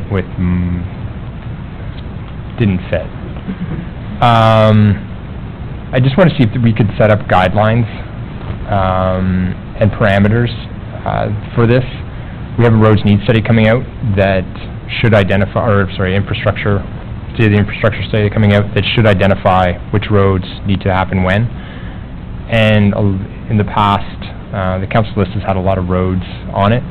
So if we're sticking true to ourselves as far as data-driven analysis, I'd like to see perhaps guidelines and parameters being stuck as to what can be on this list going forward. Not very tight ones, but perhaps guidelines are needed in order to help with council's wish list going forward. Director. Through you, Madam Mayor. So the whole premise of allowing this to come forward is for council to provide staff with items that perhaps we haven't had an opportunity to hear about from the public. What we've done with that in the past since I've been here and incorporated this is actually brought forward a report which identifies the list that council had brought to our attention. And what we do with that list is we look at it as part of our budget process and go through and then identify the cost, the item that's been identified, the cost of the project, and then comment with regards whether it is included or not included in the budget and why. Staff are not really looking for an extensive list. Presumably we've had those discussions with council, but we are looking for other feedback.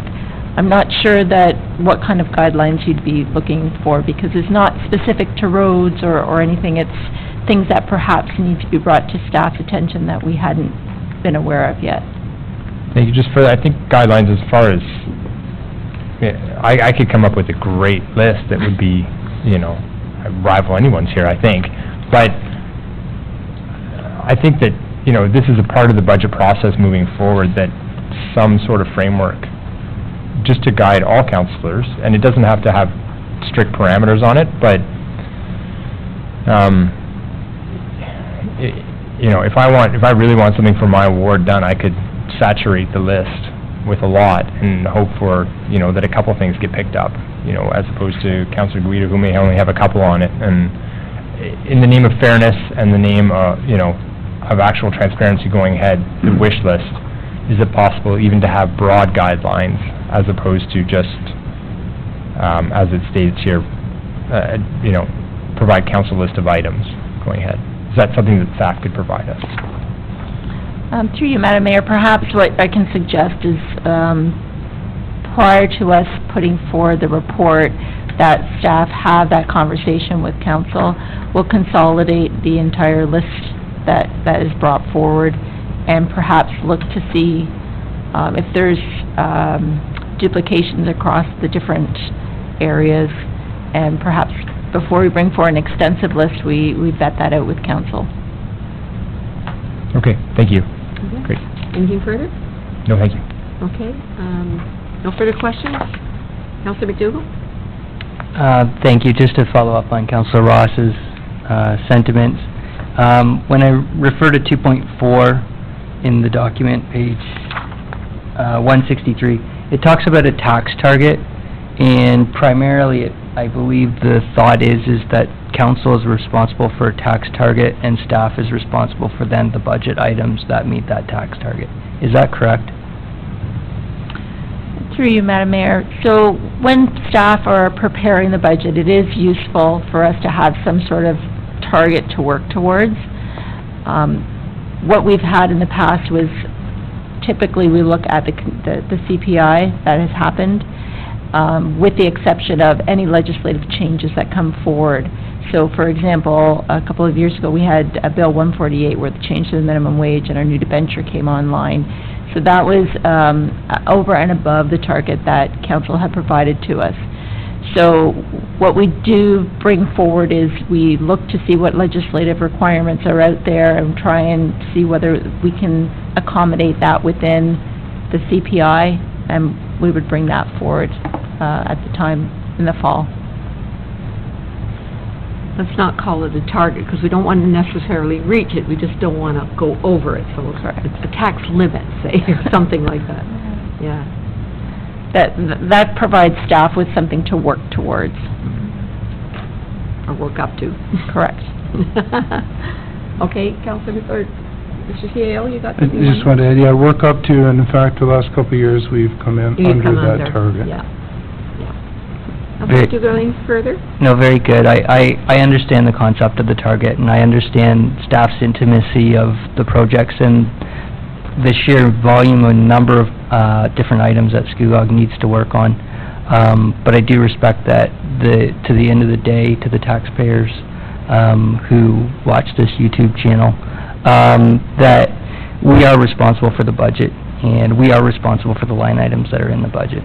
So I'm just keeping that in the back of my mind when we're giving you a target, and the list of items that are on your list match similar sentiments to Councilor Ross's list, that they're all encompassing. Thank you. Okay, thank you. Anything further? Councilor Ross, are you willing to make that motion, that the budget timetable be received and endorsed? Yes, please. Okay, seconder? Councilor Kiesebrink? Questions or comments? All those in favor? That's carried, thank you. Next is the regional report. Councilor Watton, page 165. Thank you, Madam Mayor. If I might, I would just like to ask the CAO to speak to my first line, the smoke-free bylaw update. I understand that the CAOs of the region have met, and there's just a little bit more for the update. It's still not coming forward before the fall, but if you could just do a quick update on that. Thank you, through you, Madam Mayor. So there is a notice of motion on the council, regional council agenda for this week with respect to the smoke-free bylaw. That motion was discussed by the region CAOs in our regular CAO meeting, and there's a bit, we think there's a bit of a gap in the bylaw, and the current smoke-free bylaw indicates that there shall be no smoking, period, on municipal property where there's a municipal facility. It doesn't take into account members of the public or members of staff that do smoke and might do that on their break or noon hour. They would have to actually leave the property. And, here, I guess it's not too far, but in larger centers, it means, crossing a major highway or going somewhere quite a good distance away. So that area is being looked at, and there's a couple of other facilities that have been talked about. So when this was discussed with the regional CIOs, the region had indicated they were going to have their lawyers look at this. We revisited CIOs in our July meeting, and we're suggesting that, area councils wait for that decision and then either deal with an amendment that might be forthcoming from the region, or if there's no amendment, deal with the bylaw in September. Some municipalities have gone ahead and endorsed the bylaw. We have not yet, neither has the majority of the municipalities in the region. Okay. Thank you, Paul. And further, if I might, on the last bullet, under as part of the Strategic Plan Development Task Force, the region will be hosting several town hall meetings. At the time of writing, it was scheduled for the 28th of June, but it has been changed to be held on July 5th at 1 p.m. at the Scugog Recreation Complex. And we'd certainly appreciate your input for your thoughts on what could work for Scugog in a regional strategic plan.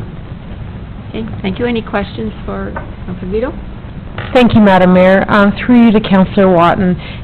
Is there any reasoning behind why the region schedules the public input during the workday and not during the evening hours, where perhaps some residents who don't work in the area are able to attend these meetings? I cannot answer that. I can only tell you I've attended 2 of them, but I can certainly take it back to them. I'm going to a turbo session tomorrow, and I can ask them. Thank you. I'm just curious if, in the past, if they've had better attendance during the day or the evening. I know sometimes when we schedule our own meetings during the day, I hear from residents that it's not the best opportunity when they're working, but...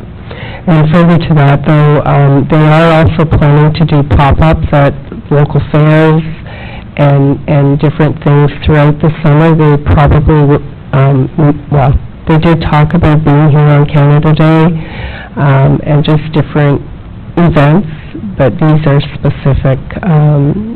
They're doing 3, I believe, town hall meetings and 2 what they call turbo sessions, which is like the BIAs and the chambers and people like that. Thank you. Are they doing anything online?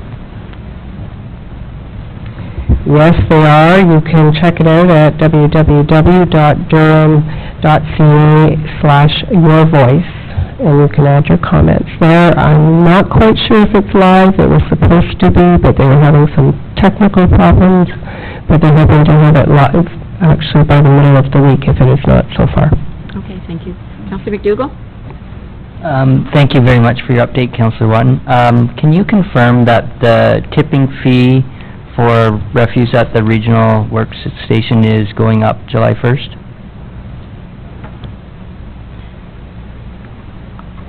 I can't confirm the date, but yes, it is going up, and the reason being that the fees for the region have gone up for them getting rid of it. So, thank you. I bring it up as a rural councillor. I'm expecting to see roadside dumping, and it's going up 100% from, I think, $125 a ton to $250 a ton. So I understand the rise, but I am also concerned. It's construction material. Yeah, it's construction material. Yeah, I did warn them that we may have some roadside dumping to deal with. But anyway, that's the reason. Anything else on the regional report? Councillor Watton, are you moving that? And the seconder, please. Councillor Guido? No quit. All in favor? That's carried, thank you. We're getting there, folks. Reducing litter and waste in communities, 9.3.1 on page 167. Councillor Brown. Through you, Madam Mayor, I would like to have a motion, and I'd like to read it, if I may. Please go ahead. Correspondence number 189-19, received from the town of Georgina, advising of their motion concerning reducing litter and waste in our communities. that correspondence number 189-19 regarding reducing litter and waste in our communities be received and endorsed. They're calling on the province of Ontario to review and implement a deposit return program for all single-use plastic, aluminum, and metal drink containers, and that the province review current producer requirements and look for extended producer responsibility for all packaging, and that this motion be distributed, which it has been. Any questions or comments on that? Councillor Keith-Brink, are you seconding it, or are you? Second. Okay. And questions or comments? All those in favor? And that's carried. Thank you, Councillor Brown. And the Integrity Commissioner report I am pulling, and there is a request in the report, a recommendation in the report on 170, and I'll ask JP, our clerk, to comment on that and give us some advice.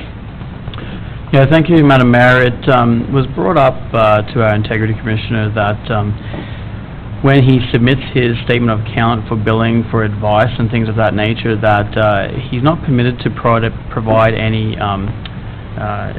information. He's got to keep that information confidential.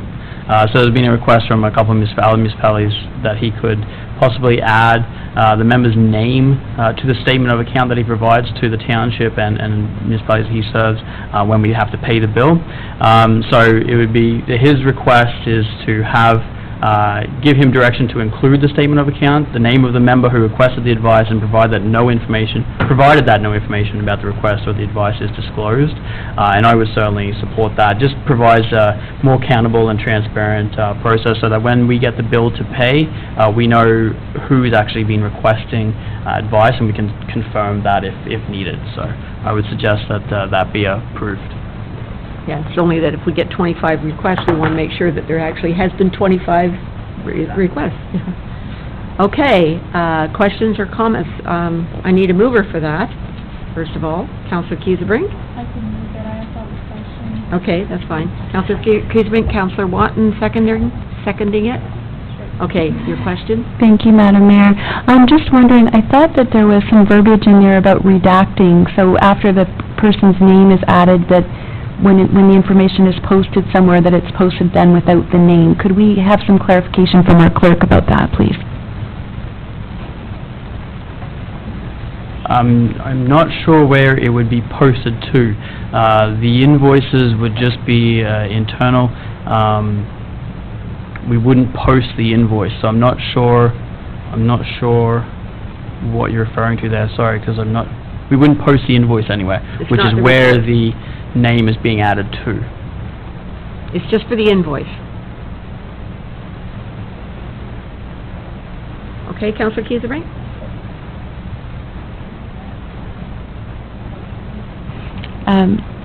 So it's as Councillor Watton was saying, it's page 170, the fourth paragraph. It says some municipalities publish all invoices as public documents. Oh. So that's where they're saying whether the Integrity Commissioner is saying whether the name of the member could or should be redacted before the statement of account is published is beyond the scope of this report. The municipality may wish to consult its solicitor.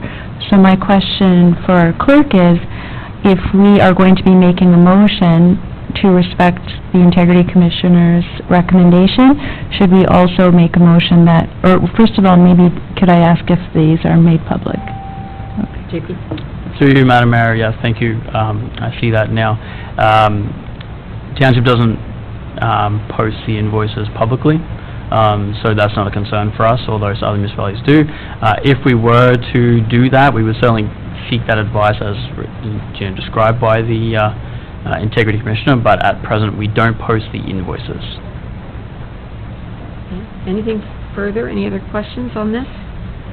I have a mover and a seconder. All those I'll read the motion. Correspondence number 190-19 regarding the Integrity Commissioner's special report be received, and that the Integrity Commissioner be directed to include in the statement of account the name of the member who requested advice, providing that no information about the request or the advice is disclosed. Any further questions or comments? All those in favor? And that's carried. Thank you. Are we just about finished? Where's my, can't find my agenda. There it is. Okay. Are we finished? Notice of motion. We've got the notices of motion. I just need to get my, my agenda out here. Okay. Do we want to do bylaws? Oh, they're done, of course. Okay. Sorry, I'm getting a little tired, as we all are. Okay, notice of motion. So the first motion is Councillor McDougall. You want to read it out? Yeah, you don't need to read it out. It's long, it's in the agenda, and it's about GO Transit, and it's, the last part is now therefore be it resolved that the Township of Scugog oppose the termination of the I can read 81A that. bus and scale of reduction of service. I can read that part. Okay, you go ahead, you read that part. Now therefore it be resolved that the Township of Scugog oppose the termination of the 81A bus and scale of reduction of service, that Metrolinx restore the 81A bus to Port Perry, that Metrolinx independently look at trip utilization of 81A and utilization of each departure or arrival, that Metrolinx present to council at the Township of Scugog how the identified reductions and route elimination of 81A has been formulated, that the Ministry of Transportation, Metrolinx, and Region of Durham explore the option of commuter parking in Manchester to assist multimodal transportation as identified in planning documents for the overall carpool strategy by the Ministry of Transportation, and that the Township Clerk forward this resolution to the Ministry of Transportation, Metrolinx, and Region of Durham. Seconder. Councillor Kiesebrink, I'm sorry, any questions or comments? All those, Councillor Ross? Comment. Thank you, Madam Mayor, through you. I just want to applaud Councillor McDougall for bringing this forward in the effort of having data-driven decisions communicated to the public. So I support this. Thank you. Actually, there is some data, but anyway, I'm sure he's taken that into consideration. Any other questions or comments? All those in favor? That's carried. Thank you. And the second notice of motion is Councillor Watton and Councillor Guido. Councillor Watton? Thank you, Madam Mayor. This is shorter. Yes, and also revised, I'm sorry. I think. Yes.